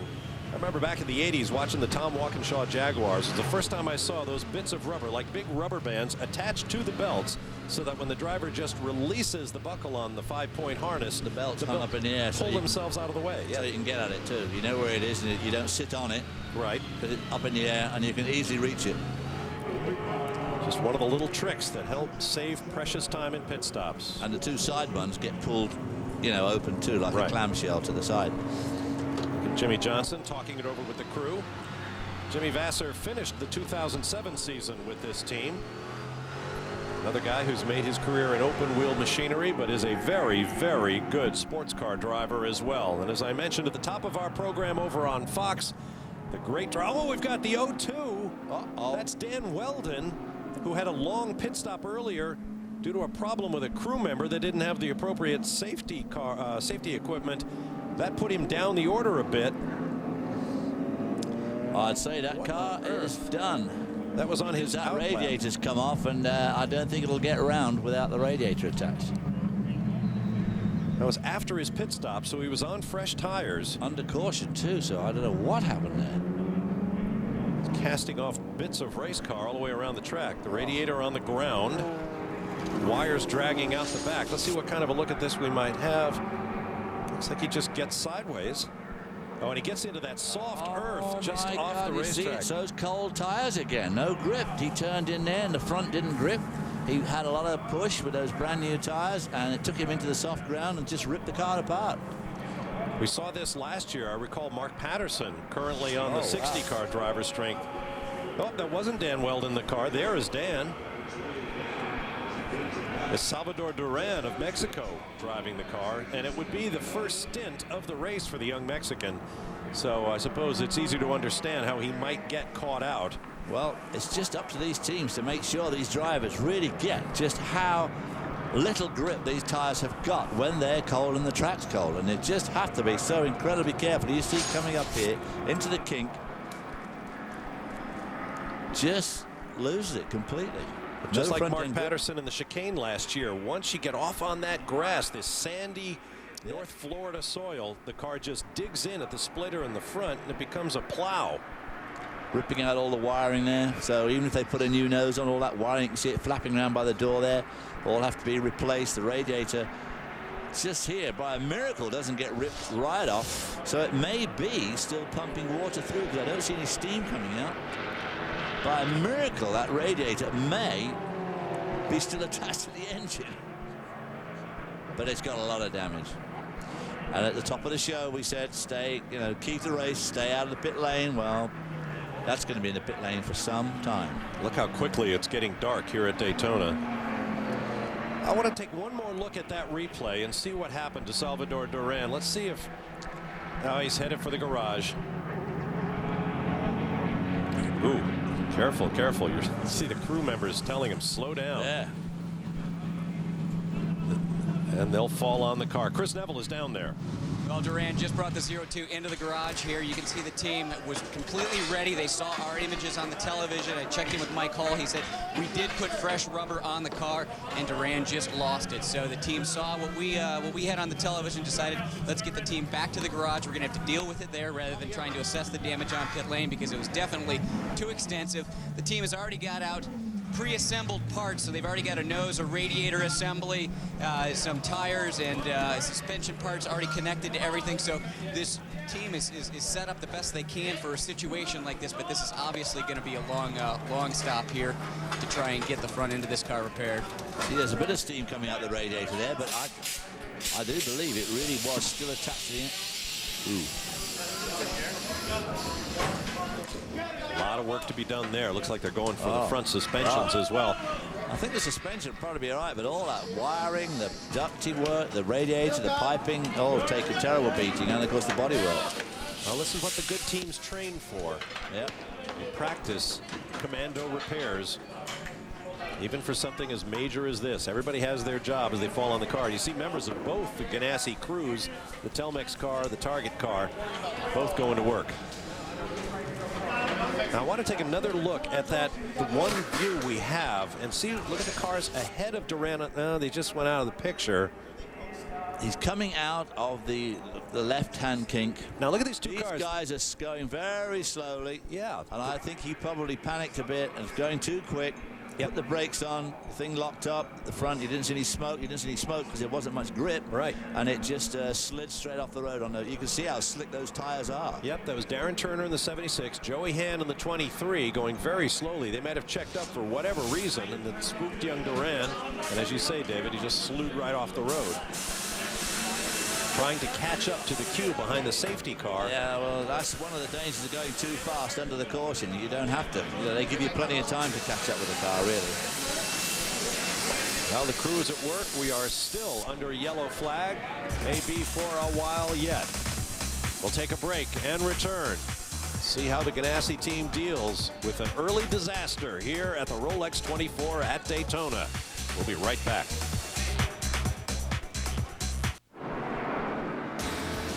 This Valentine's Day, some hearts may be broken, depending on whether you're in or out of the 50th Daytona 500. The Gatorade Duel at Daytona is on speed February 14th, 2 p.m. Eastern.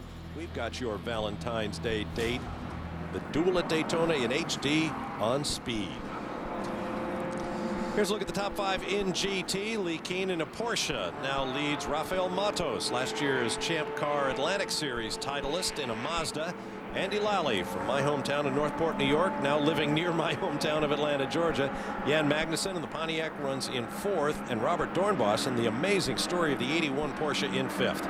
DP and overall, Colin Braun becomes the 4th young driver in that number 61 AIM Motorsport car, and the 4th to lead the race over Michael Valiente, Kurt Busch, Juan Pablo Montoya, and Darren Turner. Green flag is in the flagman's hands. The yellow comes away, and Colin Braun will lead them to the green flag. Now again, after protracted caution like that, you've got to be a bit careful. The temperature of the tire drops very quickly and also picks up rubber, that rolled up rubber at the edge of the road, and got to be very careful. Very little grip on these first couple of corners. Like Buddy Rice in the 58 car has only one headlight. That may come to the attention of the officials. Yeah, bad time of day for that to happen.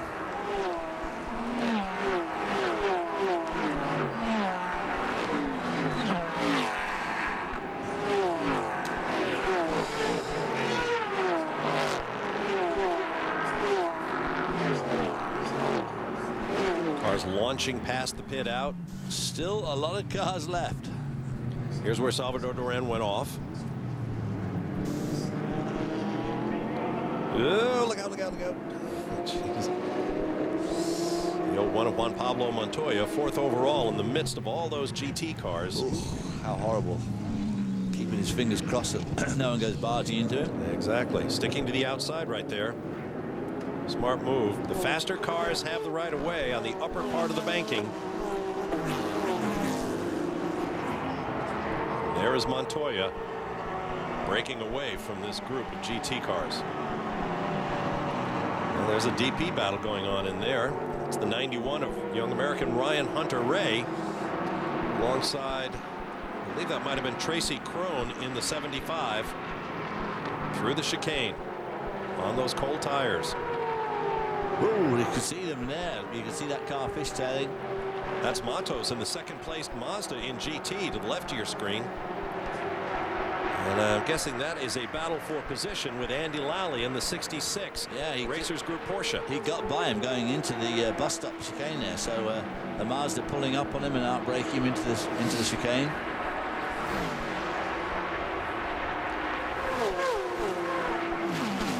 The action continues on this first lap under green. There's Jimmy Johnson just out of the car. Andrew Marriott's there. Yeah, I'm with Jimmy. Well, what we just saw before the break shows how difficult it is, doesn't it? What's that? What we just saw before the break with the car going off shows how difficult this is. Yeah, these cars are really tough on new tires, even warm tires once you get back out on the track. They'll stop, but as soon as you turn the wheel, they're like hockey pucks and go straight. And look like some cars checked up in front of the O2, and that's just terrible luck for those guys. You did quite a long debrief after you got out of the car. You obviously learned quite a lot, Jimmy. Yeah, I did. I was probably a little more cautious than I needed to be with traffic. Maybe lost a little time in some situations, but even being cautious, I had donut marks on both sides of this car like I would a cup car. So there's a lot of chaos out there, but had a blast, and we certainly have a good race car. So you felt at home with all that rubbing there? I did, but I know you're not supposed to do it with these, so I was a little nervous about that. But in reality, you're an all-rounder, aren't you? Because we've seen you doing some great things at the Race of Champions. I saw you in Wembley just a couple of months ago. Yeah, I love driving race cars, and I'm fortunate to be on this great race team, and I certainly think that we've got something to race with all night long, and looking forward to tomorrow morning and see where we are then. Jimmy, thanks very much. Chris Neville. Well, I'm still in the Telmex garage here, and I'm with Mike Hall, Managing Director at Ganassi. Mike, you've had a chance to look at our images, also watch the car, see what the team is doing. What actually happened to Salvador on the racetrack? We'd left the pit lane after a stop, and he was just catching up to the pack up, and he just misjudged where they were, and he was going way too fast. And his only choice was either to run up the back of one of the cars in front of him or go off the racetrack. So he chose the terrain. Well, you've been watching your team fix the car. Can you give us kind of a damage assessment on the O2? I'd rather give you an assessment that the Target Telmex guys work as a team, and we're going to put it back together.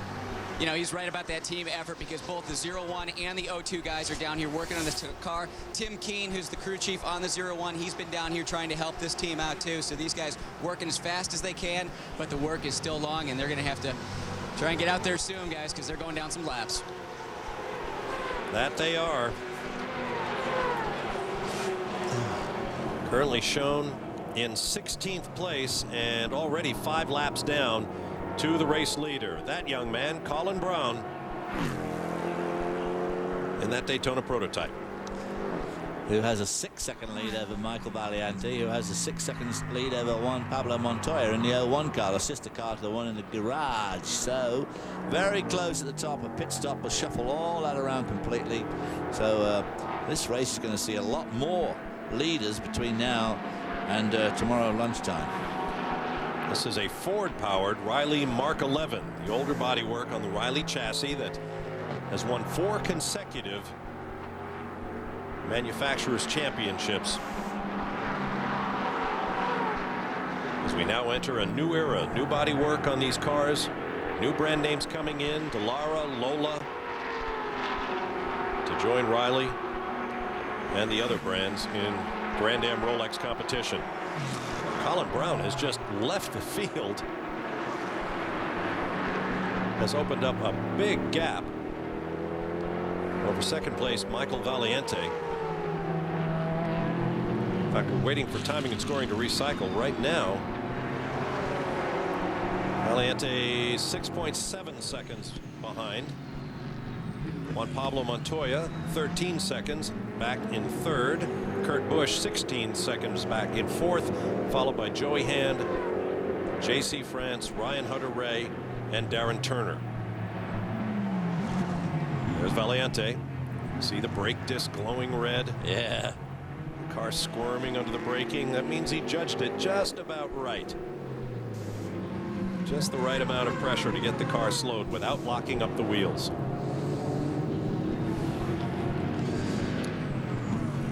There is Juan Pablo Montoya through turn 6, hard on the gas and up onto the banking. Yeah, very important corner that, because you've got so much long way to go on full power, so you really want to make a good exit on that corner. There is Kurt Busch. There's Kurt Busch. Currently in fourth. As I mentioned, 16 seconds behind the race leader. As we sweep into the darkness and the falling temperatures. How cold will it get at Daytona? What will it mean to people like that? Scott Dixon on the right, Dan Weldon watching their car worked on in the Ganassi garages.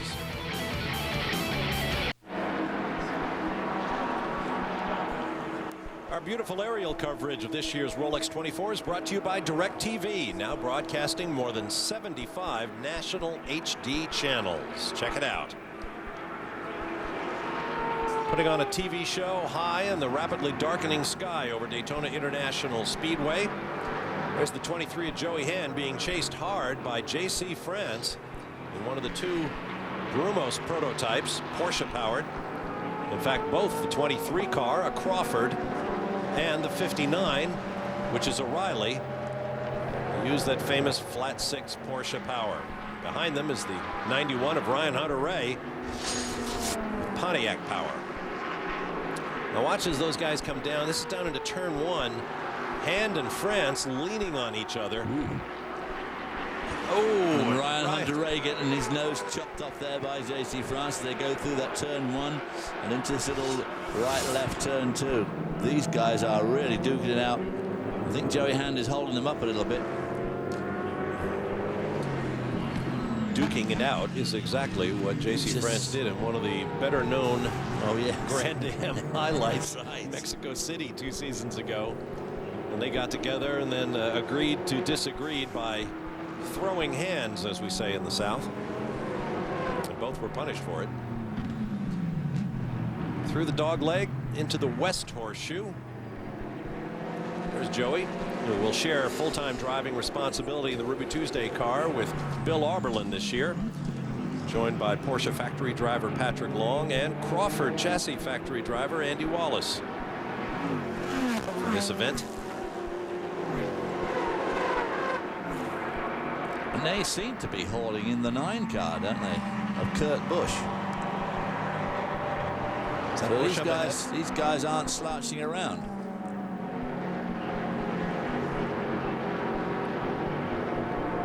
Yeah, that's Busch right there, entering the chicane. They've caught him up quite a lot. So this should cause some. This should be fun as we go down to turn 1 this time. Right. With an added car in there, not just 3 of them, 4 of them. Getting a good tow there off Kurt. Kurt, of course, used to people towing behind him. Also, probably, again, wanted to stay out of trouble to leave it to his more experienced teammates in that type of car. Oh, but Hand can't wait for long because here comes France. He can't hang around. He's going to have to duck out of the draft. He does. Gets squirrely on the brakes. Whoa. And so does France. Does he get into the back of him? No, he avoids him just. And Ryan Hunter-Reay right there as though we were at the end of a rope behind France. Oh, that was close. Here's more heavy braking. Hunter-Reay up the outside. The International Horseshoe. Not much grip out there. No, will it work? Will it work? No, yes, no. Porsche power versus Pontiac. Nope. I think the Pontiacs have got more torque out of those slower corners than the Porsche, I would have thought. Oh, now we've got GT traffic ahead. Traffic in the way. Here comes, he's having another go, Hunter-Reay, around the outside. He's going to try the old over-under. You can see rain on the lens of that camera down there, too. So Busch, Hand, France, Hunter-Reay. 4, 5, 6, and 7, all nose to tail. It's good fun, all this sort of stuff, when you're out there. You know, when you're out for a long, long race, it's great to have some dice like this, but you've got to be very careful how you pull it off. I had some great races at Le Mans with people like Klaus Ludwig in the afternoon and evening like this. You're just swapping positions and having a good old time, but you got to do it with great care. Hand tries, Busch on the brakes, entering the chicane and takes the position. So Hand up to 4th, Busch down to 5th. And the rain is beginning to fall harder here at Daytona. So now Joey Hand hoping, oh, here comes the O2 car. You can see the rain coming down. Wow, now that was quick. Well, let's make sure it all works. Chris Neville. Well, the O2 is being pushed back out to pit lane. Now, they did have the car fixed probably about 3 or 4 minutes ago, but when they went to put the new nose on, it just wasn't fitting on properly. Obviously, a lot of things bent up underneath there. They pretty much had to replace everything from the front wheels forward. So everything is not quite lining up. That new nose, the latches weren't hooking up properly, so what they had to do is they took baling wire to keep the latches locked down and then duct taped over them. So it's going to be interesting to see what type of shape this Telmex car is in. Took them about 16 minutes to do this fixed with all that extensive damage up front, also damage at the rear of the car. Salvador Duran still behind the wheel of the car. Looks like now we've got some crew members in the cockpit. Not quite sure what is going on here, if there's some problems trying to refire the car. It looks like there could be some problems refiring the car, so just going to have to sit here and see what happens, Okay, guys. we'll get back to you, Chris. Meanwhile, Ryan Hunter-Reay just picked up 2 positions, going past both Kurt Busch and J.C. France to move into 5th. He did a heck of a job there. It was a very good maneuver. He just did it quite right. Kurt Busch is dropping back a little bit now. That was a beauty. Let's take another look at that pass. There's coming through the trioval. There's Ryan Hunter-Reay. He's already got around the outside of France, goes down to the inside of Kurt Busch as they break for turn 1. Look at this, hardly any smoke coming off. Whoa. From anybody. J.C. France looked like he might run the back of Hunter-Reay, and he's pushing Kurt Busch out, but they all got through there safely. And you notice that lime green Riley chassis, that was Darren Turner in the 76 car, who has now come rushing up in 8th as the 02 makes its way out. You can see the raindrops in the headlights. Oh my! Now you be careful around here, lad, because this will be slickery. Slickery. I like that. That's a combination of slick and slippery. And maybe a little trickery thrown in. Oh, off goes Kurt Busch. Well, it obviously is going to get damp down there. Yep. It's going to get very slippery soon. So Busch slips back to 9th place as Jimmy Vasser has now gotten by him. The order is Colin Brown, Michael Valiente, then Juan Pablo Montoya, and then this bunch: Joey Hand, Ryan Hunter-Reay, J.C. France, Darren Turner, Jimmy Vasser, and Kurt Busch. Oh. Boy, this is the sort of race you expect people to be doing if they're doing a 100-mile race. Whoa, that's J.C. France into the back of the 02 car. Yeah. Because the 02 car just left the pit, so he's trying to keep out of everybody's way. Woo! Why, Salvador Duran is having just a brutal first stint here at Daytona. He hasn't got one lap in yet. Yeah, exactly. He's absolutely surrounded by maniacs, either going no speed at all or going right by him. There's the young Mexican up high, just looking for a piece of racetrack to call his own. Now he wants to get back around Kurt Busch.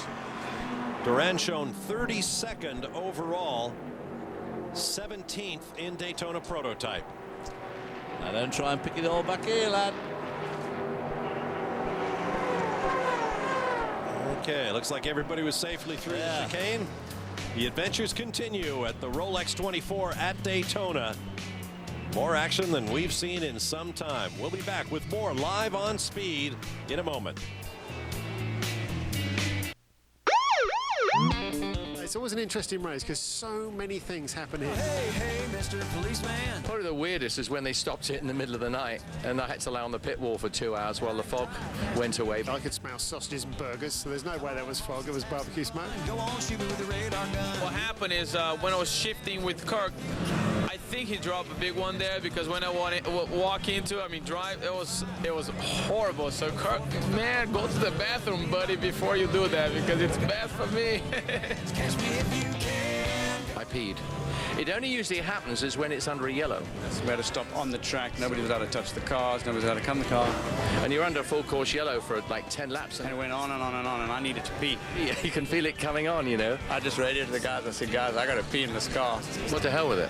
I had no option. No, the problem is, it's difficult to make it work. I'm in the jailhouse now. I've done 45 24-hour races, and we look like death. We smell like a polecat. So, what the heck if there's a little bit of pee on our trousers? I'm in the jailhouse now. Well, before you send us your emails, that was the answer to the question, what do drivers have to do if nature calls while you're in the midst of a stint? Sometimes it does leave the seat in rather damp condition for your co-driver to take over from you. Now there's Joey Hand. A moment ago, he was stationary out on track in the number 23 Porsche-powered Crawford. Ruby Tuesday sponsorship. Looks like he's going to take that to the pit lane. Swerving back and forth a little bit. If he had some kind of mechanical problem, no word on that. And the crew falls on the car from Alex Job Racing. We've got a bunch of interesting emails. We'll get to them shortly as we watch them work on that car. Well, in fact, you just saw Joey Hand come in and swerve back and forth. We've all seen drivers flashing their headlights as they come on to pit road, as well as on different parts of the track. What does it all mean? Well, if they're flashing while on track at speed, it means they're trying to get the attention of the driver ahead of them to let them know that they're closing and will attempt to pass. On the pit lane, they often do it to acknowledge their crews and communicate non-verbally. That's from Dr. Darren in New Braunfels, Texas, who also wants to know if the teams are using spotters for this race. As you watch Rafael Matos in the GT number 70 Mazda leading the class as he gets passed by the 61 AIM Motorsport overall leader, Colin Brown. Yes, Dr. Darren, the spotters are very much in use here at Daytona for sports car racing. We've got one here from Greg Ricks, who asked 2 questions. In the broadcast opening, Dan Gurney mentioned that David also competed in the 1962 Daytona Continental. What was I driving? I was driving an XKE for a chap called Peter Berry, which I drove in England a few times after that.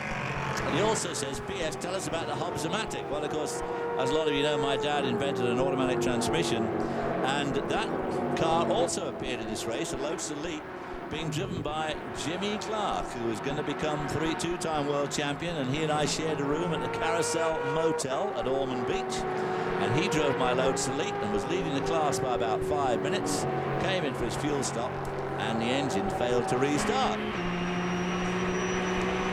We're going to ride along with Andy Lally in the number 66 Porsche, second in GT. This guy drives everything, and like so many of the top stars, drives it well. Well, Andy Lally, and unfortunately, Randy Post is also in this race floundering around. He's another guy that just drives everything and anything. Right, many of these drivers participated in yesterday's season opener for the Coney Challenge. You'll be seeing that race here on Speed. Andy Lally, one of those guys that drives, as we said, anything and everything. He does a lot of those ride and drive types of things for dealers and car manufacturers, so they're very busy boys. There's the class leader in GT. Actually, Andy takes over. It was the class leader. He's right. Both these classes are very close together. If you stop, you're going to lose the lead.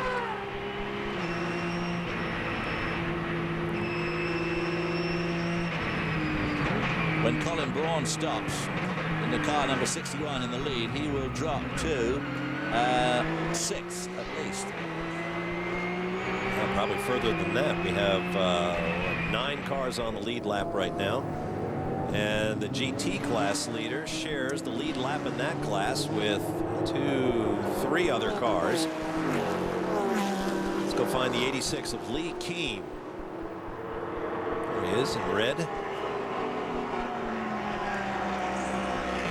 We keep talking about driver changes and anywhere from 3 to 5 drivers in the cars. We have an email asking, how do all the drivers safely use the same seat in the race car? Well, the answer is they use bolsters if they have big height differences, and the seats are adjustable in nearly all of these cars to some degree. We have another email here who asked what was the most challenging part of this race when you participated as a driver. Well, now they've got the floodlights, it's not quite as bad, but it used to be pretty dark and gloomy in the infield here. And these tight corners, it was always very difficult to find your way around here at night, quite frankly. So the night was difficult. Oh, there's 3 wide again among the GT cars, fighting their own battle. While the Daytona prototypes lead the overall. Whoa, whoa, whoa. Gently. It's Lally and Keene. Who's the 3rd car in this? That's 67. That's Romain Dumas. Romain Dumas, right. Who is a lap down. He's a lap down, but he's sort of in the hunt. And that is 1st and 2nd in GT, nose to tail. And Jan Magnussen in the first of the Pontiacs in the 07 car is only about 12 seconds behind this group, so he's right up there too.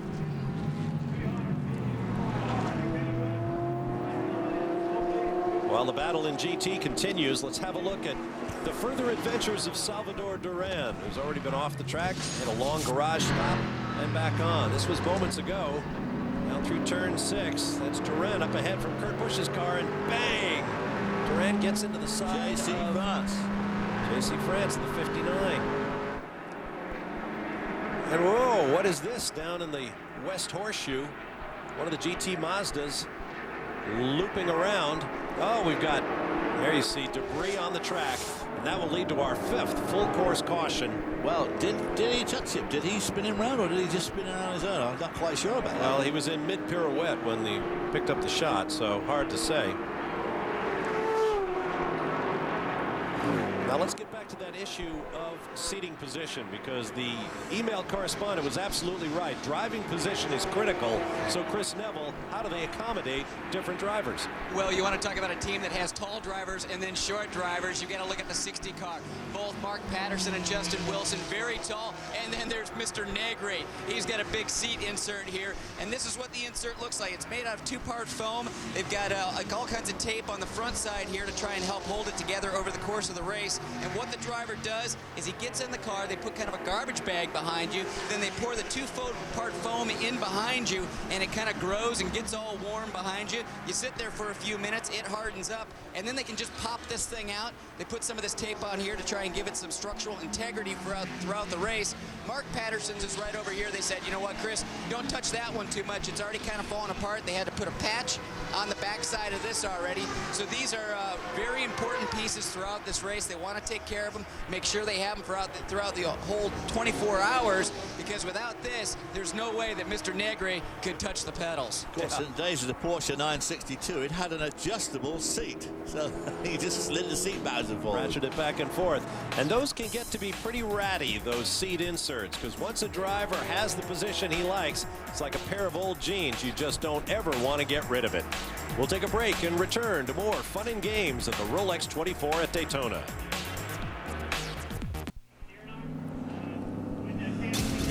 Tomorrow, Speed brings you the live wrap-up of the Rolex 24 at Daytona. We'll get you up to speed with what happened overnight and watch the best in the world try to conquer this ultimate test of racing endurance. Our live coverage continues tomorrow morning, 6 a.m. Eastern Time, only here on Speed. Back at Daytona International Speedway, we are still under our 5th caution on board with Andy Lally in the Porsche. Notice that blinking yellow light right there on the dashboard, right in the driver's line of sight. That's the new Delphi caution light on Grand Am Rolex Series cars to let every driver in the field know when the yellow flag comes out, and the field will be neutralized. Now, what's going on with the 10 car here? Wayne Taylor taking over for Michael Valiente, and he's lost the fire down at the end of pit road. I mean, right at pit out. You see the officials pushing him back. That's a hairy moment. And he is basically pitted all the way back at the other end of pit lane. So this could be very costly. Michael Valiante just drove a great stint too.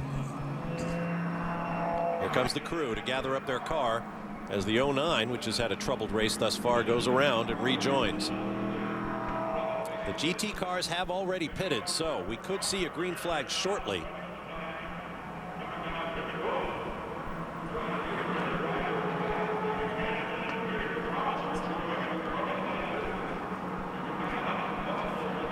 One, two, three, four, 5 crewmen in the pit lane, even though they're sprinting to the wrong end of it. That's how many they're allowed. Taylor scanning the gauges. Careful, we got another car exiting. Is this the 03, I think, the Vision Racing car for Indianapolis Motor Speedway CEO Tony George and the lineup of IRL IndyCar drivers. Well, it didn't want to start, did it? They're not going to be able to push him any farther. They're at the end of pit lane.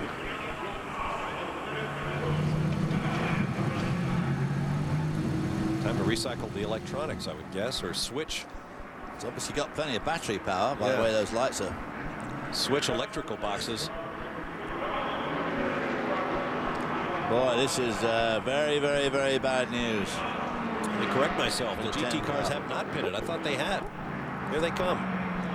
That is bad news for the 10 car. They're currently riding in 8th. They'll go down a lap. There's the SunTrust group. Looking for something on the computer monitors. Ugh. Ooh, gently, boys. Dear, oh dear, yeah. Some of the cars have pitted him back. As you watch some of the driver changes go on, we have an email from Steve Patterson asking, I noticed that some of the drivers appear not to be wearing the Hans device, the head and neck restraint device developed by Dr. Bob Hubbard and Jim Downing. No, in fact, they are all wearing it. It is mandatory in Grand Am, as it is in most major racing series around the world now. It's a lifesaver, and everyone must wear it. It may be painted in the livery of either the driver's uniform or the team, so it may be harder to spot. But they are all wearing them. Let's go to Chris Neville on the 10 situation. I've been sitting here listening to them on the radio, and Wayne is just saying he can't get the car refired, so the team is going through pretty much everything electrical at this point in time, telling him check all the circuits, check all the switches, turn off your helmet cooler, your cool suit. They're just trying to try everything electrically on that car to figure out what is the problem. It sounds like they're probably going to try and have to get in there and change out the battery and see if that's what the issue is. But right now, they've gone through just about every switch and circuit they can, and they can't figure it out. Andrew? Yeah, well, I just saw a mechanic reaching in, cycling through various switches on the dashboard. They pushed the car right to the pit out. It didn't fire up, and now, as you can possibly see, they're pulling it back again. So I think this is a disastrous situation here for the 10 car. Boy, a disaster indeed. Well, it was running fine. I mean, we saw him. We had that onboard shot of him going down the pit lane, and the thing was running just fine. And it's just obviously died on him for some reason or other. Well, Wayne Taylor and his team have had an interesting history here at the Rolex 24. Let's take just the last 3 years, for example. 3 years ago, they won the race. Wayne Taylor driving with Max Angelelli and Emmanuel Collard. Then in 06, Collard was behind the wheel early in the race when this happened. And the damage was too great for the team to overcome. Last year, four-time NASCAR Cup champion Jeff Gordon joined the team and had this altercation with the pit side wall, but they were able to recover and finish third. And they are one of the near record 12 teams that have had a share of the race lead thus far this year. Let's go to Andrew. Yeah, well, the situation's really complicated. It actually pushed the car back. More GT cars are coming in against them, coming to make their pit stop. So it's been a really difficult situation. But now I think they're getting the car back into the pit box. Meanwhile, I have to tell you, the rain is starting to come down really heavily. Boy, it is that. Thank you, Andrew. Heavy enough for the teams to switch from slick rubber to the treaded rain rubber. No, I think it's a bit too. It's just starting to come down now, and I'm just standing by the 66 pit, and they put another set of slicks on, which probably is not. Well, we'll see whether that works. Everybody has now pitted, so if they decide to come in for treaded wet weather rubber, it'll be an open pit. DPs and GTs will pit together, and that could get chaotic. There you can see how hard it's coming down right now. It is going to get very, very slippery down at that turn 1 area, which is where we see the rain. The pit lane will become very slippery, so people are going to have to be very careful how they come in. And of course, that pit exit will be extremely slippery. We'll take a break and return. See if we can get a green flag, perhaps read some more emails. Enjoy the 46th running of the Rolex 24 at Daytona.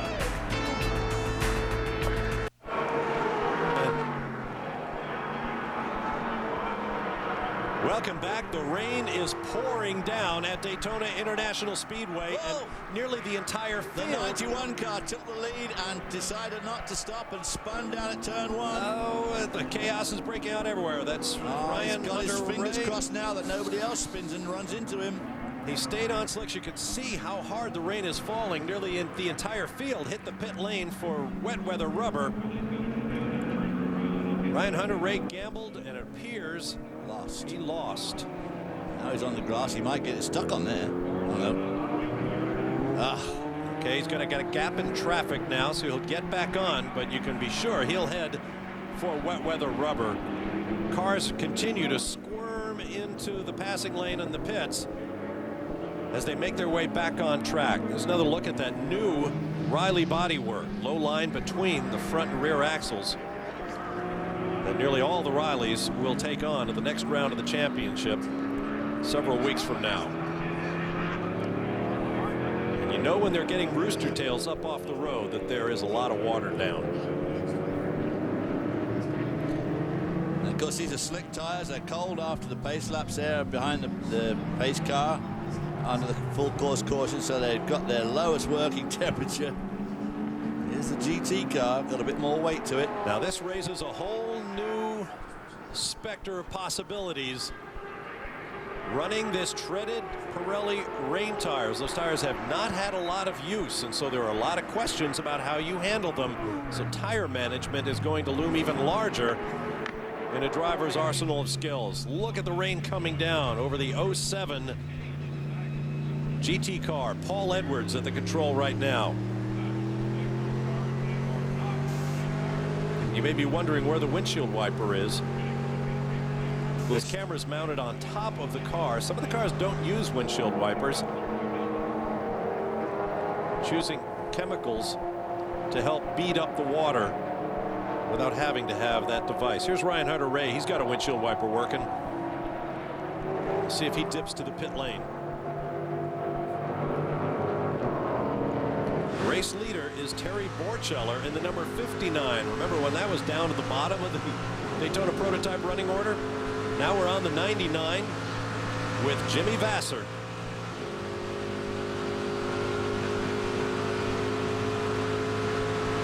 On the backstretch. Cars continue to stream into the pits. And of course, that means a lot of wheels are going to be taken back to the Pirelli tire compound to get rains fitted. And all the tire busters back there are going to have to work a lot harder. An email from Steve in Rome, Georgia says now that Pirelli's the tire supplier, do they do all the mounting of new tires, and how do they keep up with all the teams? Well, the answer is yes. Pirelli mounts all the tires, and they have quite an operation back there, separating GT from Daytona prototype wheels and getting the right tires on them. There's Andy Lally. Andrew Marriott is with him. Yeah, Andy, you just got out of the car and the rain came just about a minute too late, didn't it? Richard Westbrook in the car, he's going to have to come back in again. He is coming in right now as we speak, but Westy's an awesome rain driver, actually awesome posture driver all around. Ted and Bryce have done an awesome job so far, and you know TRG is just giving us the car to beat. We got a ton of guys in the TRG organization working it here, now working up in Morrisville in North Carolina, putting together good equipment, and I couldn't be prouder to run with them. Now you've got an engine in the back of your car and you're more used to having it in the front. How's that feel? I get confused every single weekend. I'm going last weekend from the front engine, this weekend back engine, and in a couple days I'll be testing a mid-engine car.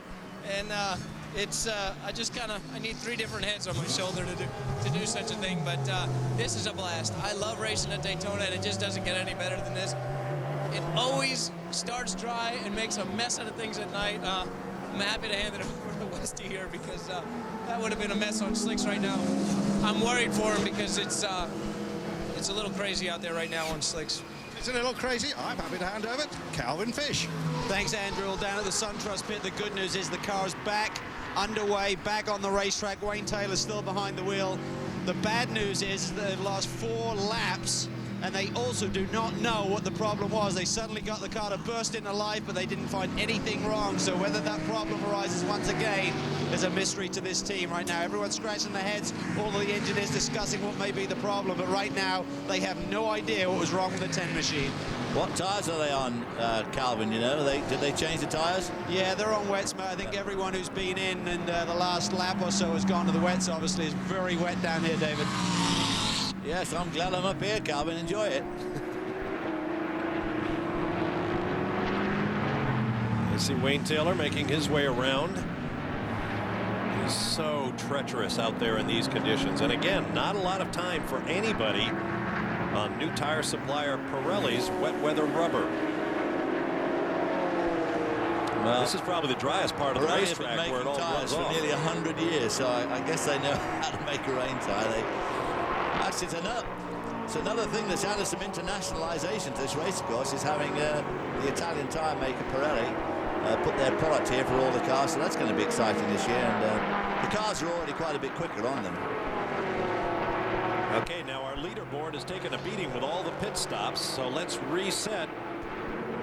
There's the GT running order across the top of your screen, and there's Richard Westbrook, as Andy Lally mentioned. Former Porsche Super Cup champion, knows how to handle this 911. And you heard Andy Lally talk about the operation up in Mooresville, North Carolina. The Racers group is expanding into NASCAR with a Craftsman truck team. Kevin Buckler and his partners bought up the assets of Darrell Waltrip Racing, and they'll have a Craftsman truck out there, and Andy Lally will make the step to stock cars. It's going to be an exciting year for that bunch. Boy, it's wet there. It's very wet.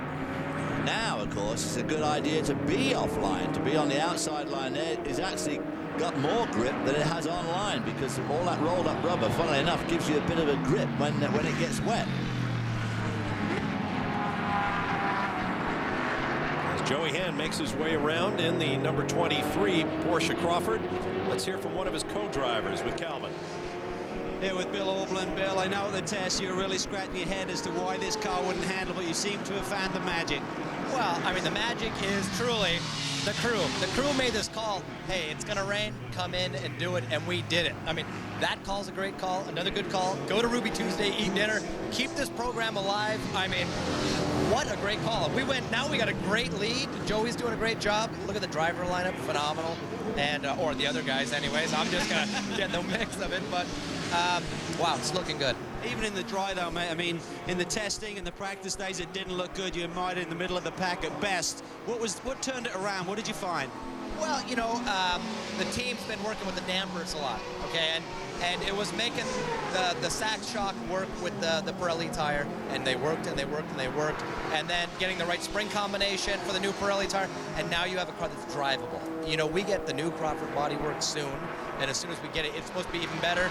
Then the car goes to the front, Joey and I go racing for the rest of the year. Talk about switching to these Pirelli wets. I understand not many of the teams have any running at all on these Pirelli wets. Is that a concern, switching over and finding the balance? Yeah, absolutely, right? I mean, we changed the rear wing in anticipation of what we think it might do.